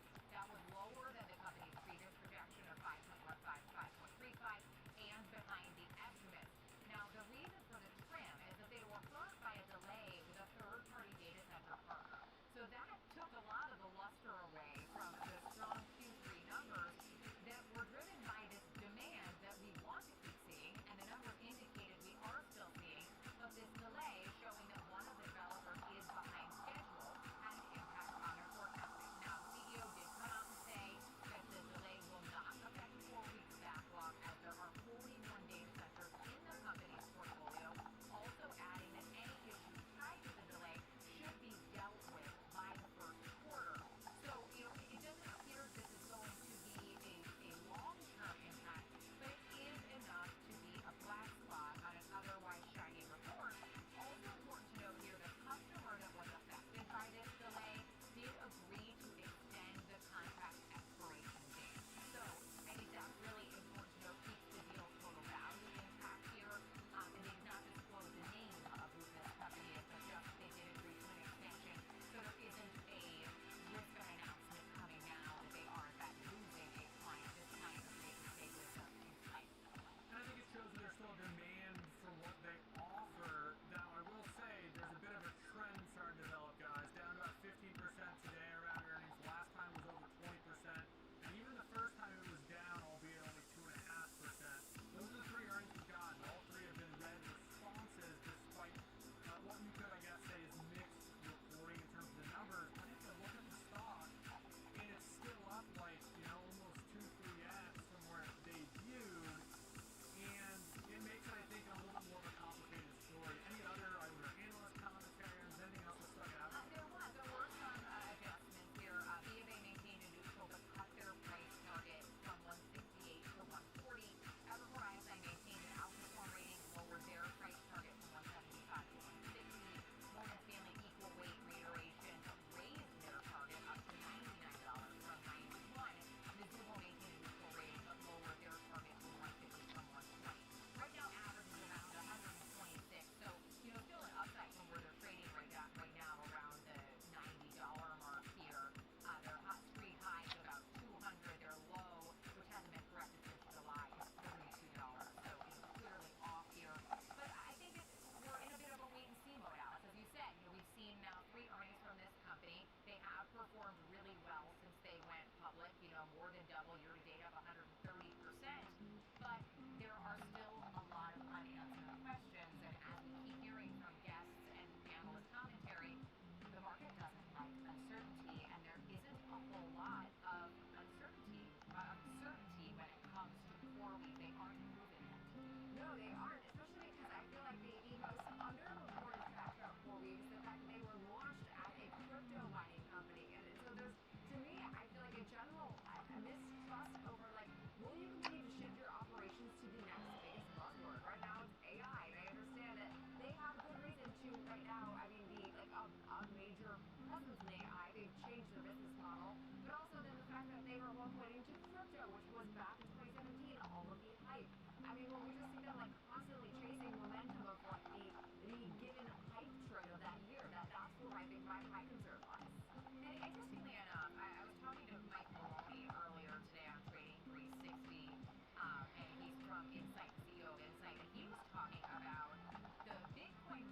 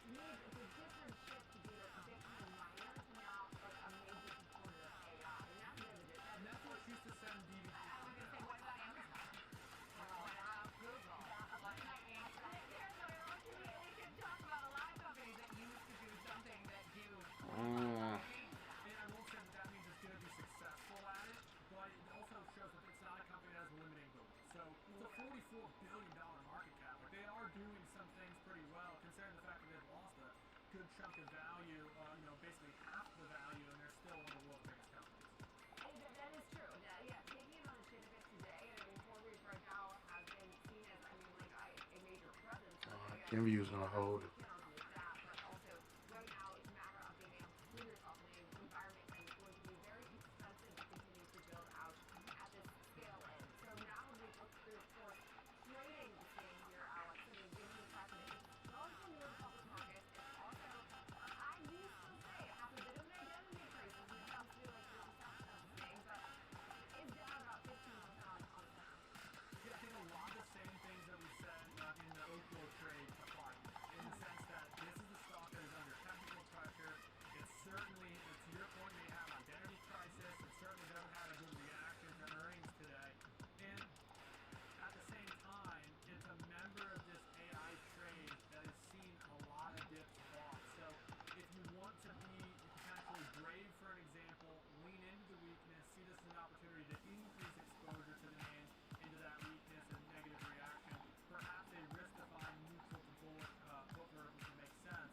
And so what I did was went out, again, we just got earnings, so extended a little bit more time, not the end of this week, but the end of next, the November monthly 21 day, or 21st, which is about 10 days away from now, calendar days.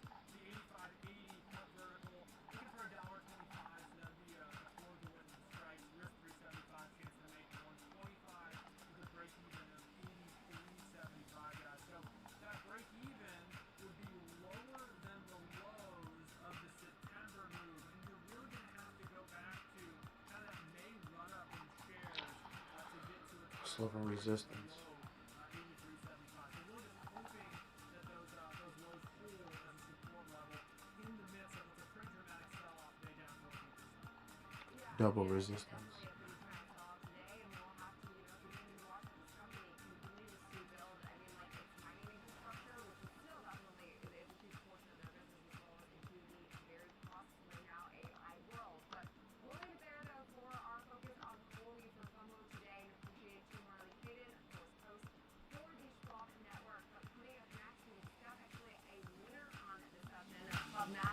With a big rally following its quarterly earnings.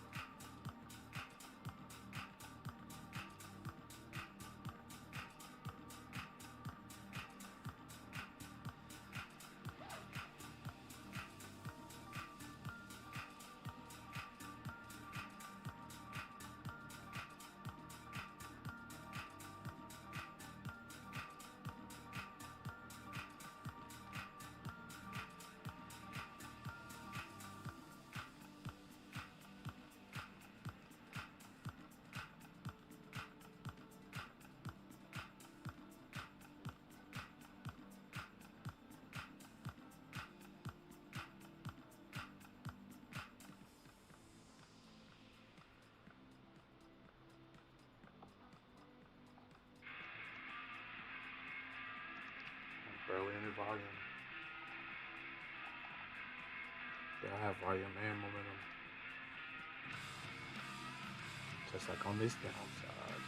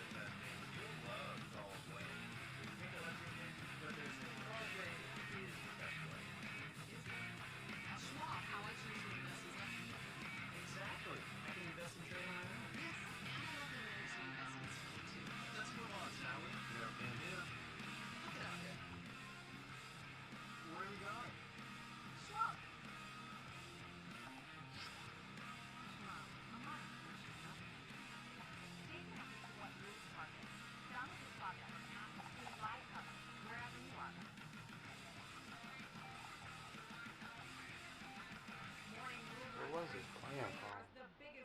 I don't even know how they even got that there. I'm sick of it.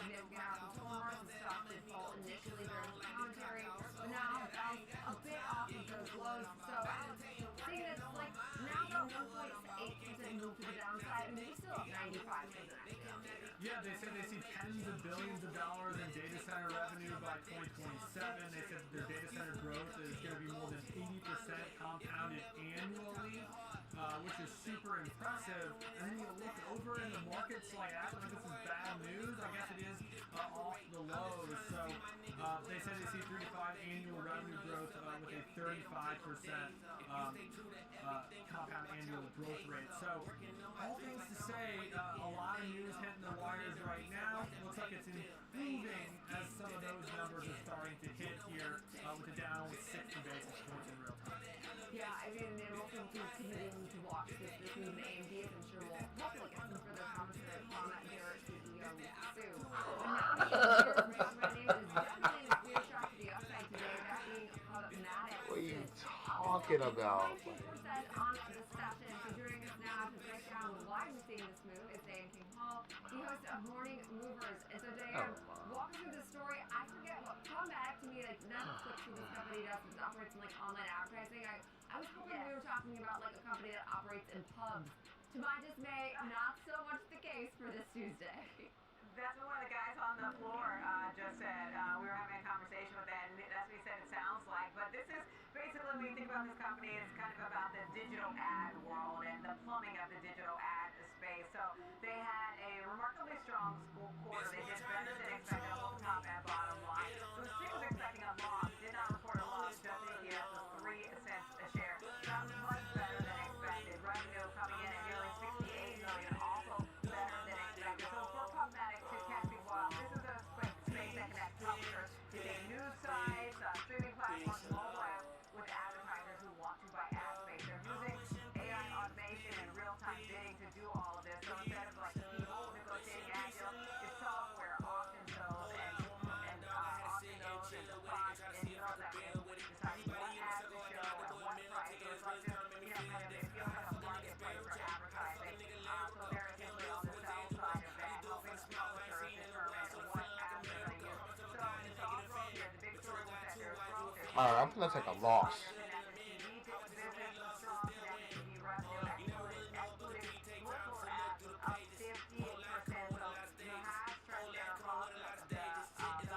Hey! Oh, it's fine!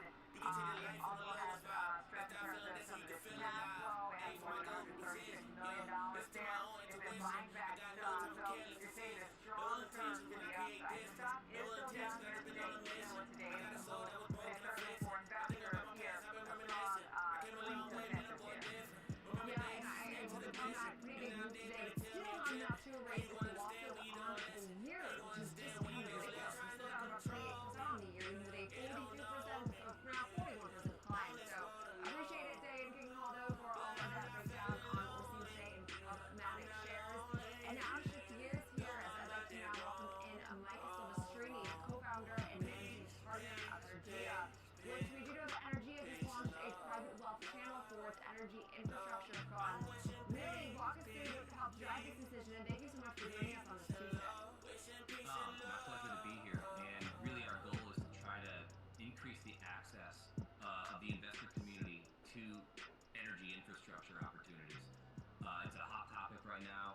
Almost every nation in the world needs more energy, and with the launch of this wealth channel product, now investors who use registered investment advisors or broker-dealers can now join our products and have direct access to the steady yield produced by these power plants. Okay, Mike, talk to us a little bit about what you describe as cracking the code. Don't need to give away the secret sauce, but solar investing is volatile, and it seems like you guys have a pretty good track record. Yeah, over the last 5 years, we've been able to deliver a 12% or greater return to all of our clients. That's after our fees in dollars. And the secret to our success has really been diversification.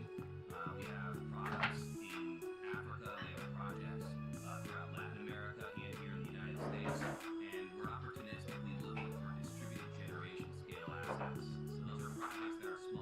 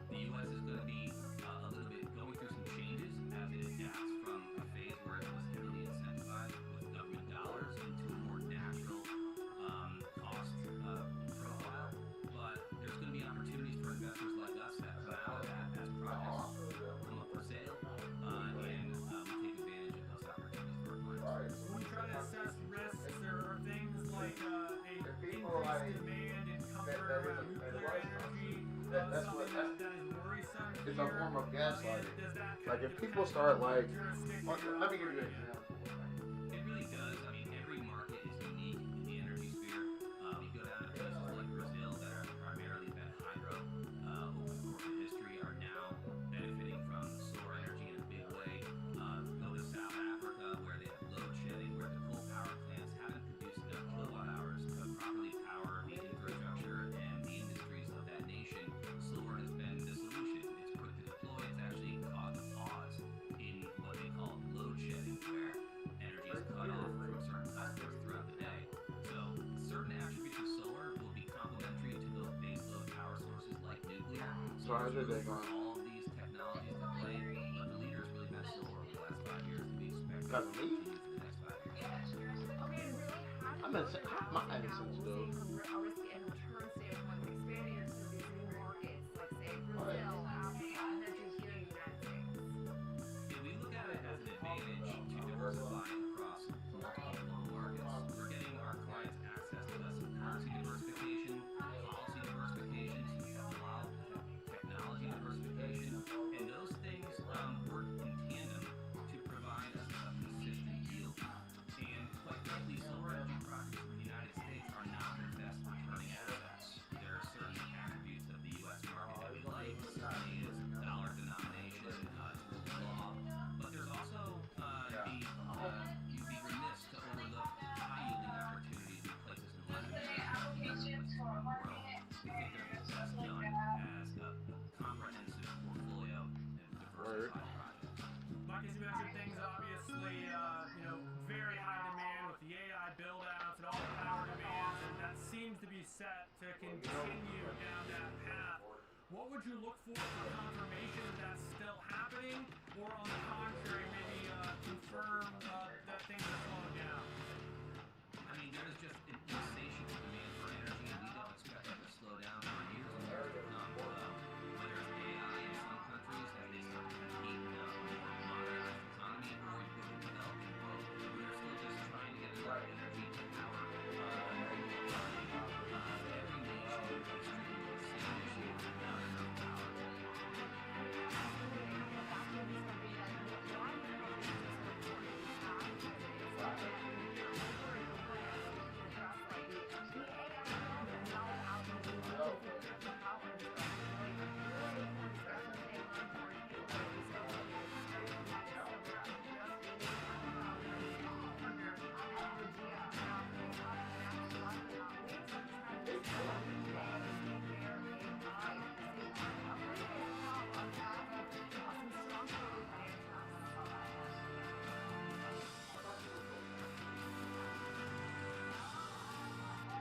Opportunities don't stop when the market day ends. So neither do we. Schwab gives you round-the-clock access to over 1,100 of the most popular stocks and ETFs, plus a wide variety of futures markets. All with 24-hour support from trading specialists who understand the ins and outs of 24-hour trading. No matter the hour, you can trade brilliantly with Schwab. Real-time market insights, live from NYSE, NASDAQ, Cboe, and beyond. Thanks to economic data, we cover what matters as it happens. Stream 24/7, anytime, anywhere, free on SheldronFrost.com.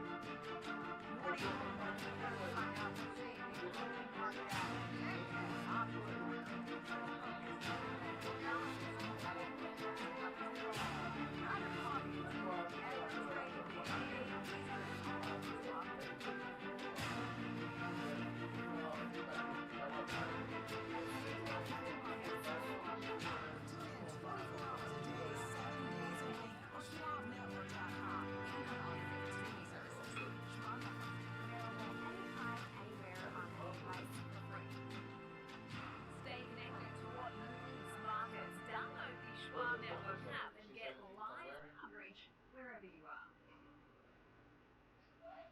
I'm Nicole Petalides, live at the New York Stock Exchange, and this is the Watch List. Your midday view into the firms driving the market with a sharp focus on technology, innovation, and companies leading the next wave of growth. big movers, people on the internet, websites that have supporters and loyal voices with trust. Watch us at 2 p.m. Eastern on the Network. Well, catch next at Investing. As we discuss Big Bear AI, this one with a little later than David Kuhn on our Big Bear AI coverage now. I'm back today with a Q&A session here for Big Bear AI. Joining us now is Bruce from the market support clients of that folks with concerns. Getting latest from the Big Bear, we did see a pretty strong report out of Twitter. Well, no, very mixed bag when it comes to like an AI operation and just into a report that there's AI company. Yeah, I think when we talk about the area, I have to, I think there's a theme that the market, from that first. If you look at some of the names that have been reporting lately and actually reporting today, like Oklo and Rigetti, and also their AI. I know there's different companies, but putting them in the same kind of camp right now, because if you look at the year-to-date and even one-year returns on these names have been phenomenal, but been able to pull back, and Big Bear AI is one of them. Stock down the last 30 days or so, about 25%. Nonetheless, if you look at the overall business, it seems to be growing. Some would say, and some have said, that perhaps there's, the element of maybe Big Bear AI becoming more of a Palantir competitor because it's got the same sort of technology with predictive analytics and decision analysis that is utilized mostly for U.S. defense, intelligence, and markets. If you look at the EPS, they posted a loss of 3 cents. They were expecting a 4-cent loss, $33 million for sales. That is still down about 20%. So it looks like they had a little bit of a quarter compared to last year.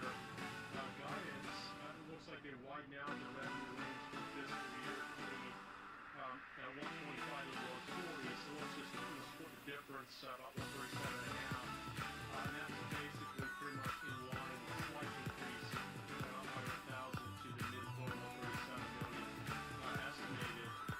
One needs to not be very honest is that there's also the aspect of domestic security and artificial intelligence that includes things like manufacturing, logistics, travel, entertainment. So like for instance, using artificial intelligence to detect potential threats in ball games and football and basketball games. And that's really where I think Big Bear AI really fits the bill versus maybe Palantir, which has a little bit more of a larger scale DoD contract presence. I think the natural inclination is just to lump them together, AI, predictive analytics, and they're sort of rival in that way. But I got maybe a more nuanced question for you. Are companies like Accenture or Deloitte that are the traditional consulting firms, maybe McKinsey, those kind of firms, are they competitors of firms like Palantir and Big Bear, or are they customers of companies like Big Bear and Palantir? Well, that's a good question. I think it possibly could be a little bit of both. You got to consider these consulting firms have really been performing quite poorly, I suggest, because of the fact that AI may end up encroaching on their businesses from competitors, like companies like Palantir and Big Bear AI. But at the same time, these businesses also like the customers because they're trying to integrate artificial intelligence across the board. The reason I say this is not all consulting firms are in the same camp. That Booz Allen Hamilton, I'm just going to give you an example. I didn't tell them to shoot a chart, but you can look at BAH and see how poorly that firm has actually performed. That is a military consulting firm or a DoD consulting firm.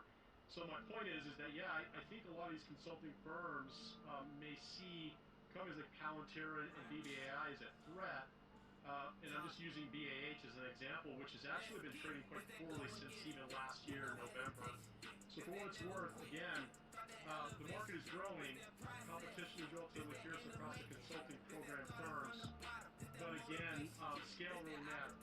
And for what it's worth, or however it happened, Palantir seems to have done it, generating lots of revenue, lots of scale. There are concerns about valuation. But if you look at, BBAI, I can see why it's down the last 30 days because irrespective of sales, in the trailing 4 quarters, about $140 million, they did lose about $400 million, give or take.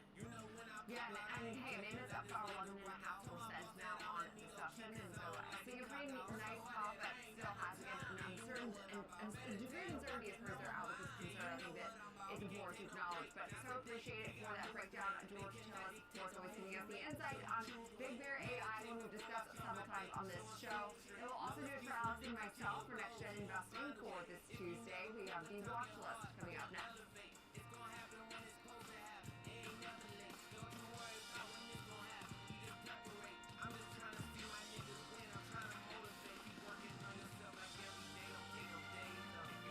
Whether you're an experienced investor or just getting started, Charles Schwab offers a webcast that's right for you. The Platforms and Tools webcasts are designed to help you broaden your knowledge of platform features and resources available from Schwab.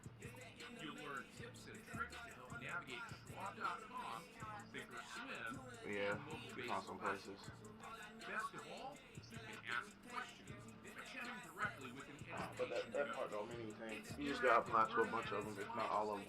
Tune in live or watch on demand.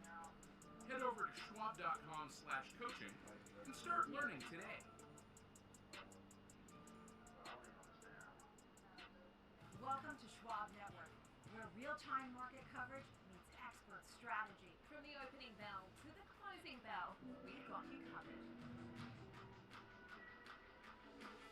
Get inside the minds of pro traders. My point is that they're getting a higher rate of change in sales based on their guidance, but not the same rate of change on EPS. Follow the biggest headlines, live analysis, breaking news, and sharp trade ideas minute by minute.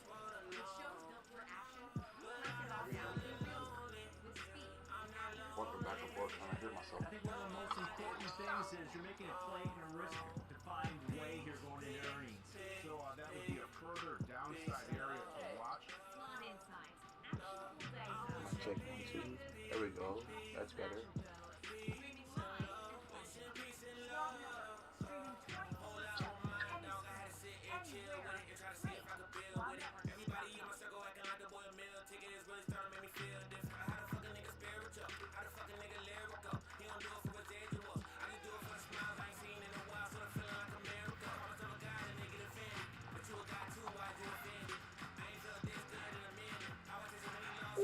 Oh, yeah.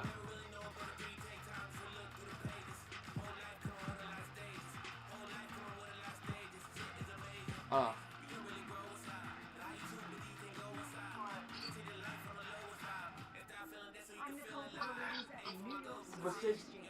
Live interviews, pushing. market movers, and Oh, I am real-time so hype all the coverage time. right from the floor. Subscribe now at SheldronFrost.com.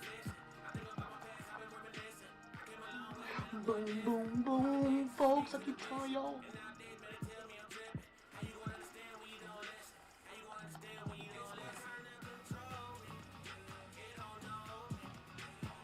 Oh, hold on. My archer should be printing.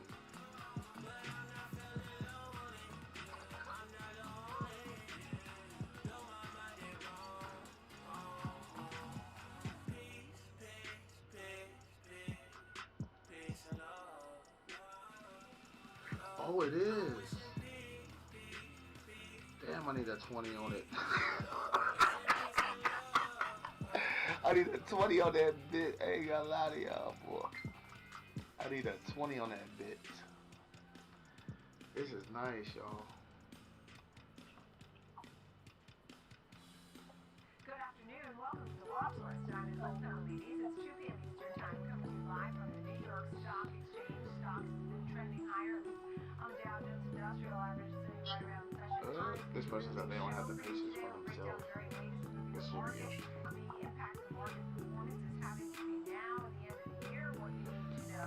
It's also Technical Tuesday, so Rachel Dashel will join us and take a look at the chart of the S&P 500 and Opal and Expedia, and our panel will discuss Rigetti computing. When you think about quantum, what you need to know there. Also, we're getting the very latest from AMD and the growth projections there from the Analyst Day, so we'll get more on that. And of course, government shutdown, so it seems to be on its way to an end as the Senate passes its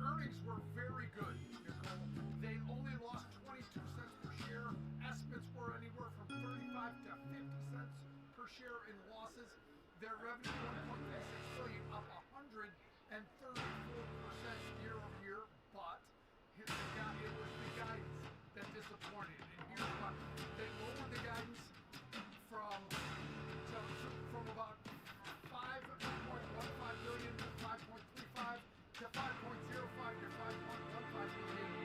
The street was looking for something right in the middle, about 5.29 billion revenue. And what was it?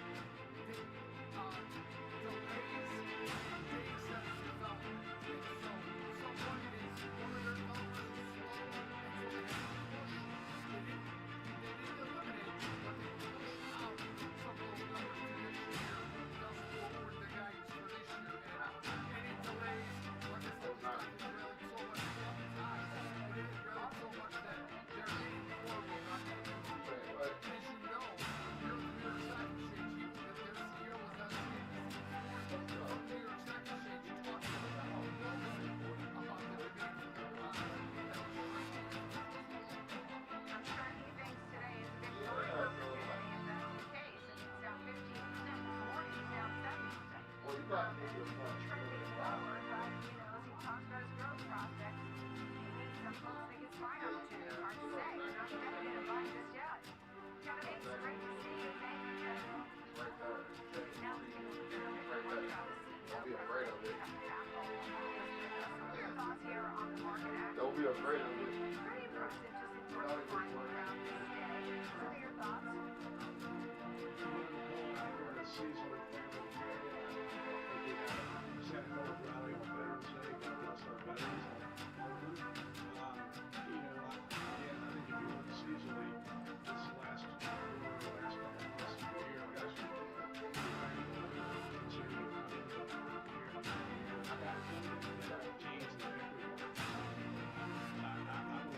to just suggest people reconsider balance.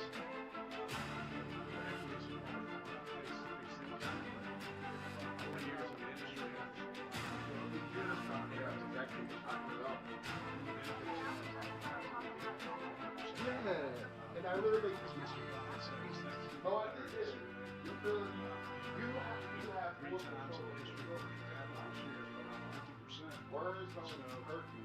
I think people forget that we have it's all business choice. But I like to remind them there's old pilots and there's old To be pilots. sad, to choose less won't hurt you, I guess at this but point, it's you. Like words don't do nothing. Look, when we think about I got into it with doing Xbox. You was so you fast. have a long Stayed on my phone. you probably have a long time to make it up. If you're later in life, maybe you don't have that motivation. Question out of the AI trade and whether or not we're in a bubble, and people can take profit. Especially the truth or something that's not going to say you or your loved one or anybody. The truth don't hurt anybody. I do think the market's in a question. When is the payout from all these investments?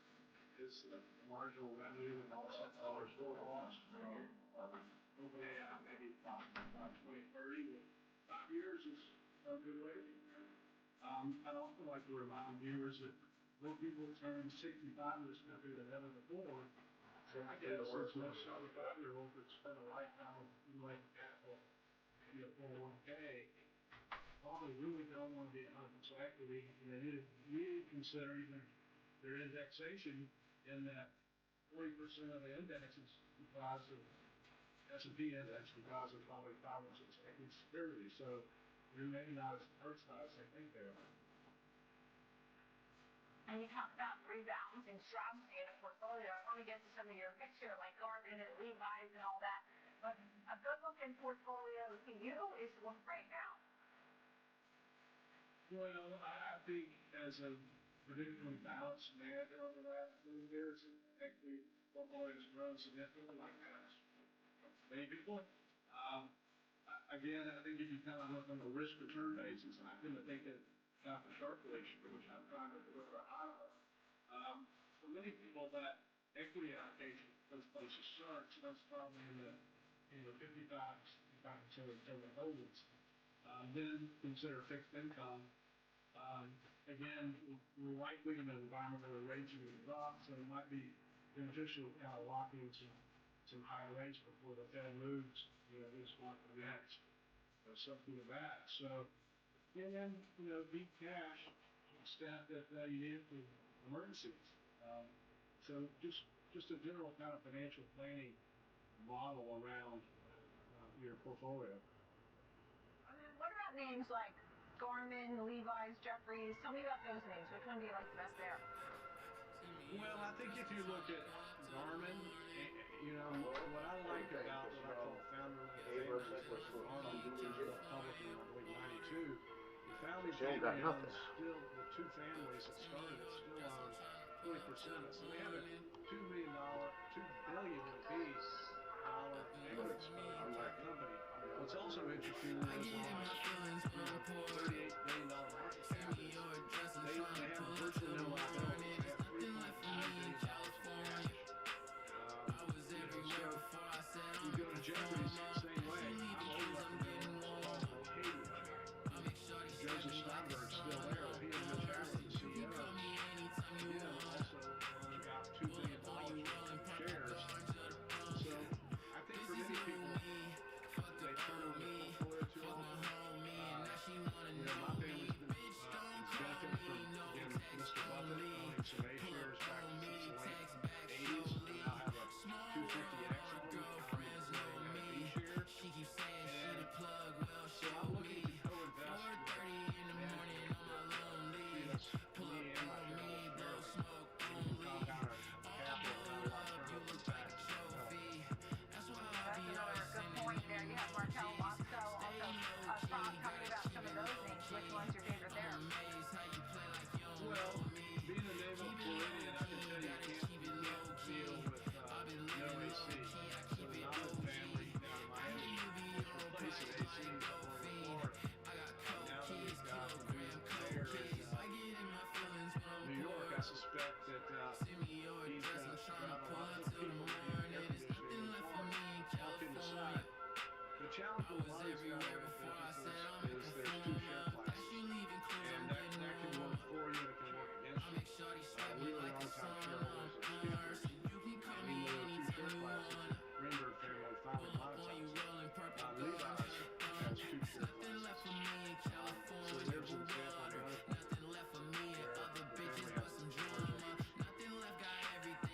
A believer in gold or Bitcoin, do you love either one of those? You buy them up or not really?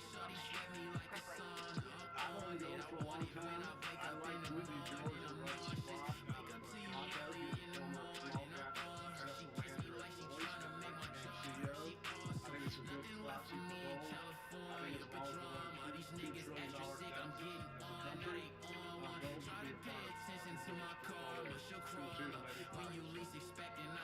Mark Travis, CEO, President, Intrepid Capital. Thank you, Mark. Thank you. Coming up, Options Corner. Tom Light is standing by to highlight unusual options activity we're seeing today and how investors are looking to trade with some of the recent news. Starbucks, Rivian, Oracle, real trades. He'll explain. We'll be right back.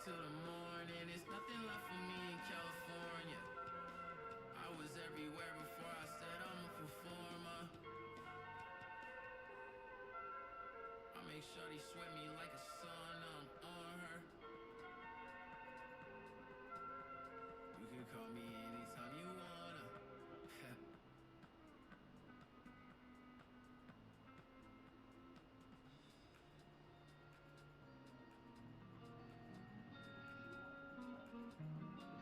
Alright, yeah. Hey, big shit popping off, I can't stop it off.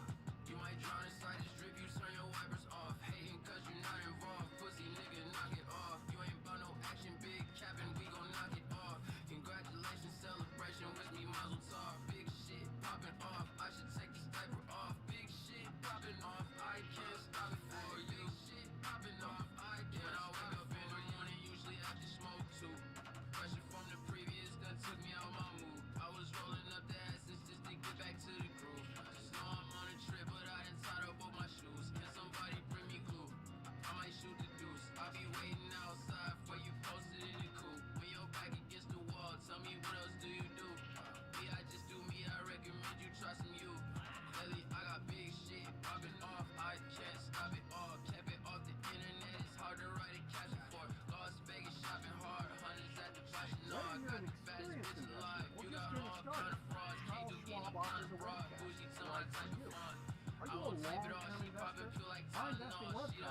wipe it off. Turn the lighting off, her soul is all types of dark, and I've been trying to wipe it off. Big shit popping off, I can't stop it off.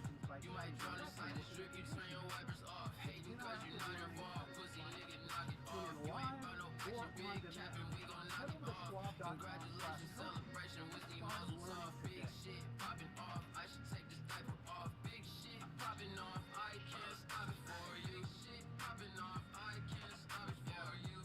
I can tell that you don't really got it all. Being real to self is something that you can't go shopping for. We popping lock off in the turbo at the auto mall. Who is overseas and blowing dope across the autobahn?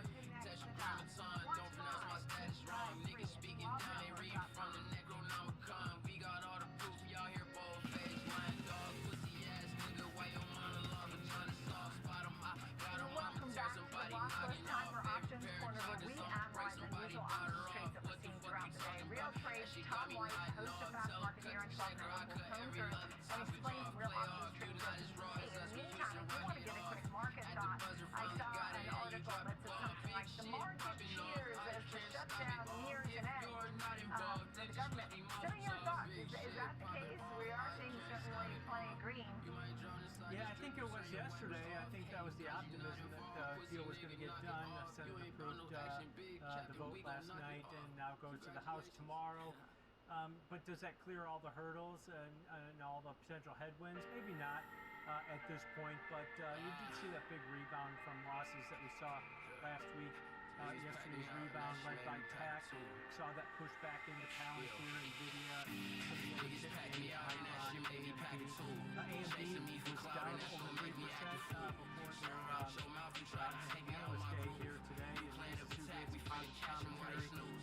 Chasing after the bag, there ain't no way that I can lose. Stock went positive, now it's back negative again. So it's just a Niggas choppy extra day. mad, they A little copping quicker brand new trading on iPhone. Veterans Day here Chasing me in for fall. clout, and that's what make But me act a fool. you know, some of the Heard headwinds you are had starting a to go splash, away, take a and I drink think inside my that coupe. that has She hop out with investors bags, she excited. don't got shit else S&P to do. 500 members is still Chasing only after about cash, 1% all off this its is all-time nothing highs. new. The When she Nasdaq pop her ass and about put me in 2% a off happy its mood. all-time highs. So I'm gonna do the dash, yeah, see you you know, in the even afternoon. when you're at these Always keep elevated some cash, but levels, I got Apple any Wallet too. pullback Niggas pack might me out seem and that to shit look made like me there's pack a bigger tool. Double issues back out there, locations, but waiting the for market's an been pretty opportune. resilient. But And lately I November don't think we is on the same historically a page. pretty strong month I've been for drowning in my sin, I caught a equities. wave. Yeah, we talked a lot about seasonality, right? Even we've even started to talk about the Santa Claus rally. How about Starbucks? You found a bullish trade. You're going to share with us some of the details on the bullish trade for Starbucks. Yeah, nice bounce back so far this month, up about 7%. Nice gains here today. You wonder if Brian Nichols actually turning this ship around, because I think it's taken a lot longer than Just protect yourself. Put cameras up and stuff, you'll be fine.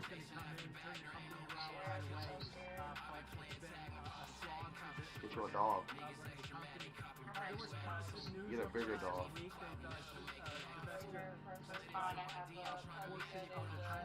That ain't shit. I'll keep the hell out of that. Get a bigger dog that'll protect you. Not a thing that you wanna, whatever. Just get something that's gonna protect you. Then you can love anything. You know, not nothing even. You know, get something. You know, if you're scared, do something. If you're scared, you gotta get something. Negotiations with the union at this point. That might be headwinds.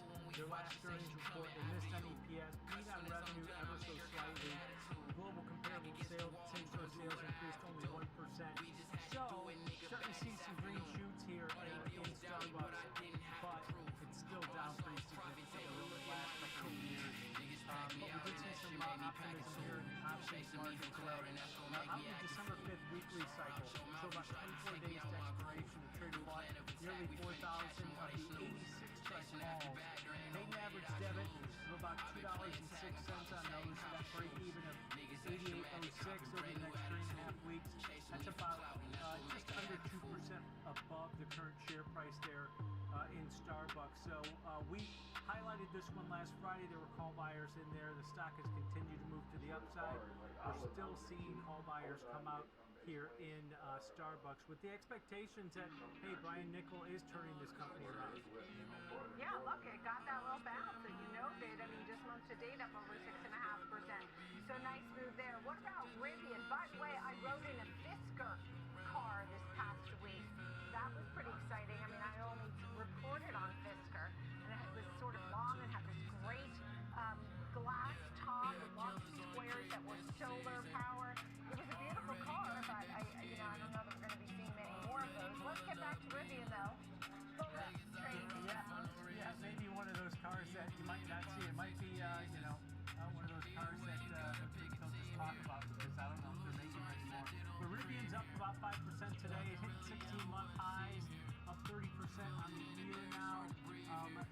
options on the back of earnings that were okay. They cut some people, so they're cutting costs at this point.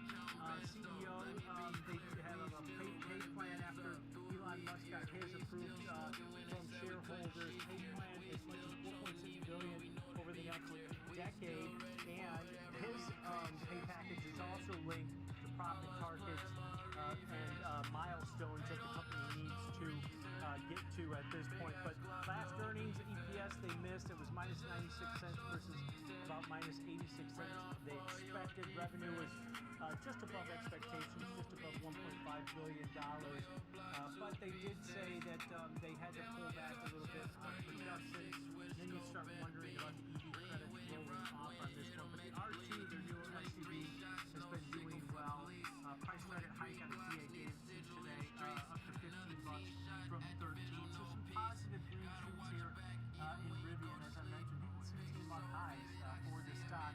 And the traders, option traders were in here in full force. And this was out to November 14th. Weekly options that expired just 3 days. So really short-term positioning by these traders. But over 25,000 of the 17 strike calls were bought. Average debit of about 60 cents, so that break even of $17.60 where these traders needed to hit above over the next 3 days. About 1.5%, 2% above the current share price in there. Call volume double normal daily average volume. And this was a big write-up on Wall Street bets. A little bit of speculative call buying here in Rivian, but having a nice pop today. Yeah, and look, I mean, let's talk about Davidson already in $15 target. Right now it's at 1760, so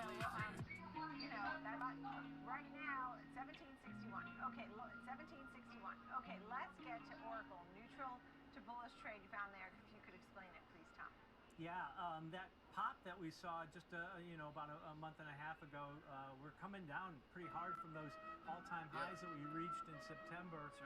Now down about 32% from those levels. So we've seen a big fall off in this stock. It's still up 40% on the year, so it's had a great run.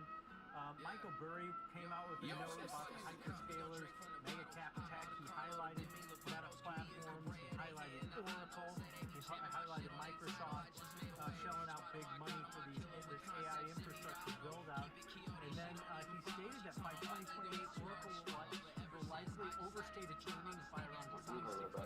So digging into these hyperscalers, I know that he bought puts in Palantir and Nvidia also, but this comes on the back of big AI investments. They've got partnerships with all the big hyperscalers at this point. They might compete with them in some areas, but they've also got partnerships with them. Stock was downgraded yesterday by Oaks Group to hold from buy, but this has been a pretty steep sell-off. But the parabolic move that we had maybe a little bit overdone. But we did see something in Nicole. This is one of those unusual option strategies that I'm going to highlight just because at a pullback like you're seeing today, this might be the way that this trader's thinking about it, that, hey, if it continues to fall, I'm willing to buy the shares. If not, implied volatility levels have expanded in Oracle because the stock has slid so much, and that allows you to collect some more option premiums.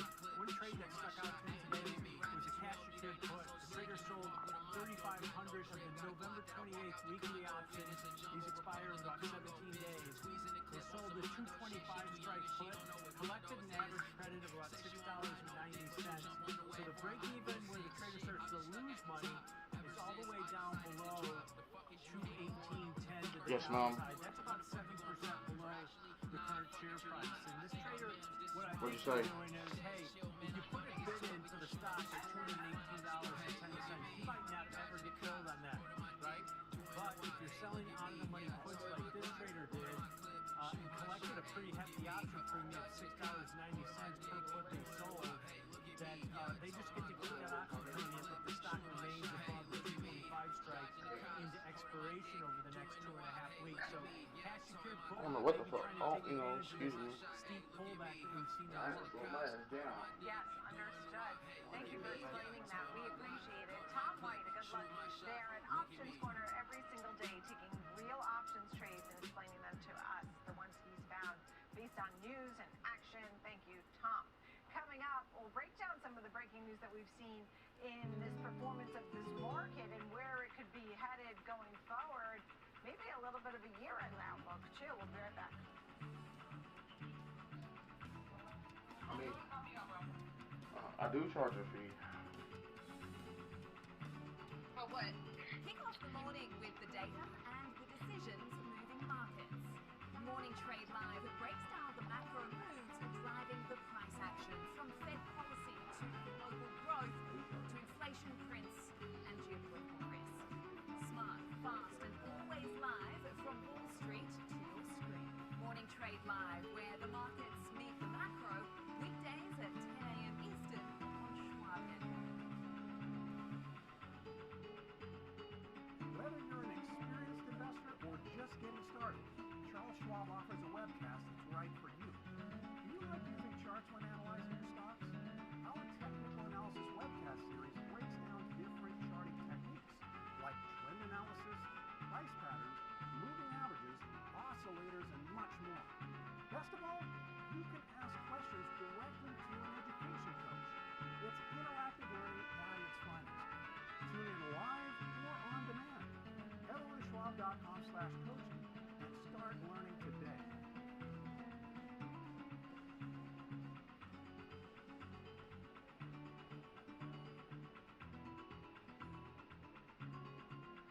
I'm Kevin Green, and I track options flow daily, identifying who's buying, who's selling, and how it's going to impact the markets. Watch live on Schwab Network and schwabnetwork.com.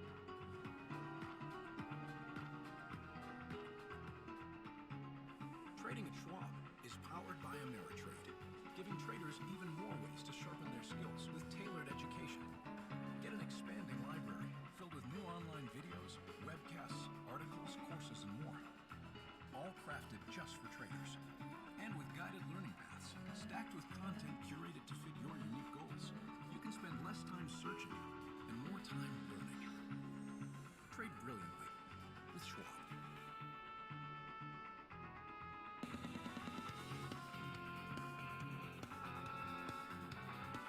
Welcome back to the watch list. I'm Nicole Petalides. We're live on the floor of the New York Stock Exchange. The optimism on Wall Street continues to see the Dow here up about 532 points, but there's a lot of different story stocks. So here are some of the movers for you. Paramount Skydance rallying today after its first earnings following the merger of Paramount and Skydance. The post-earnings reaction to the media giants report has been fueled by guidance that topped expectations and growth in its streaming business. On top of the mergers and acquisitions, CEO David Ellison said, "There are no must-haves for us, that the company absolutely has the ability to build to get where it wants to go." Up arrows there. Now, check out NVIDIA.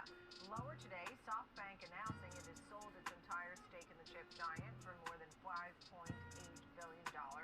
In the earnings statement, SoftBank disclosed that it sold more than 32 million NVIDIA shares last month. And the SoftBank CFO saying that the sale has nothing really to do with NVIDIA itself, I'm paraphrasing, but is a move for financing its investment in OpenAI. SoftBank also noted it had completed a partial share of its T-Mobile stake. All right, let's get the very latest on the market action, the seasonality. Look, we're almost a few weeks away to the end of the year.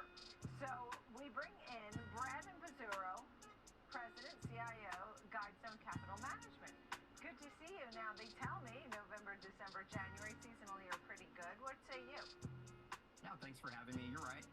November, December, I know your last guest, you had mentioned the Santa rally. That's certainly right around the corner. There is a lot of seasonality behind these last few months of the year, but there's also a lot of earnings momentum. We're just coming off a really strong quarter in earnings, and of course, that's what propels everything from a market standpoint. This 13% that we're getting thus far is probably our fourth consecutive quarter of double-digit earnings. We continue to see that momentum through the end of the year, so we're probably looking pretty good and green on the screen. Up where we are, we're looking at the third year in a row of S&P 500 up double digits, which is pretty astounding. So when you say there's plenty to like in the earnings announcements, explain that. You've been pleased? Yeah, sure. Yeah, we're definitely pleased. I mean, if you dive in a little bit further under the hood, we're about 90% of the way through earnings for Q3 here. About 61% have beat on both EPS and sales. On average, that's around 41%, so that's a really big delta, relatively speaking. Coming into earnings season even, we really had an astounding kind of run up there. So it's only the 5th time since 2003 that growth estimates have been revised higher as we headed into that earnings season. Last stat I would give you is just revenue year-over-year growth rates up about 8%. That's the highest since 2022's inflation surge. So there's really a lot to like from that standpoint, a lot of strength, a lot of durability. So just fundamentally, you're seeing stocks come out with some really strong earnings. So it's easy to see why people would be excited about it. And are you excited about the shutdown coming to an end? Do you feel like that too can be a catalyst to growth? Because we will get out data, and that could show weakness in the labor market, for example, what the Fed may or may not do next. What's the process here? Sure, excitement around the government shutdown, certainly a good I think thing. they are. Day 41, I be hearing notifications all the time, by 6 days but when I go to thus check, I far. don't be Obviously, seeing Senate them. voted last night, headed to the Oh, House. okay, you are talking. Awesome. President Trump's signature. So it's good to see things moving in the right direction there. Now, what we now have to get through is a backlog of data that was not revealed to us. There is a lot of alternative data that I'm sure plenty of guests have talked about, and there's some reality in why that's good data. But we still have to get the official economic data, of course, from the government. Next up, we then have a bit of a delay from data that hadn't been collected while the government was shut down. So just because it opens doesn't mean we're going to get data on a regular schedule going forward as well. So we're going to continue to see a bit of a backlog through December. And importantly, to your point, from the Fed's perspective, we missed a couple of important data points there. We had 2 CPI data points that didn't come out. It's unlikely that the BLS will be able to collect that data prior to that December decision. A lot of other important data points there as well. So while we're not flying blind, especially because of the alternative data out there, we and even the Fed to some degree is flying in a fog. And so at this point now, when we talk about how you really move forward with this, you talk about the consumer. Do you like consumer-related stocks, or do you want to see how the consumer will behave? I mean, because we want to know also what's your advice to investors. Sure. Yeah, consumers have been pretty resilient. That's been a story for the last several years. We obviously had excess cash that was available to your average person post-COVID, and that's largely dried up for the most part now, I think we can safely say. But the consumer is getting stretched. 22% of new car loans are at 84 months, which is a record. The top 10% are spending about 49% of the spending's coming from them. Last stat I would share that comes to mind is that the average age of a first-time home buyer is now up to the age of 40. In 1981, that was 29. So the consumer is getting stretched. There's been idea of floating a 50-year mortgage out there as well. We want to wait and see as far as the consumer goes. There's Yes, still a lot please. to muddle through there outside of the wealthiest consumer cohort. Directionally, I think an area that one might be able to look at is materials. There's a few tailwinds in the pipeline there just in terms of government contracts. But also it's the U.S. sector with the highest correlation to Chinese equities. And that's one area that, of course, is starting to get a little bit of lift in the market. So, investors might be well served to take a look at materials from here. I like that you mentioned the 50-year mortgage because I was reading about that earlier today. It's one of the ways to sort of, help with affordability because people get a 30-year mortgage, and if you get a 50-year mortgage, your payments will be less. I mean, that's sort of the premise behind it. The Trump administration, the policy changes have not actually been announced, but it's been an idea that's floated. When we think about how investors can invest to make money in the stock market, do you have favorite sectors or names? I'm looking at them right now. They're all bullish. They're all going right now. Sector, since You we're should be up. talking about mortgages a bit there, you could move into financials. They're at the low end of the historical leverage point, so they could benefit from ongoing deregulation. Diving in a little bit further under the hood, maybe not just big banks, but more specifically, if you look at some exchanges, Normal. they're kind of the pipeline, of course, for markets. And as long as It was market normal. momentum keeps going and trading keeps happening, those pipes are going to continue to be filled. So exchanges can be interesting. Insurance is another industry within the financial sector that could shed some light on interesting areas. Specifically, again, This one, there's the Borrow opportunity has to, it. room Haven. for an insurance, even in times when you might be a little bit more crunched for, say, margins at the big banks. So underneath financials, we like exchanges, we like insurance is kind of some adjacent All right, look. plays there. It's right here in this channel.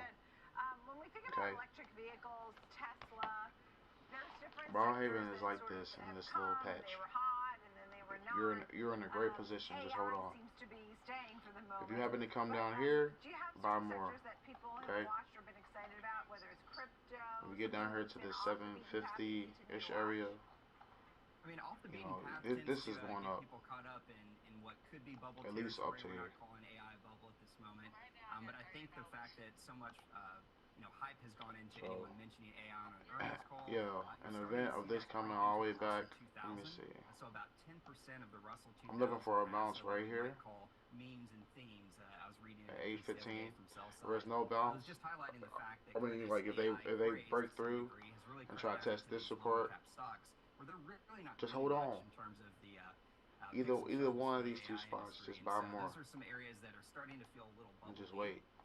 Other than that, though, I think people playing straight down the fairway, taking the gains that they've had thus far You're this year good. is Everything is all sound good. advice. I would also mention maybe another sector is from healthcare. There's a little bit more clarity on tariffs, and healthcare was held back a bit by that tariff overhang. It's been a relative laggard year to date, so there can be some areas to pick off there. Clearly, there's been a little bit of M&A in the space as well, so finally starting to see a little momentum in healthcare.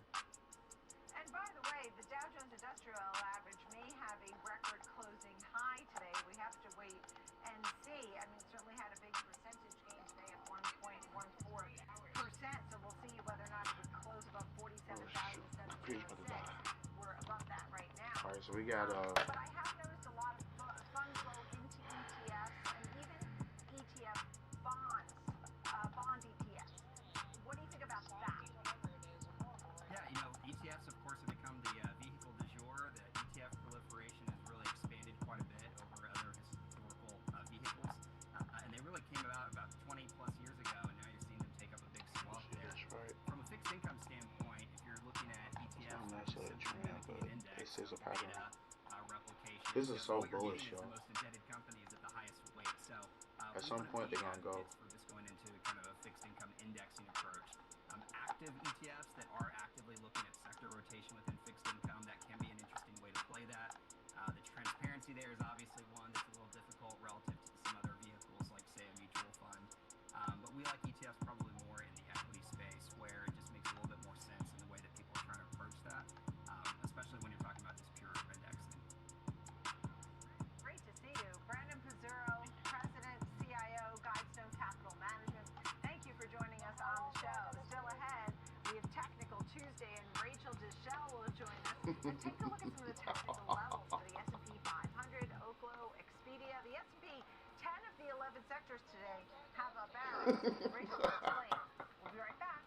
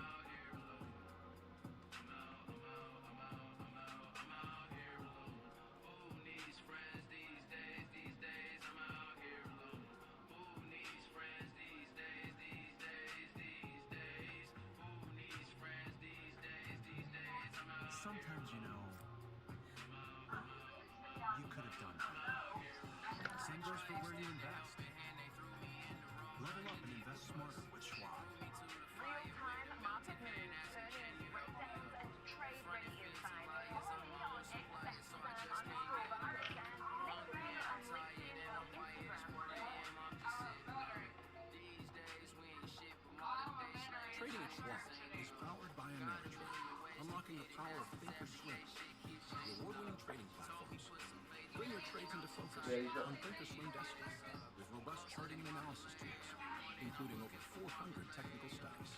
Tailor the platforms to your unique needs with nearly endless customization, and track market trends with up-to-the-minute news and insights. Trade brilliantly with Schwab.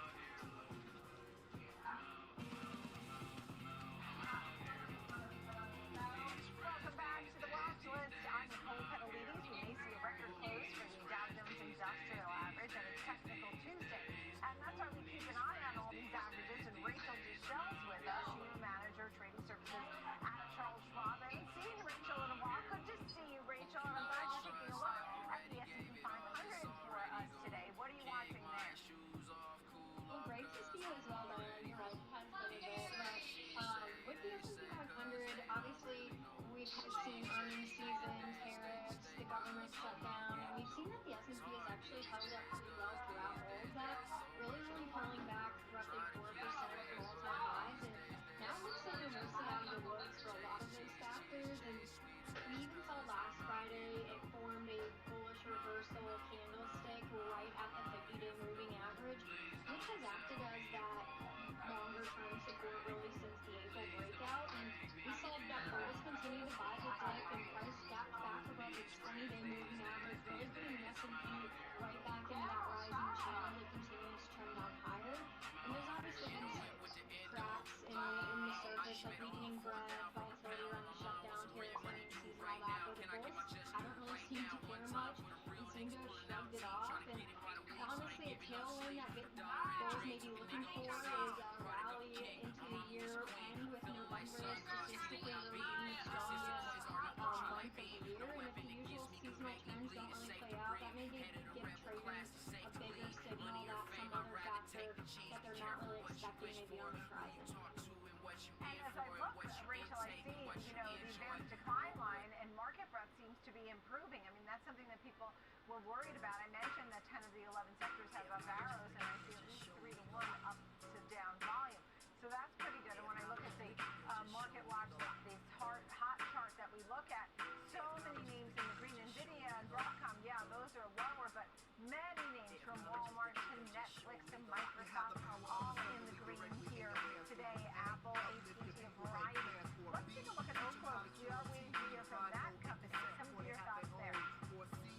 Yeah, you're right, Nicole, and it definitely speaks to the sector rotation that's taking place on the surface here. So the next one for Oklo we've all seen has had a phenomenal run this year, 400,000% move from yearly lows to highs, and you can see the market has just respected those Fibonacci retracement levels in this name. The trend stalled out at the 423.6% retracement, which is over quadrupling that initial basic pattern that it broke out on early this summer. And we all know that the trend will run forever, and we did see a bearish divergence in the other side with price levels all-time highs, and we've seen a distribution looking pattern really taking place over the last month or so. And with that pattern, I see a purple trend line that really stands as the neckline of a slanted head and shoulder bear my stock is breaking down too. pattern that just completed last week, and now we kind of see price trying to retrace back to that level, which also kind of coincides with the 50-day moving average and some of our resistance levels to the upside. So some levels to watch in this would be 126 to the upside there with the next Fibonacci, and 126 to the downside, but obviously got to reclaim that 50-day moving average first as well. Last but not least, before I let you go, could you take a peek at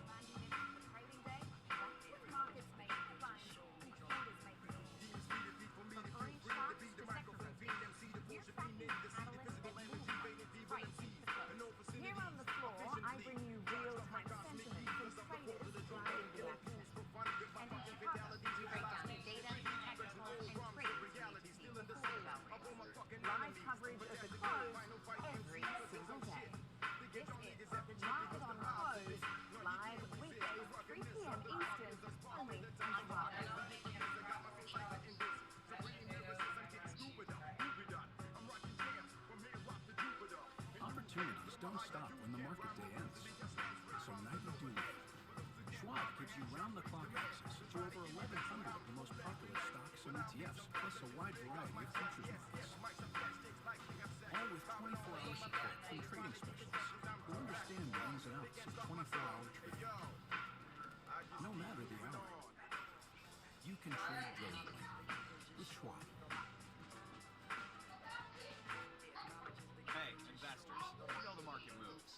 Schwab is here to help you move with it. So, whether you're buying, selling, holding, or planning, whether you're ETFing or 401k'ing, saving, spending, or even retiring, you can count on Schwab for market insights, live support, powerful trading platforms, and 400 branches. All at your service, all so you can invest your way. Sounds nice, right? I'm Sam Barnes, live from the New York Stock Exchange. When the market moves, we're on it. Getting the reaction, the strategy, and sentiment in real time. Stream Schwab Network at schwabnetwork.com.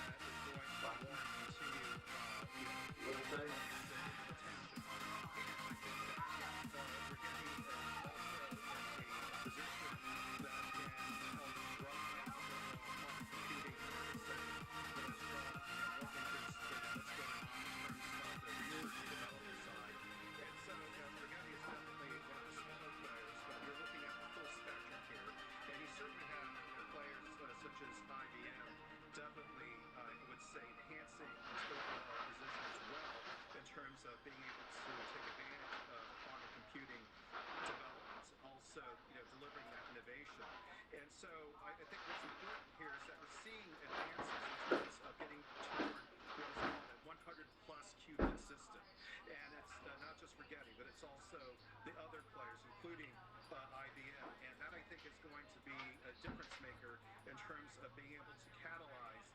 research and development that's going to be so vital in terms of how this market will play out. We're showing some of these here. We have Rigetti, we have D-Wave, IM2, quantum computing, just to name a few. So what do you think here, Corey? I mean, what's the final thought? Because I do want to expand it out a little bit. You know, is it a win in the long term for all of these names? I drove by the Rigetti headquarters yesterday, as it happens, because it's down the street from the Berkeley Bowl grocery store. The Berkeley Bowl grocery store is 4 times the size of Rigetti and has greater revenues. So, you know, this is a science project. This is like, you know, investing in a company like this or D-Wave or something is kind of like believing in organized religion and then going to church's fried chicken as if you're participating in the same thing. There's nothing here yet. And maybe there will be something from IBM. Maybe there will be something from Google. Maybe there will be something from Rigetti.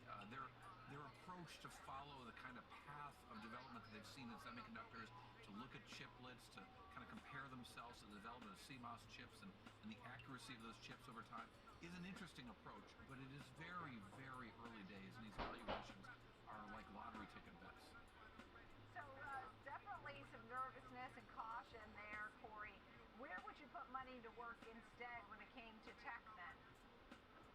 I mean, you know, quantum computing, like I said, is more like a biotech guess on something that might work someday.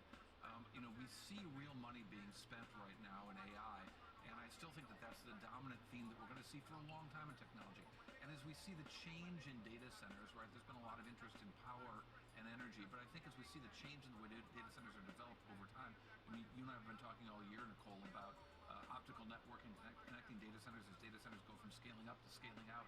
I think we're going to see a lot more there and a lot more spending there. You know, whether or not Meta and Microsoft and others Amazon, Google, see a payback in the amounts they are spending in data centers, we know that they're spending in data centers. So it may be the picks and shovels, if you will, that are the real beneficiaries for quite a while to come. Understood. So looking at AI and beyond. Ron, what about you? I mean, when you expand, so it sounds like you are a little more positive on the quantum computing stocks, but if you expand it out, what kind of names do you like in tech? Well, I think Corey is correct. I think AI has plenty of runway despite all the talk about a bubble. It's not going to be something in the foreseeable future from my perspective. I think naturally the NVIDIAs as well as the Mag 7 stocks for the most part are going to be solid investments. They all have AI plays. And what's going on with AI is that there's just massive investments that are going on to build out those data centers, and it's called the data center migration that's going on in terms of building them in more remote areas, rural areas, i.e. where you can get the energy to support all of that intensive GPU training that's required across all these clusters, including distributed data centers as well as scale across data centers. So in addition, I would say that the Microsofts, the Googles and / Alphabets, as well as I would say anybody who is playing in terms of the data center build out. And so I think that actually brings to the forefront stocks that haven't really gotten as much attention, but the Ciscos, the Dells, I would also say the HPEs will become more interesting as a result as the networking and the GPU intensive training become more and more integrated, and as a result will pull through, I would say, these stocks in addition to the leading AI stocks of right now. Well, it's great to see you both. Really appreciate it. And watch for a record close, too, on the Dow Jones Industrial Average, friends. Corey Johnson, Ron Westfall, thank you both for being with us here today, taking a look at Rigetti and so much more.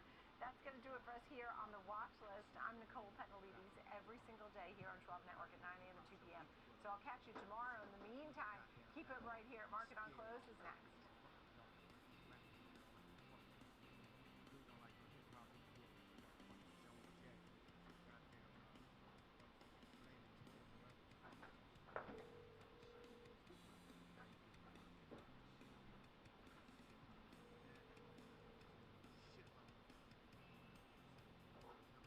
Whether you're an experienced investor or just getting started, Charles Schwab offers a webcast that's right for you.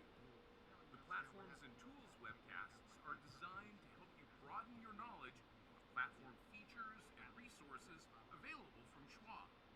You'll learn tips and tricks to help navigate Schwab.com, Thinkorswim, and mobile-based platforms.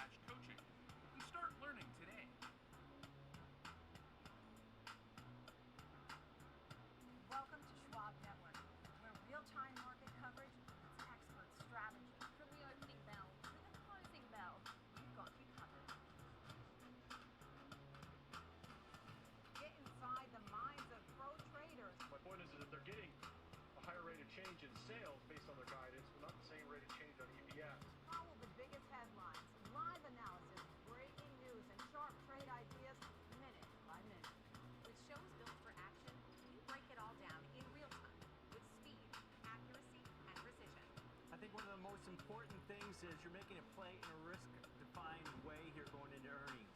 So that would be a further downside area to watch. Smart insights, actionable data, veteran traders, and trusted financial journalists streaming live and on demand.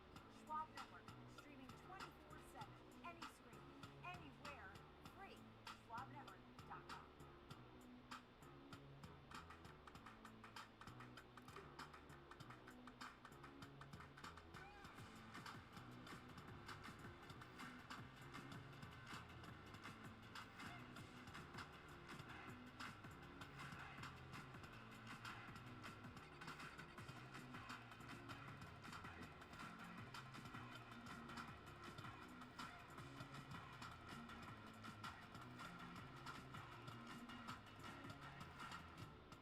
I'm Nicole Petalides at the New York Stock Exchange. Live interviews, market movers, and real-time coverage right from the floor. Subscribe now at SchwabNetwork.com.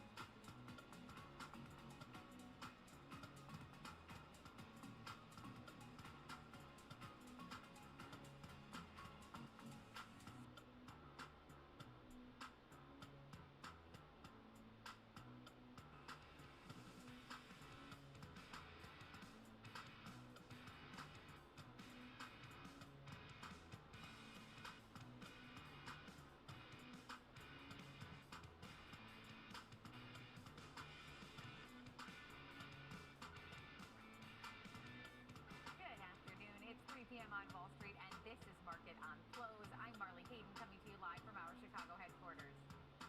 And I'm Zen Barnes, coming to you live from the floor of the New York Stock Exchange. Let's take a look at what is coming up on today's show. Your portfolio will be a theme for today's show as we'll discuss ways to protect yourself from market volatility and dive into active ETFs focused on growth. Stick around for those conversations. In Options Corner, we'll look at Oplo ahead of its earnings after the close and dive into what the options market is saying ahead of that report card. And today's overlooked stock is XPeng as shares hit a new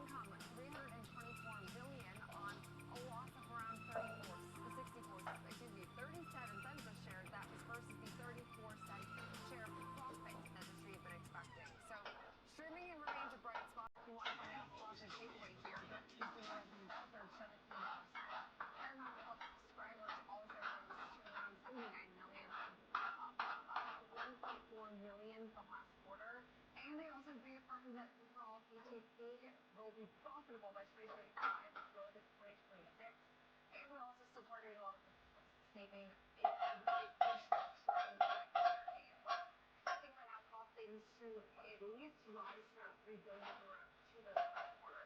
A lot collected in the energy pump, but it sounds like also a lot of these one-off numbers that don't consider estimates are results of merger and expense right now. They seem from like a legal and tax standpoint that they're facing some rising costs that are taking the expect to be missed and in anytime they were going to have an excess of $1 billion savings because we tax the rate. But it generally will lead to a move to the upside here.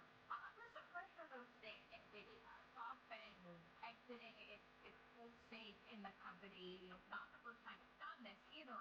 And it's the commentary they made around the why as well. Yeah, this is an interesting story. I actually think one has been like understopped today by the market. But I mean, we're seeing NVIDIA, like you said, straight lower pretty substantially after SoftBank offloaded its entire stake in the chip maker. So selling around 32 million shares of NVIDIA in October, raising around 5.8 billion to help fund the major investment in AI, including the pretty significant commitment to now OpenAI. But their CFO is making large AI investments required to use up existing assets. So the negative reaction is not necessarily due to shares flooding the market. Stock video sales did occur in October. Instead, we're seeing because of the disclosure and the market signal that the trade correctly represents. There's shaping some confidence, and I think the other question as far as we look at the video for earnings are targeted now next Wednesday after the close as well. But heading into the announcement, we're still expecting some staggering growth, and despite the sale by a major holder, of course, broader analyst sentiment has remained overwhelmingly positive on NVIDIA as it does carry an average rate of right now buyer overweight, and we're seeing most recently firms like Sleeper even earlier yesterday actually was continuing to reiterate that buy rate, increasing its price target. So from a technical standpoint, we actually are slightly above our 15 moving average. I know we went back from these current levels last week saw a pretty big correction in price, but any trader will say this is always an opportunity. You see a name as strong and as steady as NVIDIA then, take the time to be pullback. Yeah, and that's really good. We're on the downside about 2.5% right now. It was way on the Nasdaq. I thought everything else was back to green. Nasdaq still in the red, even if it was a large component of it. Also in the red. That was Nasdaq quarter, but really underperforming today, down I think 16% or so. Yeah, I mean, taking an opportunity here today, we got revenues on 137% year over year. That figure for revenues and beat expectations, equivalent of really strong AI infrastructure demand with major contracts. Coupled like the OpenAI as well as other major hyperscalers, backlog nearly doubled. We also saw some revenue backlog, including that future contracted revenue jumped to around $555 million, $30 million just in its previously reported quarter. This backlog does include commitments and signals some strong future demand for their AI cloud services. Profitability is still relatively elusive as we did see net losses narrow to around $110 million, better than last year, but GAAP profitability does still remain pretty out of reach. Debt and interest costs also are mounting as we did see interest expenses soar to around $311 million. That was nearly triple last year's levels as Corey does lean on debt financing for expansion. So total debt stands at around $14 billion with around $9.7 billion of that debt due in the next 12 months. That's a concern. I think that anytime you're operating as close to the chest with your debt to cash ratio as this name is, I think that you do pose a risk, and perhaps we just remind you of this fact with this financial statement because this has always been kind of the nature of these and again, newer named public markets are, I should say, sort of like the way that we move AI company. But I mean, taking it on the chin here down to 16%. And certainly there's the news about a potential domain with one of its third-party data center providers was not met with any type of enthusiasm. Names, like not getting specifics on that, I think is also a problem. Yeah, certainly it could be a short-term pullback. We are seeing a significant drop-off before we didn't wake up in a hurry. This last story not necessarily tied to one specific stock, but for an industry on the whole. And putting an allegation, we're talking about microbrewery here, saying that some of America's largest tech companies, particularly those in the cloud and AI infrastructure space, are using aggressive accounting to pad their profits and potentially being dishonest about the life cycle of chips. This is So what he was important was one of the masterminds of being able to foresee the was kind of the collapse of the mortgage and housing system in the United States. So he's been pretty interested in the U.S. stock market for several years. So keep that in mind. More pessimistic for Missouri, but his most recent call does seem a bit more bearish than what we've seen in the past, or perhaps we've seen a bit more outspoken about calling out for these companies. So he said he's made a pretty big bet against these AI stocks that we've seen huge drops in the last several years. But in a recent 13 out filing, Plan Asset Management disclosed that they purchased roughly 5 million put options with a notional value of over $912 million on the AI deal. Of course, linked company Palantir also purchasing 1 million puts on NVIDIA, selling the remainder of its holdings in the second quarter and purchasing several new long positions as well. And he's also frequently changed his position on NVIDIA and Plan Asset Management portfolio over the last several years. But it does seem, I think, very concerning if you consider the fact that right now he is basically saying that the deal booking that a lot of these back-end basically technology companies elongating the lifespan of them that are not actually correct. That's inflating the very speed they crack. And these could be really major issues if that is actually true. He goes on to give specific examples. It's a pretty detailed report, but it does then give you some questions about, some of the back-end accounting practices of our biggest companies in AI and other stuff.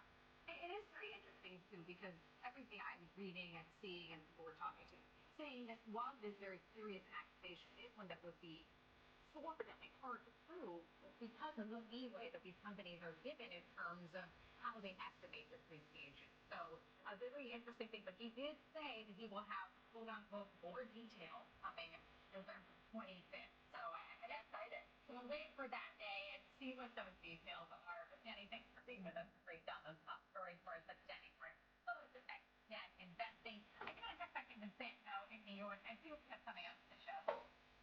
O'Malley, we'll dive more into the basic market, but we can't set up your portfolio to help manage the market. That's something I think is important.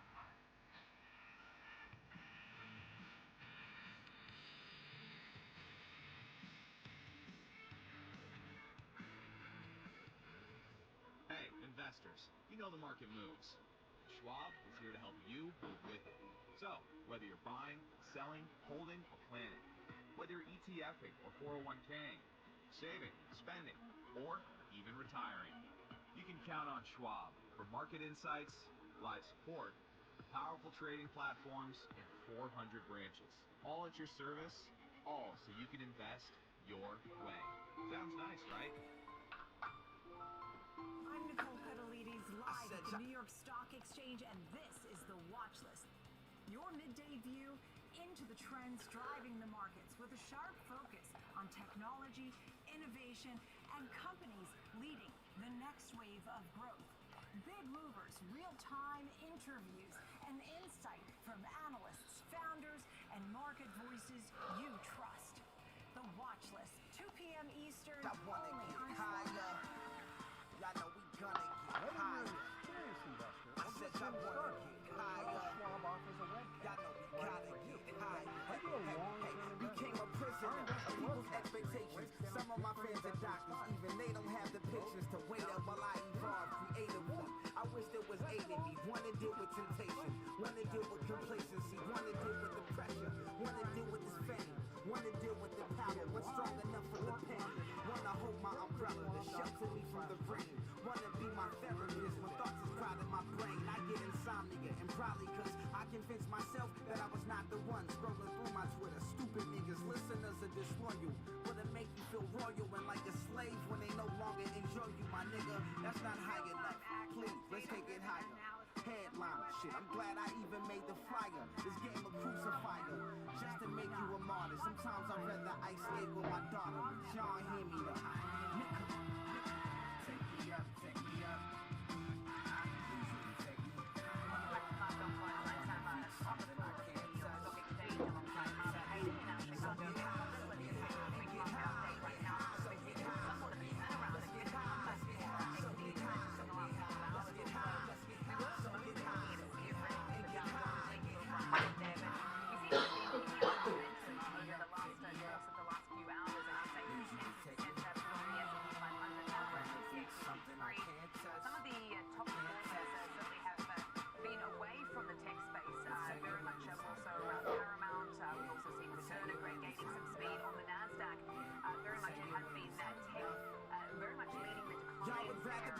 sound like Reaper and stuff me into a paper. Temporary reliever while you wake up like a Laker. I'm working 24/7, wondering what the day went. Feeling taken for granted, feeling underestimated. Do I need the recognition when I have the reputation? Y'all thinking entertainment, I'm thinking elevation. In an industry that's saturated, but I'm glad I made it.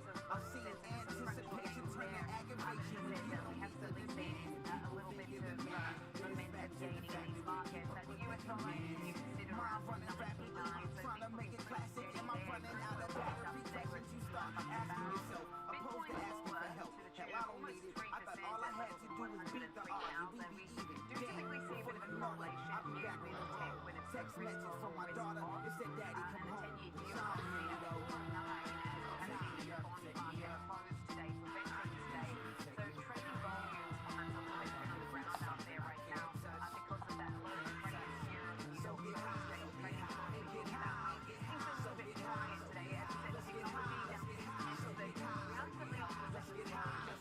Heavy volume.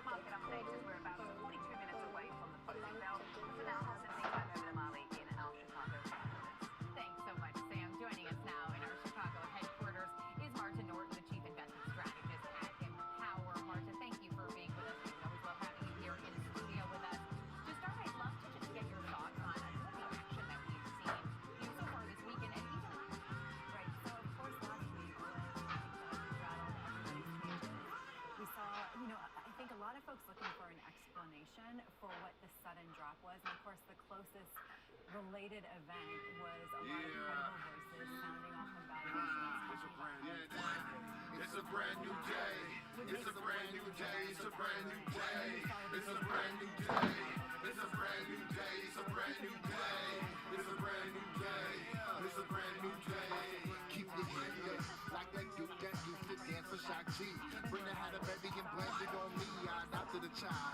I could pull the high road, creating a smile. Try to switch up the style and stop lying like I did. Just a couple of bars before this. Life is priceless. Sign sisters, a gift is a bitch. Just supporting the pitch, my 2 cents. On my new wish, it's a brand new day. 11:59 and the seconds gon' ring. Gotta use them.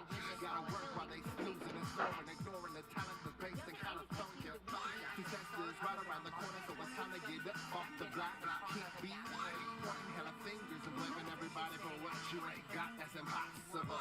And I should know. I find it really hard to be responsible, but I'm learning. It's a brand new day, the world's turning. It's a brand new day, your boy's learning. It's a brand new day. It's a brand new day. It's a brand new day. It's a brand new day. It's a brand new day. It's a brand new day. It's a brand new day. It's a brand new day. It's a brand new day. It's a brand new day. I said fuck all the bullshit, bump that hit. Talk about good and just don't say shit. It's a brand new day. Sun rays on your face. Blaze up the J, wish haters away. Doing other things for the people who make it. Damn, that was almost you. God seemed to save me. People never know how their life turned out. You sleepwalking, baby, know them pillows down. Okay, you wanna be a winner, you wanna be real. But do you wanna be you? I don't know still. I'm feeling so good, I'm not tripping off you. I'm feeling so good, I'm not tripping off you. Hey, feel the pain and feel the magic, I'm always fresh. Guess it's always had it when I'm ripping on the MIC. Enemy to I can see, trickle down the gutter, please, we building a community. Unity, fluidly, fluency, ocean breeze, matrimony, I believe, come with me, don't you fucking see me. It's a brand new day, it's a brand new day, it's a brand new day, it's a brand new day, it's a brand new day, it's a brand new day, it's a brand new day, it's a brand new day, it's a brand new day, it's a brand new day, it's a brand new day, it's a brand new day, it's a brand new day. Born again, die again, born you feel it, go try it then. Can't deny it when you get the urge. Splurge got riches. When you remove the spots off dishes, it's a new day, you say wishes. We say instant replay. Give me that feeling again, the OG way. And that's natural highs, unnatural lows, that you will know. Get a knack and go, keep smashing. Be yourself, keep the fashions, but don't let them take you away, cause they won't make you stay. If you're a dumb fucking make mistakes, stand your ass up and shake the snakes off. Dust them, put them on a track and you bust them. None of that's prefabricated, it's custom. You learn that one of those days. Don't turn back, there's no way. Hey.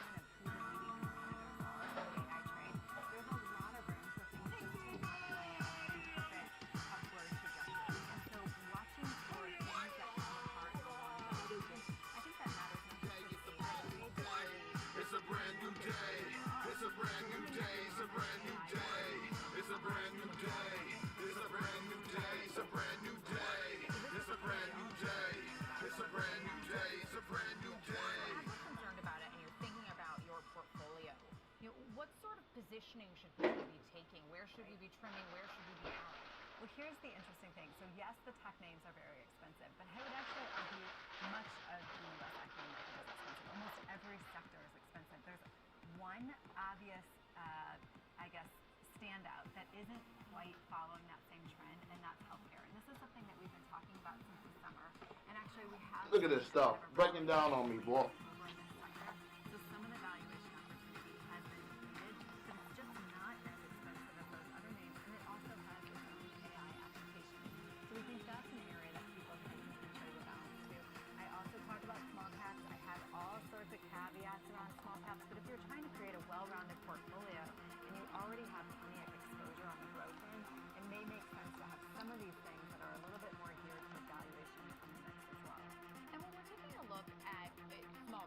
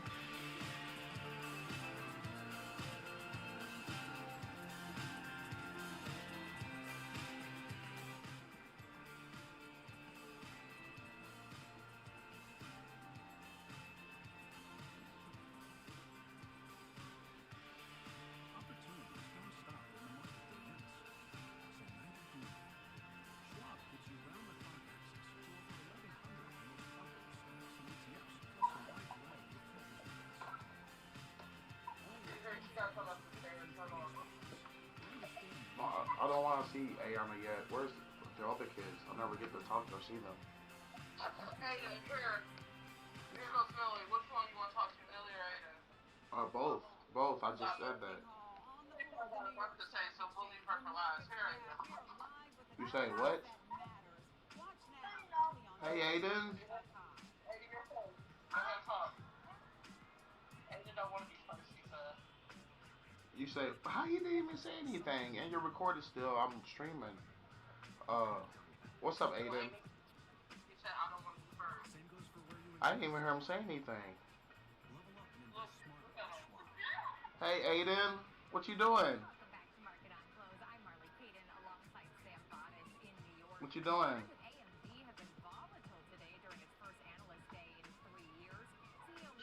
You just sitting there?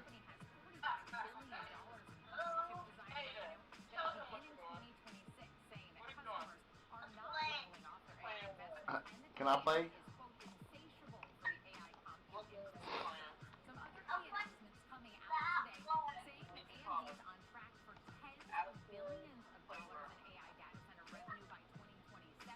Oh, and you getting big? You trying to get big on us? You trying to turn into a man on us, Aiden? Alright. Smile for this picture, Aiden.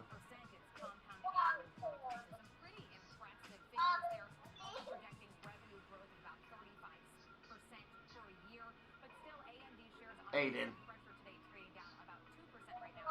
1 second, smile. Thank you. Thank you. Oh, that's a good one. Oh, can I get that one too? Can I have that smile?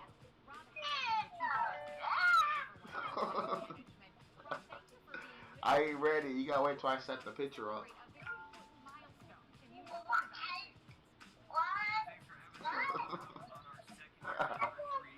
Alright, hold on. I'm almost ready. Alright, I'm ready now, Aiden. Smile. I'm ready, smile. Smile. Cheese. Everybody see your teeth.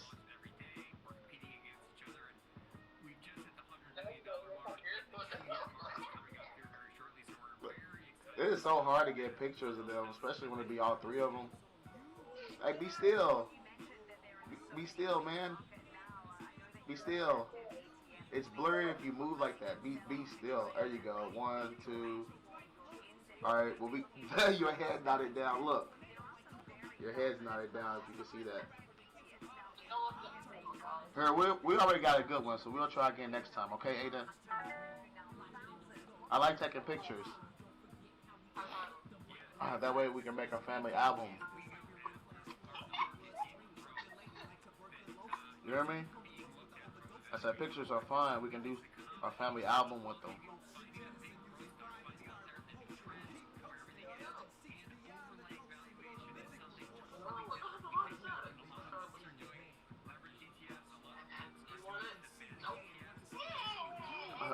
What's Millie doing, Aiden?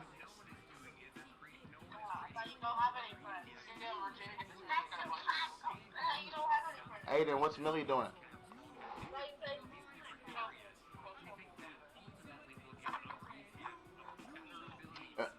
Aiden, you don't know how to talk. Millie! Put the camera down a little bit lower. Hey, I need somebody to ask you what you thought. You go till you be called. Please. I'm trying to say hi to Millie. Millie, come to the camera. Millie, turn to your, move left to the camera. Millie don't care, boys. She wants to do her stuff.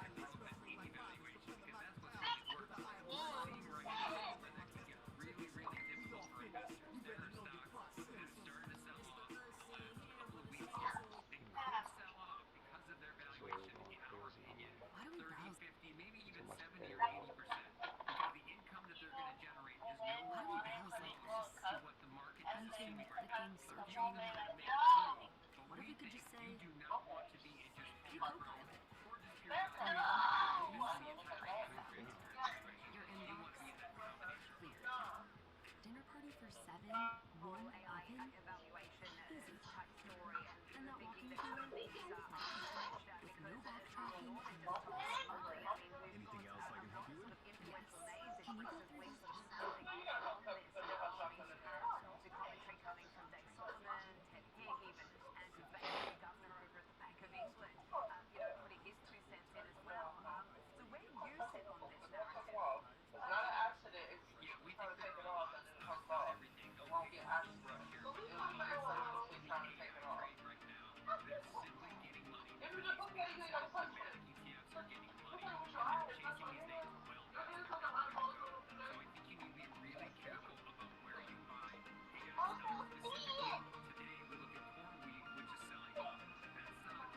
What to say? No, hold on, give me a second.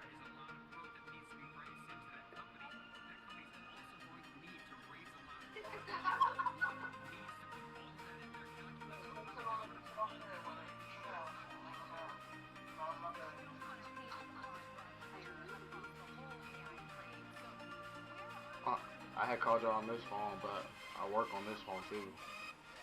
So I'm just trying to do a little bit, make sure I can have some money.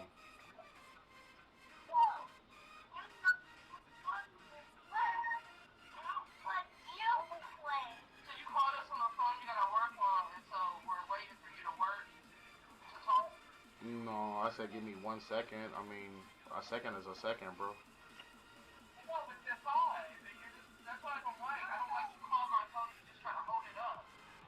Oh, well, I mean, I'm just trying to visit the kids. I'm coming back to you now. Like, what are you talking about? Hey, Yana, come get this phone. So he can do this 30-minute video and get off my phone. Where's the other phones at? Why is there no phones that the kids can call their dad with? Your phone out. Lost. Where's Kevin's phone out? Lost. Yeah, but is your checks lost? Like, tell her to give you your money so you can buy your own damn phone. For crying out loud. That nigga's got every excuse in the world to not give them a phone so they can call their dad. Take me to court. I'm not gonna give her her There's no reason to go to court over you not giving her a phone, bro. Take me buy her a phone. I don't have to make you do anything, bro. I don't have to make. I don't have to make you do anything. No, you're literally her parent and you're making too many excuses. You're on the phone, bro. Check or not. Disability check or not. That's not what her check's for. Bro, stop talking to me, bro, and be a parent. Stop talking to me. Every time you get on the phone, don't shit. She get a check. Give me your checks and all your phones. Yeah, buy the girl a phone so she can call her dad. Like, you in the way of her talking to her dad. Literally. Okay, nobody talk to their dad because you in the way. I don't even know what you're talking about right now. Like, go walk or something or work out or something. You all in the way. Like bodyguarding for nothing and don't even want to do nothing with yourself. Just get out the way so I can talk to my kids. Stop talking to me, which I told you that.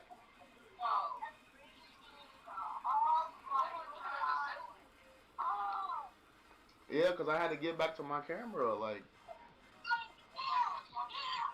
your mom is weird. Is there anywhere you can go anywhere and talk? Because your mama would be in our conversation the entire time. Having me looking at a roof and shit. I can't even see my kids while I'm even on the phone in the video chat. Like, you have to be able to have your own phone to be... Look, Ayana, should nobody be in the way of you want to do your own shit? Like, your mama is keeping you from being to your dad. Seriously. Because if you can buy you a phone, you would, right? No, I'm not. No, look, I asked her a question, and what she say, chat? No, I'm not. No, I'm not. Like, get out of the way so I can talk to my kid for crying out loud. And then they gonna hang up, right? Then they gonna hang up. I can't never talk to my kids. Get out the way so I can talk to my kids. Let my kid go in the other room so I can just see how her day is. You know, they'll put Ayana first, my oldest, and then I won't get a chance to talk to my middle child or my son because they want to hang up the phone. Like, get out the way. Talking about take her to court for what?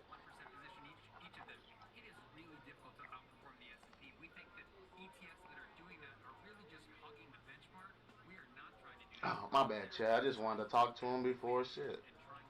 I fall asleep. Been up all day, all night. I'm tired. Can't wait to take my nap or go for a walk and work out. Chief Investment Officer at River One Asset Management. And coming up, we've got options corner. Rick Ducat will join us here in our Chicago studio to take a look at Oklo ahead of its earnings after the bell. That's next on Market on Close.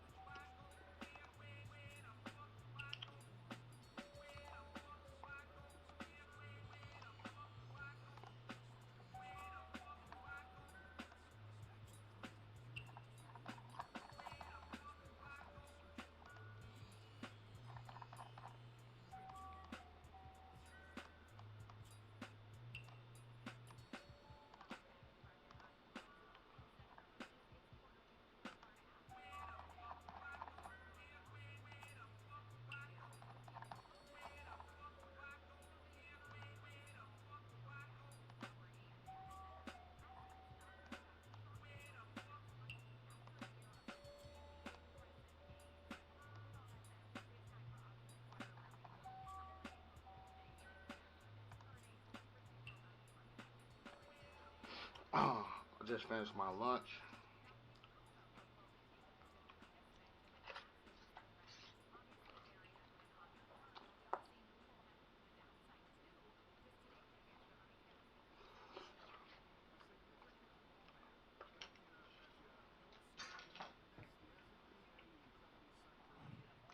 What? Oh yeah, I just want to send a shout out to all you punk ass motherfucking riders out there. Y'all ain't about shit. Y'all claim y'all down with hip-hop. Certainly not what you would think of if you asked me to picture a typical utility type stock.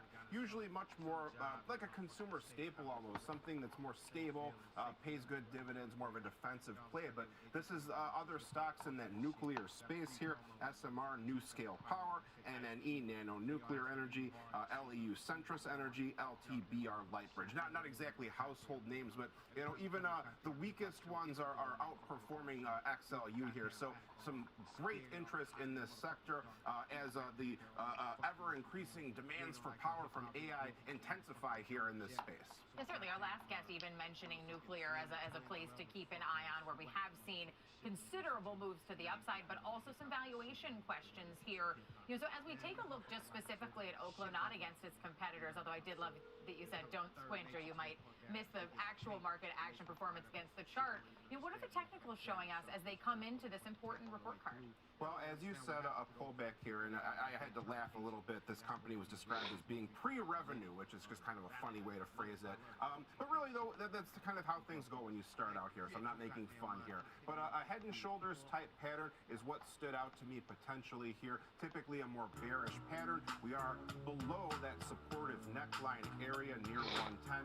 But, you know, earnings could really change everything. That's a huge huge potential catalyst. So I don't think I would put too much emphasis on a pattern like this when we have a large event risk type of situation right on the horizon here. Still, it's a really good example of what you would look for if you were trying to make a play off of this type of pattern here. You can also see here, this was our old high point, this was our breakout point. So 84 stands out as a potential supportive level if this move were to start to dematerialize and start to move back toward the lower edge here. When we do look at our moving averages, our orange 63-day EMA is pretty close to this 110 neckline level. That could be another resistance confluence to break through in the shorter term, but the level of our shoulders near about 143 stands out potentially as further resistance to the upside. Momentum trailing off, moving downward here. Once again, though, as we head into earnings, that is certainly not uncommon, not something that we would really make too terribly much out of in this case. Finally, if we were to look at our volume profile study, volume nodes here near about 140 as well as just below near about 113, 114 or so. Those areas stand out as potential congestion points to the upside. Meanwhile, things don't really pick up again to the downside. Let's go. About 75, which is where we also have our -1 standard deviation channel. So if things really do start to fall apart, that would be another line in the sand. Yeah, and you highlighted that 140, 143 level for where the shoulders are. You know, we're trading roughly 25% off of that right now at about 104. So, you know, pretty far removed from that shoulder level. But as we look at options activity, you know, how has the volume been ahead of their earnings? Slightly heavier than a typical day. Sizzle comes in at about 1.3 versus the 5-day moving average here. About 105,000 options changing hands though today, so pretty elevated relative to the other part of the market. Rather unusually, 43% calls. Typically you see calls outpacing puts here, so something a little bit unusual I noticed about this one here. In terms of the high open interest for our November expiration, 95 on the call side, 75 on the put side were very large outlier numbers here, so those were some interesting points to consider. One big trade, -600 January 16th, 125 puts done as a spread with plus 1,200 of the 95 puts in the same expiration here. Seems like it was probably a closing trade though, otherwise they'd be selling in the money puts. Net credit came in at about $310,000. Big trade though. Well, Rick, we appreciate you being with us to break down Oklo and also the options activity we're seeing ahead of their earnings report, which is expected out here in about a half hour. But I do want to send it back to New York and Sam to find out who we're talking about for overlooked stocks today. Well, George Tillotson Molly has his eye on Chinese EV maker XPeng as the stock has rallied to a 3-year high today. He'll break down the news on that company and what you need to know about it coming up next on Market on Post.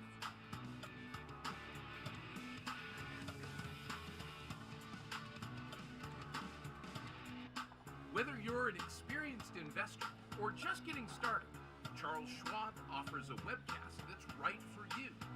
Are you an active trader? Our active trading webcasts are designed to help you develop a deeper understanding of technical analysis, options, futures, and more. Best of all, you can ask questions by chatting directly with an education coach. It's interactive learning at its finest. Tune in live or watch on demand. Head over to schwab.com/coaching and start learning today.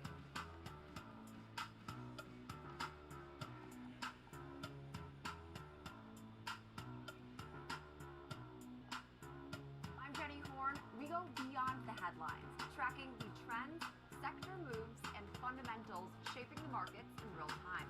This is Schwab Network. Subscribe at schwabnetwork.com. How's it going? First day, so Sometimes, you know, Next. try it again. you could have done better. Please. Same goes for where you invest. Level up and invest smarter with Schwab. What's up, Carl Nation? It's your #1 broker with the best full-service wealth management skills in the biz. Actually, I've seen something from Schwab.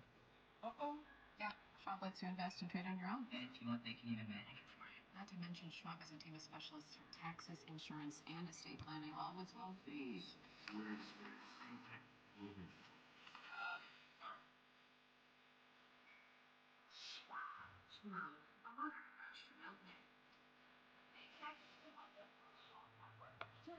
24 hours a day, 7 days a week on ShwabNetwork.com and on all your favorite streaming services. Schwab Network, available anytime, anywhere, on any device for free.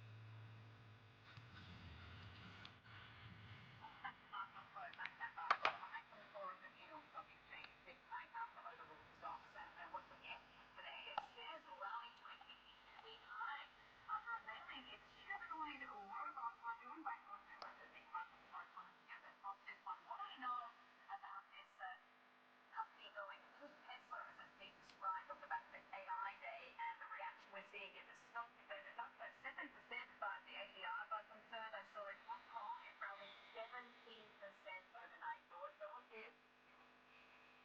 Well, I think, if you're interested in, Chinese automakers, I suggest this one is certainly one to keep an eye on. I mean, it's sort of a dark horse player in the autonomous driving space.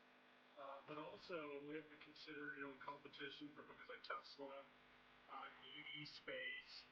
XPeng is actually producing over 400,000 units globally. So, we're playing catch up with Tesla, which has, close to 2 million annual units on a wholesale basis.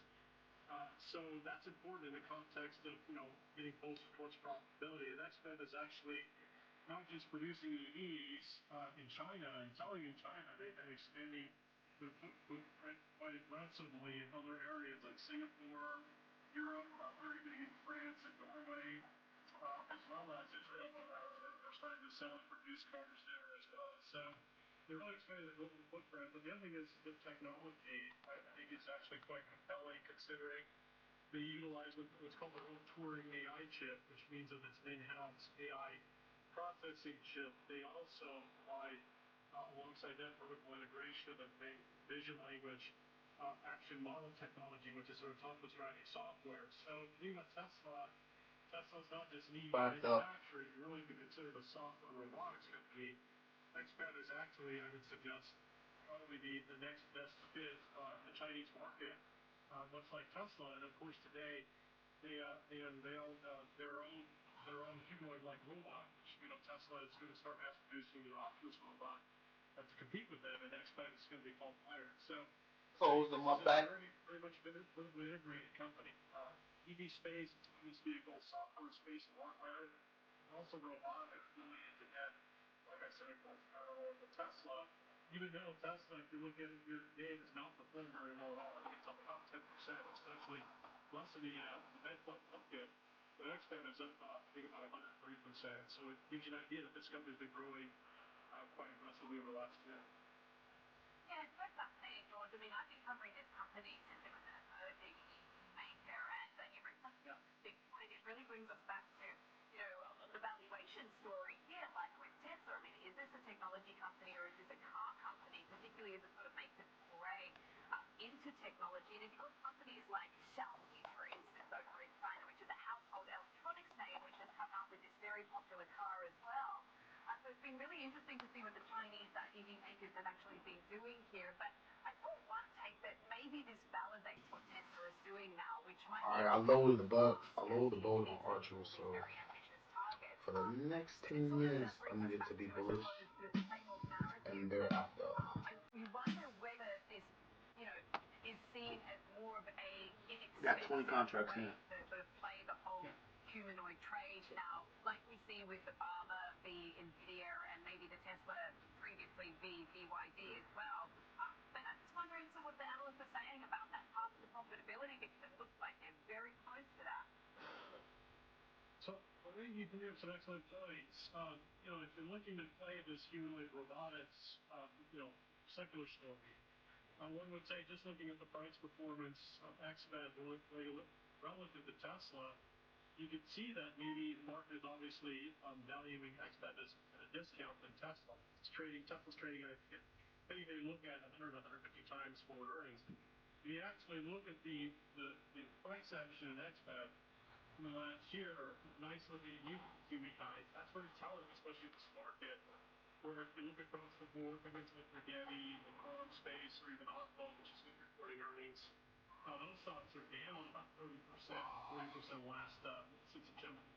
So I think the valuation concerns in the market are being demonstrated in other areas of the stocks, where really you can make the case that expense than everybody, considering this year the company's still expected to lose only 13 cents. Next year, adjusted profits of 30 cents, and the following year 64 cents. So the point is the inflection point for the profit is coming up for Expedited Flex moving first.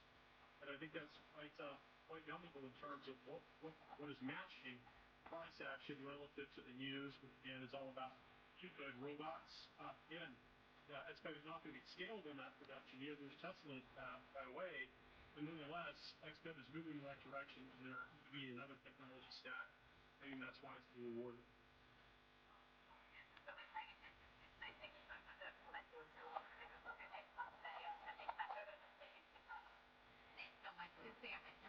We're nearing the end of the section. We'll be bringing in a cup of coffee to break down today's action next. Stay with us.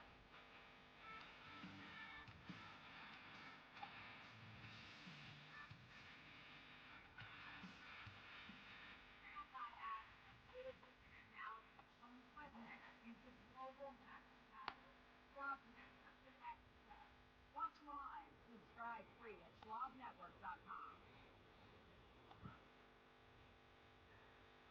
Opportunities don't stop when the market day ends. So why we do it? Schwab gives you round-the-clock access to over 1,100 of the most popular stocks and ETFs, plus a wide variety of future products. All with 24-hour support from trading specialists who understand the ins and outs of 24 hours trading. No matter the hour, you can trade real with Schwab. And I'm getting older. This is next best investment. When we start to plan trading smart markets. Active energy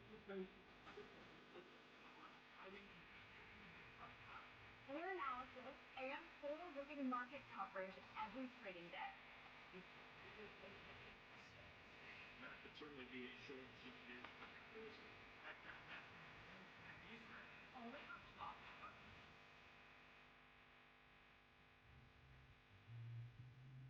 Sometimes, you could have done better. Same goes for where you invest. Level up and invest smarter with Schwab. Morning Movers brings traders the biggest headlines to start the day, from volatile overnight swings to the earliest analyst calls. Get your watch list ready. 8 a.m. Eastern, Morning Movers, only on Schwab Network.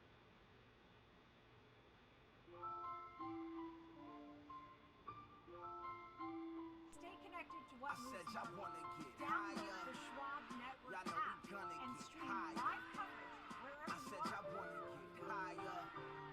Y'all know we gotta get higher. Hey, became a prisoner of people's expectations. Some of my fans are doctors, even they don't have the patience to wait up while I evolve creatively. I wish there was eight of me. One to deal with temptation, one to deal with complacency, one to deal with depression, one to deal with the fame, one to deal with the power, one strong enough for the pain, one to hold my umbrella to shelter me from the rain, one to be my therapist when thoughts is out of my brain. I get insomnia and probably cause I convinced myself that I was not the one scrolling through my Twitter. Stupid niggas, listeners are disloyal, wanna make you feel royal and like a slave when they no longer enjoy you, my nigga. That's not high enough. Please, let's take it higher. Headline shit. I'm glad I even made the flyer. This game a crucifier, just to make you a martyr. Sometimes I'd rather ice skate with my daughter. Sean, hear me that.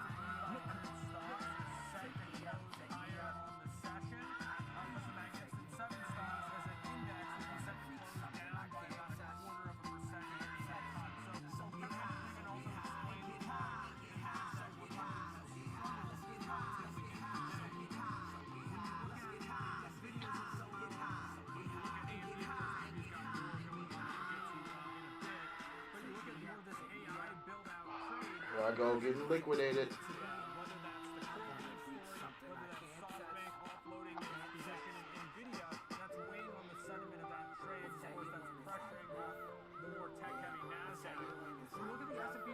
But I'm willing to risk it all for my kids, boy.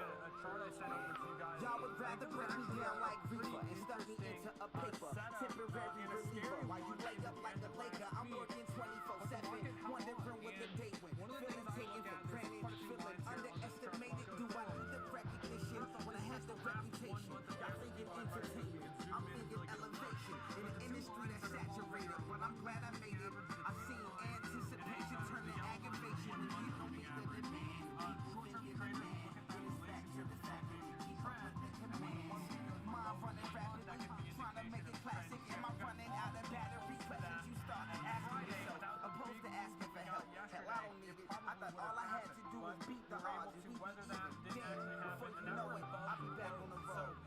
This is for my daughter who said, Daddy, come home. Shine, you know.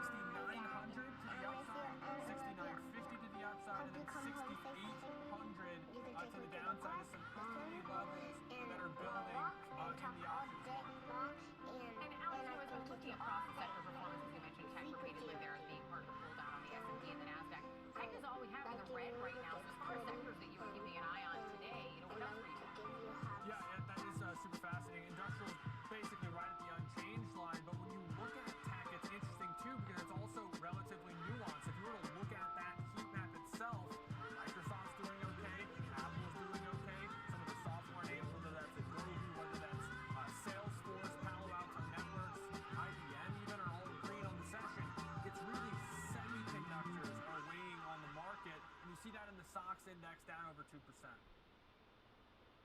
Yeah, that certainly has been a trend we've been tracking. I mean, certainly as far as the whole AI valuation type of conversations as well. Some of the it's a brand new day. It's a brand new day. It's a brand new day. It's a brand new day. It's a brand new day. It's a brand new day. It's a brand new day. It's a brand new day. Keep your head lit like that dude that used to dance for Shock G. Brenda had a baby and blamed it on me. I adopted a child. Opted for the high road, creating a smile. Trying to switch up the style. Stop lying like I did. Just a couple of bars before this. Life is priceless. How do you guys do today? On my new wish is a brand new day. 11:59 and the seconds gon' wait. Gotta use them. Gotta work while they snoozing and snoring, ignoring the time of the base in California. Success is right around the corner, so it's time to get up off the block. Can't be pointing hella fingers and blaming everybody for what you ain't got. That's impossible.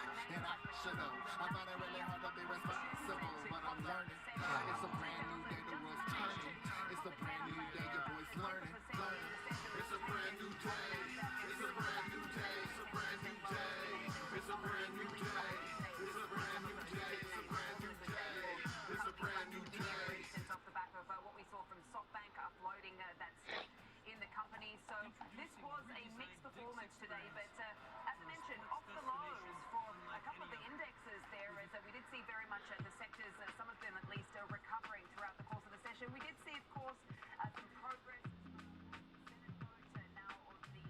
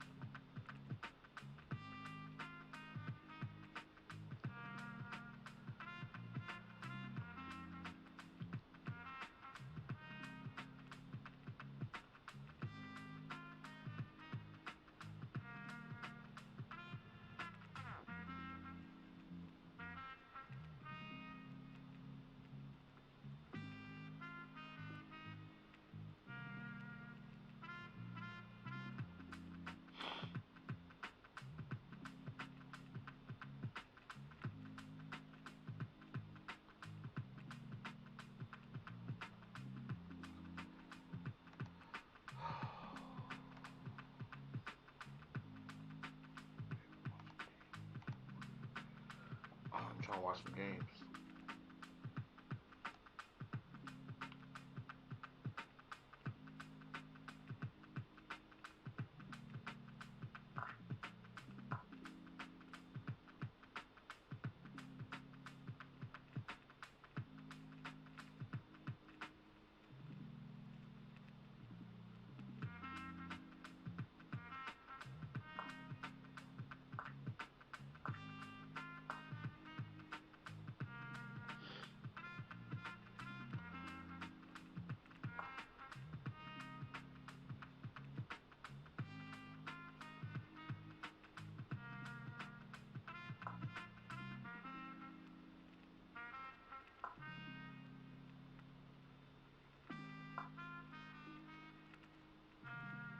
So tired. I think I need a nap, but I need to work out first.